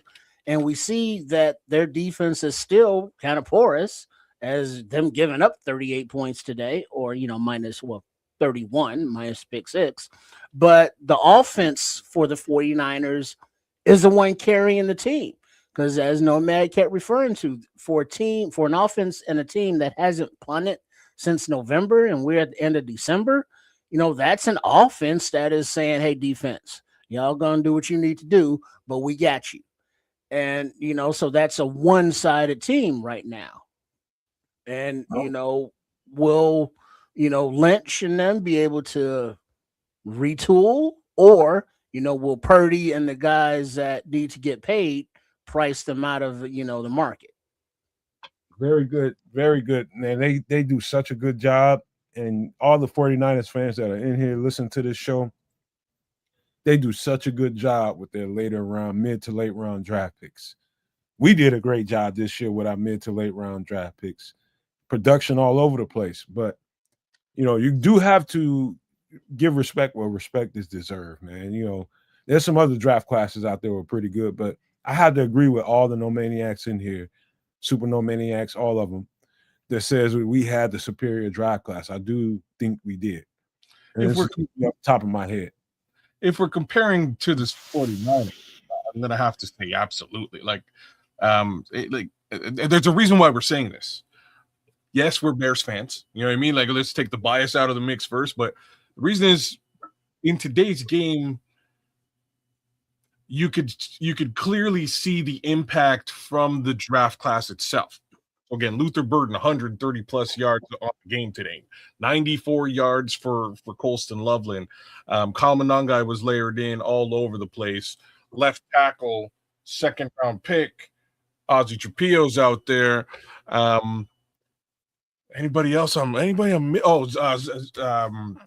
Walker, an undrafted free agent, making an impact out there. So those are that's 5 guys that I could say were really impactful in today's game. I'm taking a peek at the Niners draft class today. Guys, I would say were impactful in today's game. Starts with Stout. That would be the first guy that I would say was impactful today. CJ West was a little bit impactful. So Upton Stout for sure. Nick Martin, linebacker. I would also say Alfred Collins was impactful on the game today. Here you go, Samo. Also you got to remember that San Fran is a more established team, to whereas rookies don't have as much runway to make plays as this young Bears team has allowed these kids to have. And all right, Samo, my ninja. You gotta.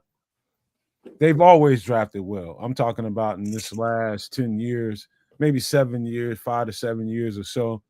They do a really good job of drafting stud players and fitting them into what they do. Where I would help make the argument that, okay, they have a little advantage and they've got a system that they've been doing for a long time. And it's kind of easy when you got an established kind of gears that flow, and it's greased and it's oiled, and all you got to do is fit the right pieces in there, get the right nuts, bolts, and everything continues to run the way it should be accordingly, right? So you can take that and put that to the side, but you still have to give them credit for the identity of the talent. You have to. The same thing should be said here. I'm not sure what you mean.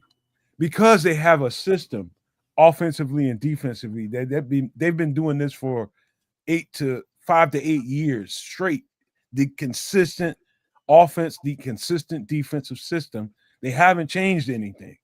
And knowing and identifying the players that fit into that construct takes a certain amount of know-how and assurance that, okay, I'm going to draft this guy in the 6th or 7th round, and I know that if we need him, he'll be able to play for us as soon as we put him on the field. There takes a certain amount of know-how to do that.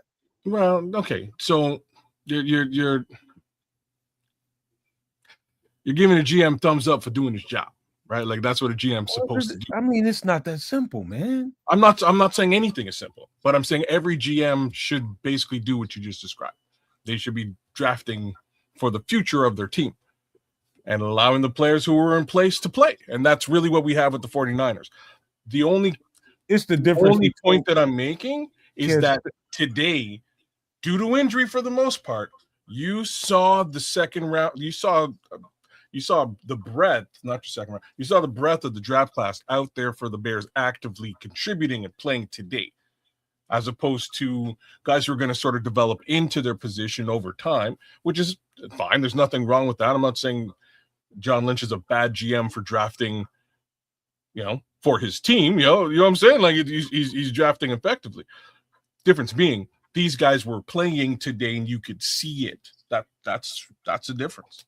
KG, it's like this, and we'll just leave this as one example before we get ready to get out of here. Like this year, now rarely have you seen a 49ers draft somewhere around where we drafted Zach Pickens or something like that. Especially they're a defensive-oriented organization. First of all, offensively, they're going to do what they do offensively, but you get a Zach Pickens that early in the draft, you expect that guy to turn out after 3 years. You expect that guy to turn out. When they draft somebody on the defensive line, that guy turns out. That's called conviction and called, okay, what we do as a system, we see your traits and what you can bring to the table.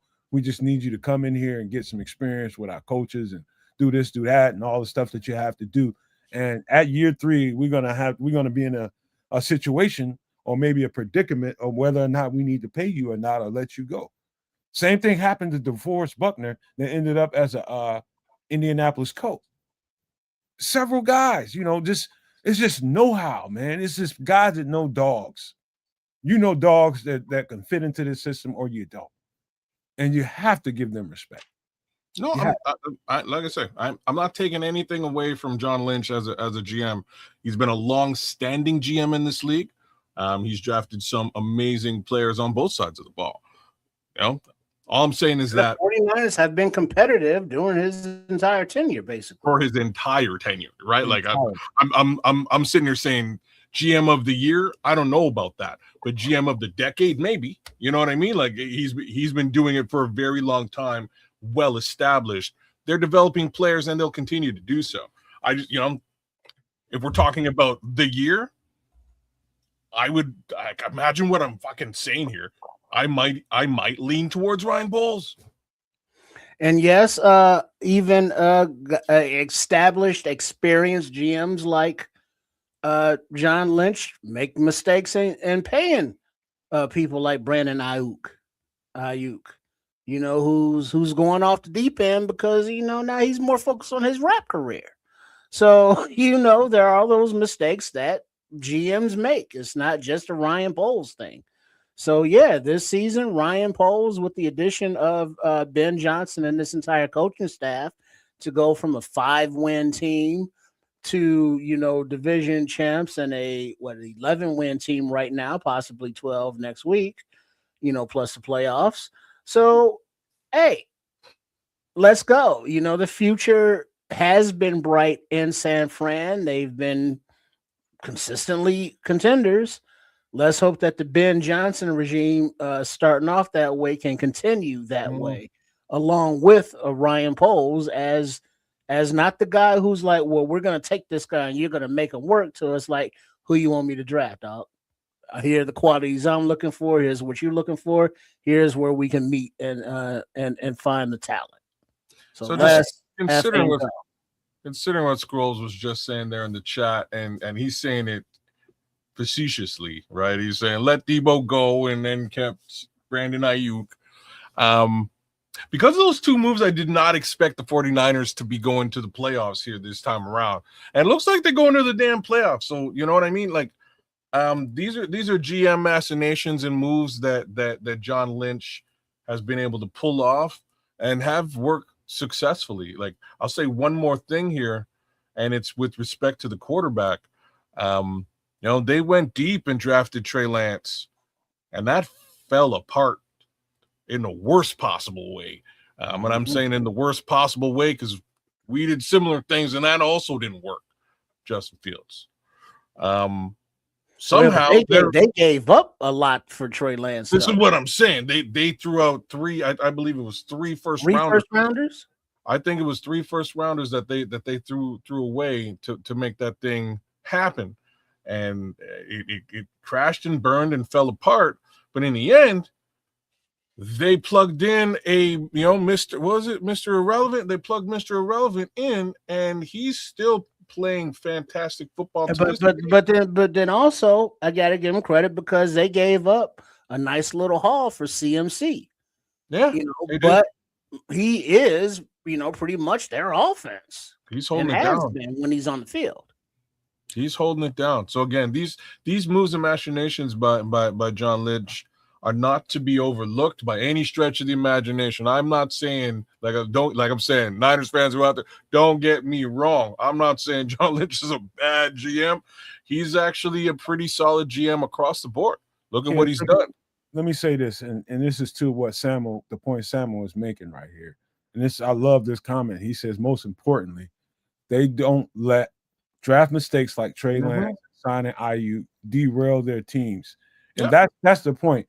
You come to the Nomad Network, and we are a Bears-centric channel. We talk about this is about the Chicago Bears, number one, and some of the other stuff that we talk about on some extra sauce. It's extra sauce. But you just got to know when you come in here, you just got to understand if you're a football enthusiast and you love football and you want to hear it spoken to in a real way, you come to a network like this and you're just going to get reality, whether it rubs somebody the wrong way or not.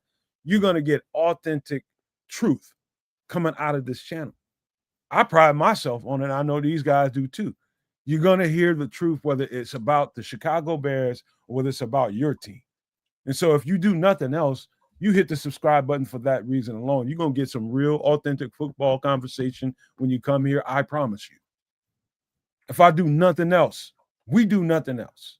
That is what we stand on around here.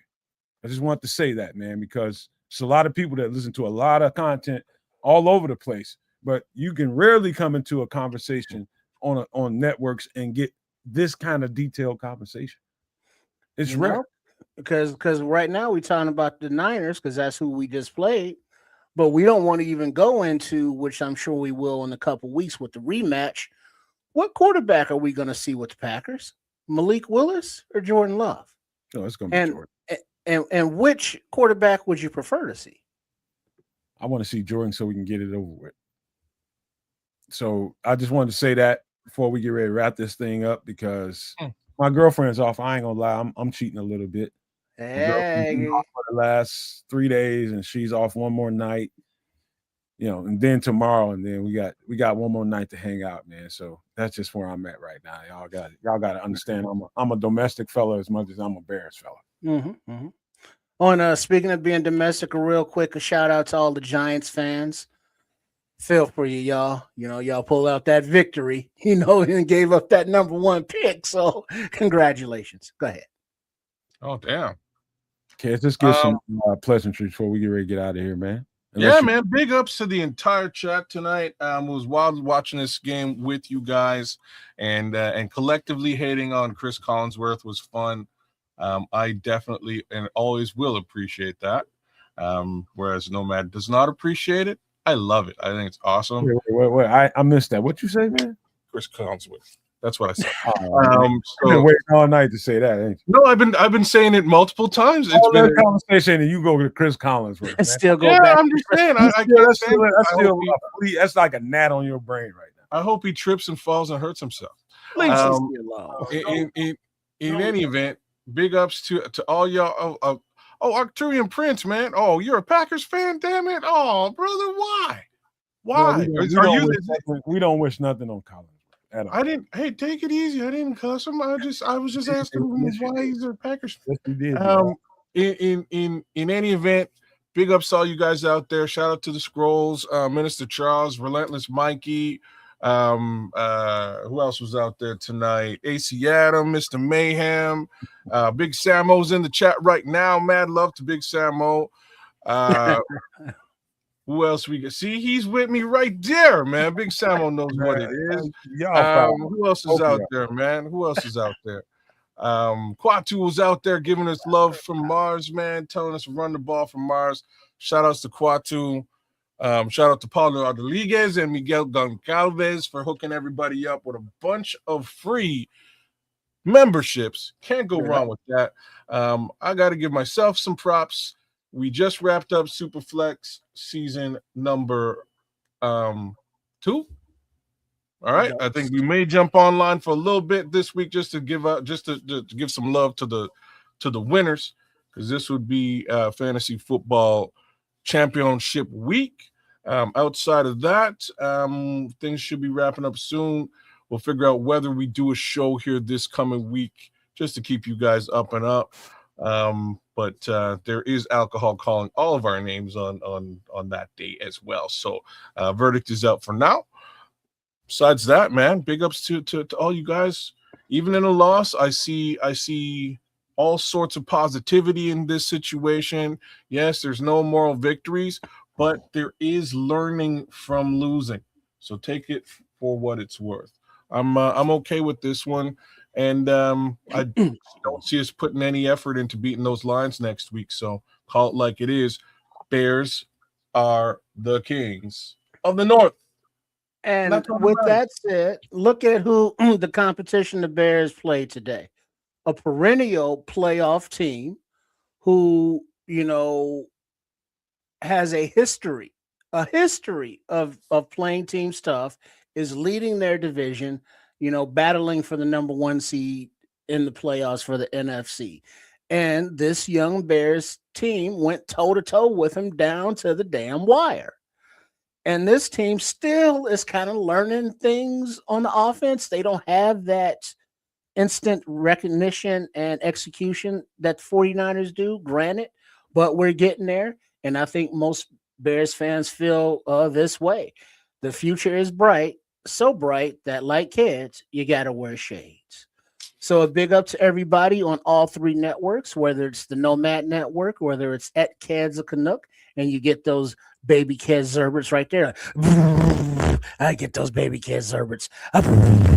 Or whether it's Sports Chicago style at RRSCS. You see it in my name right there below, and the little tag right there. You see it in the box.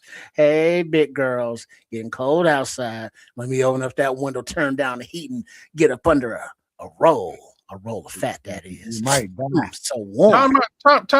Time out before you shut her down. Just Niners fans who are in the chat, y'all won.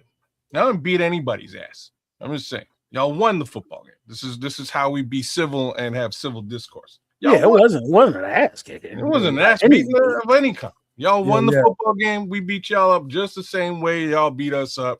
Y'all won. Congratulations on the win. We will see you again in the playoffs.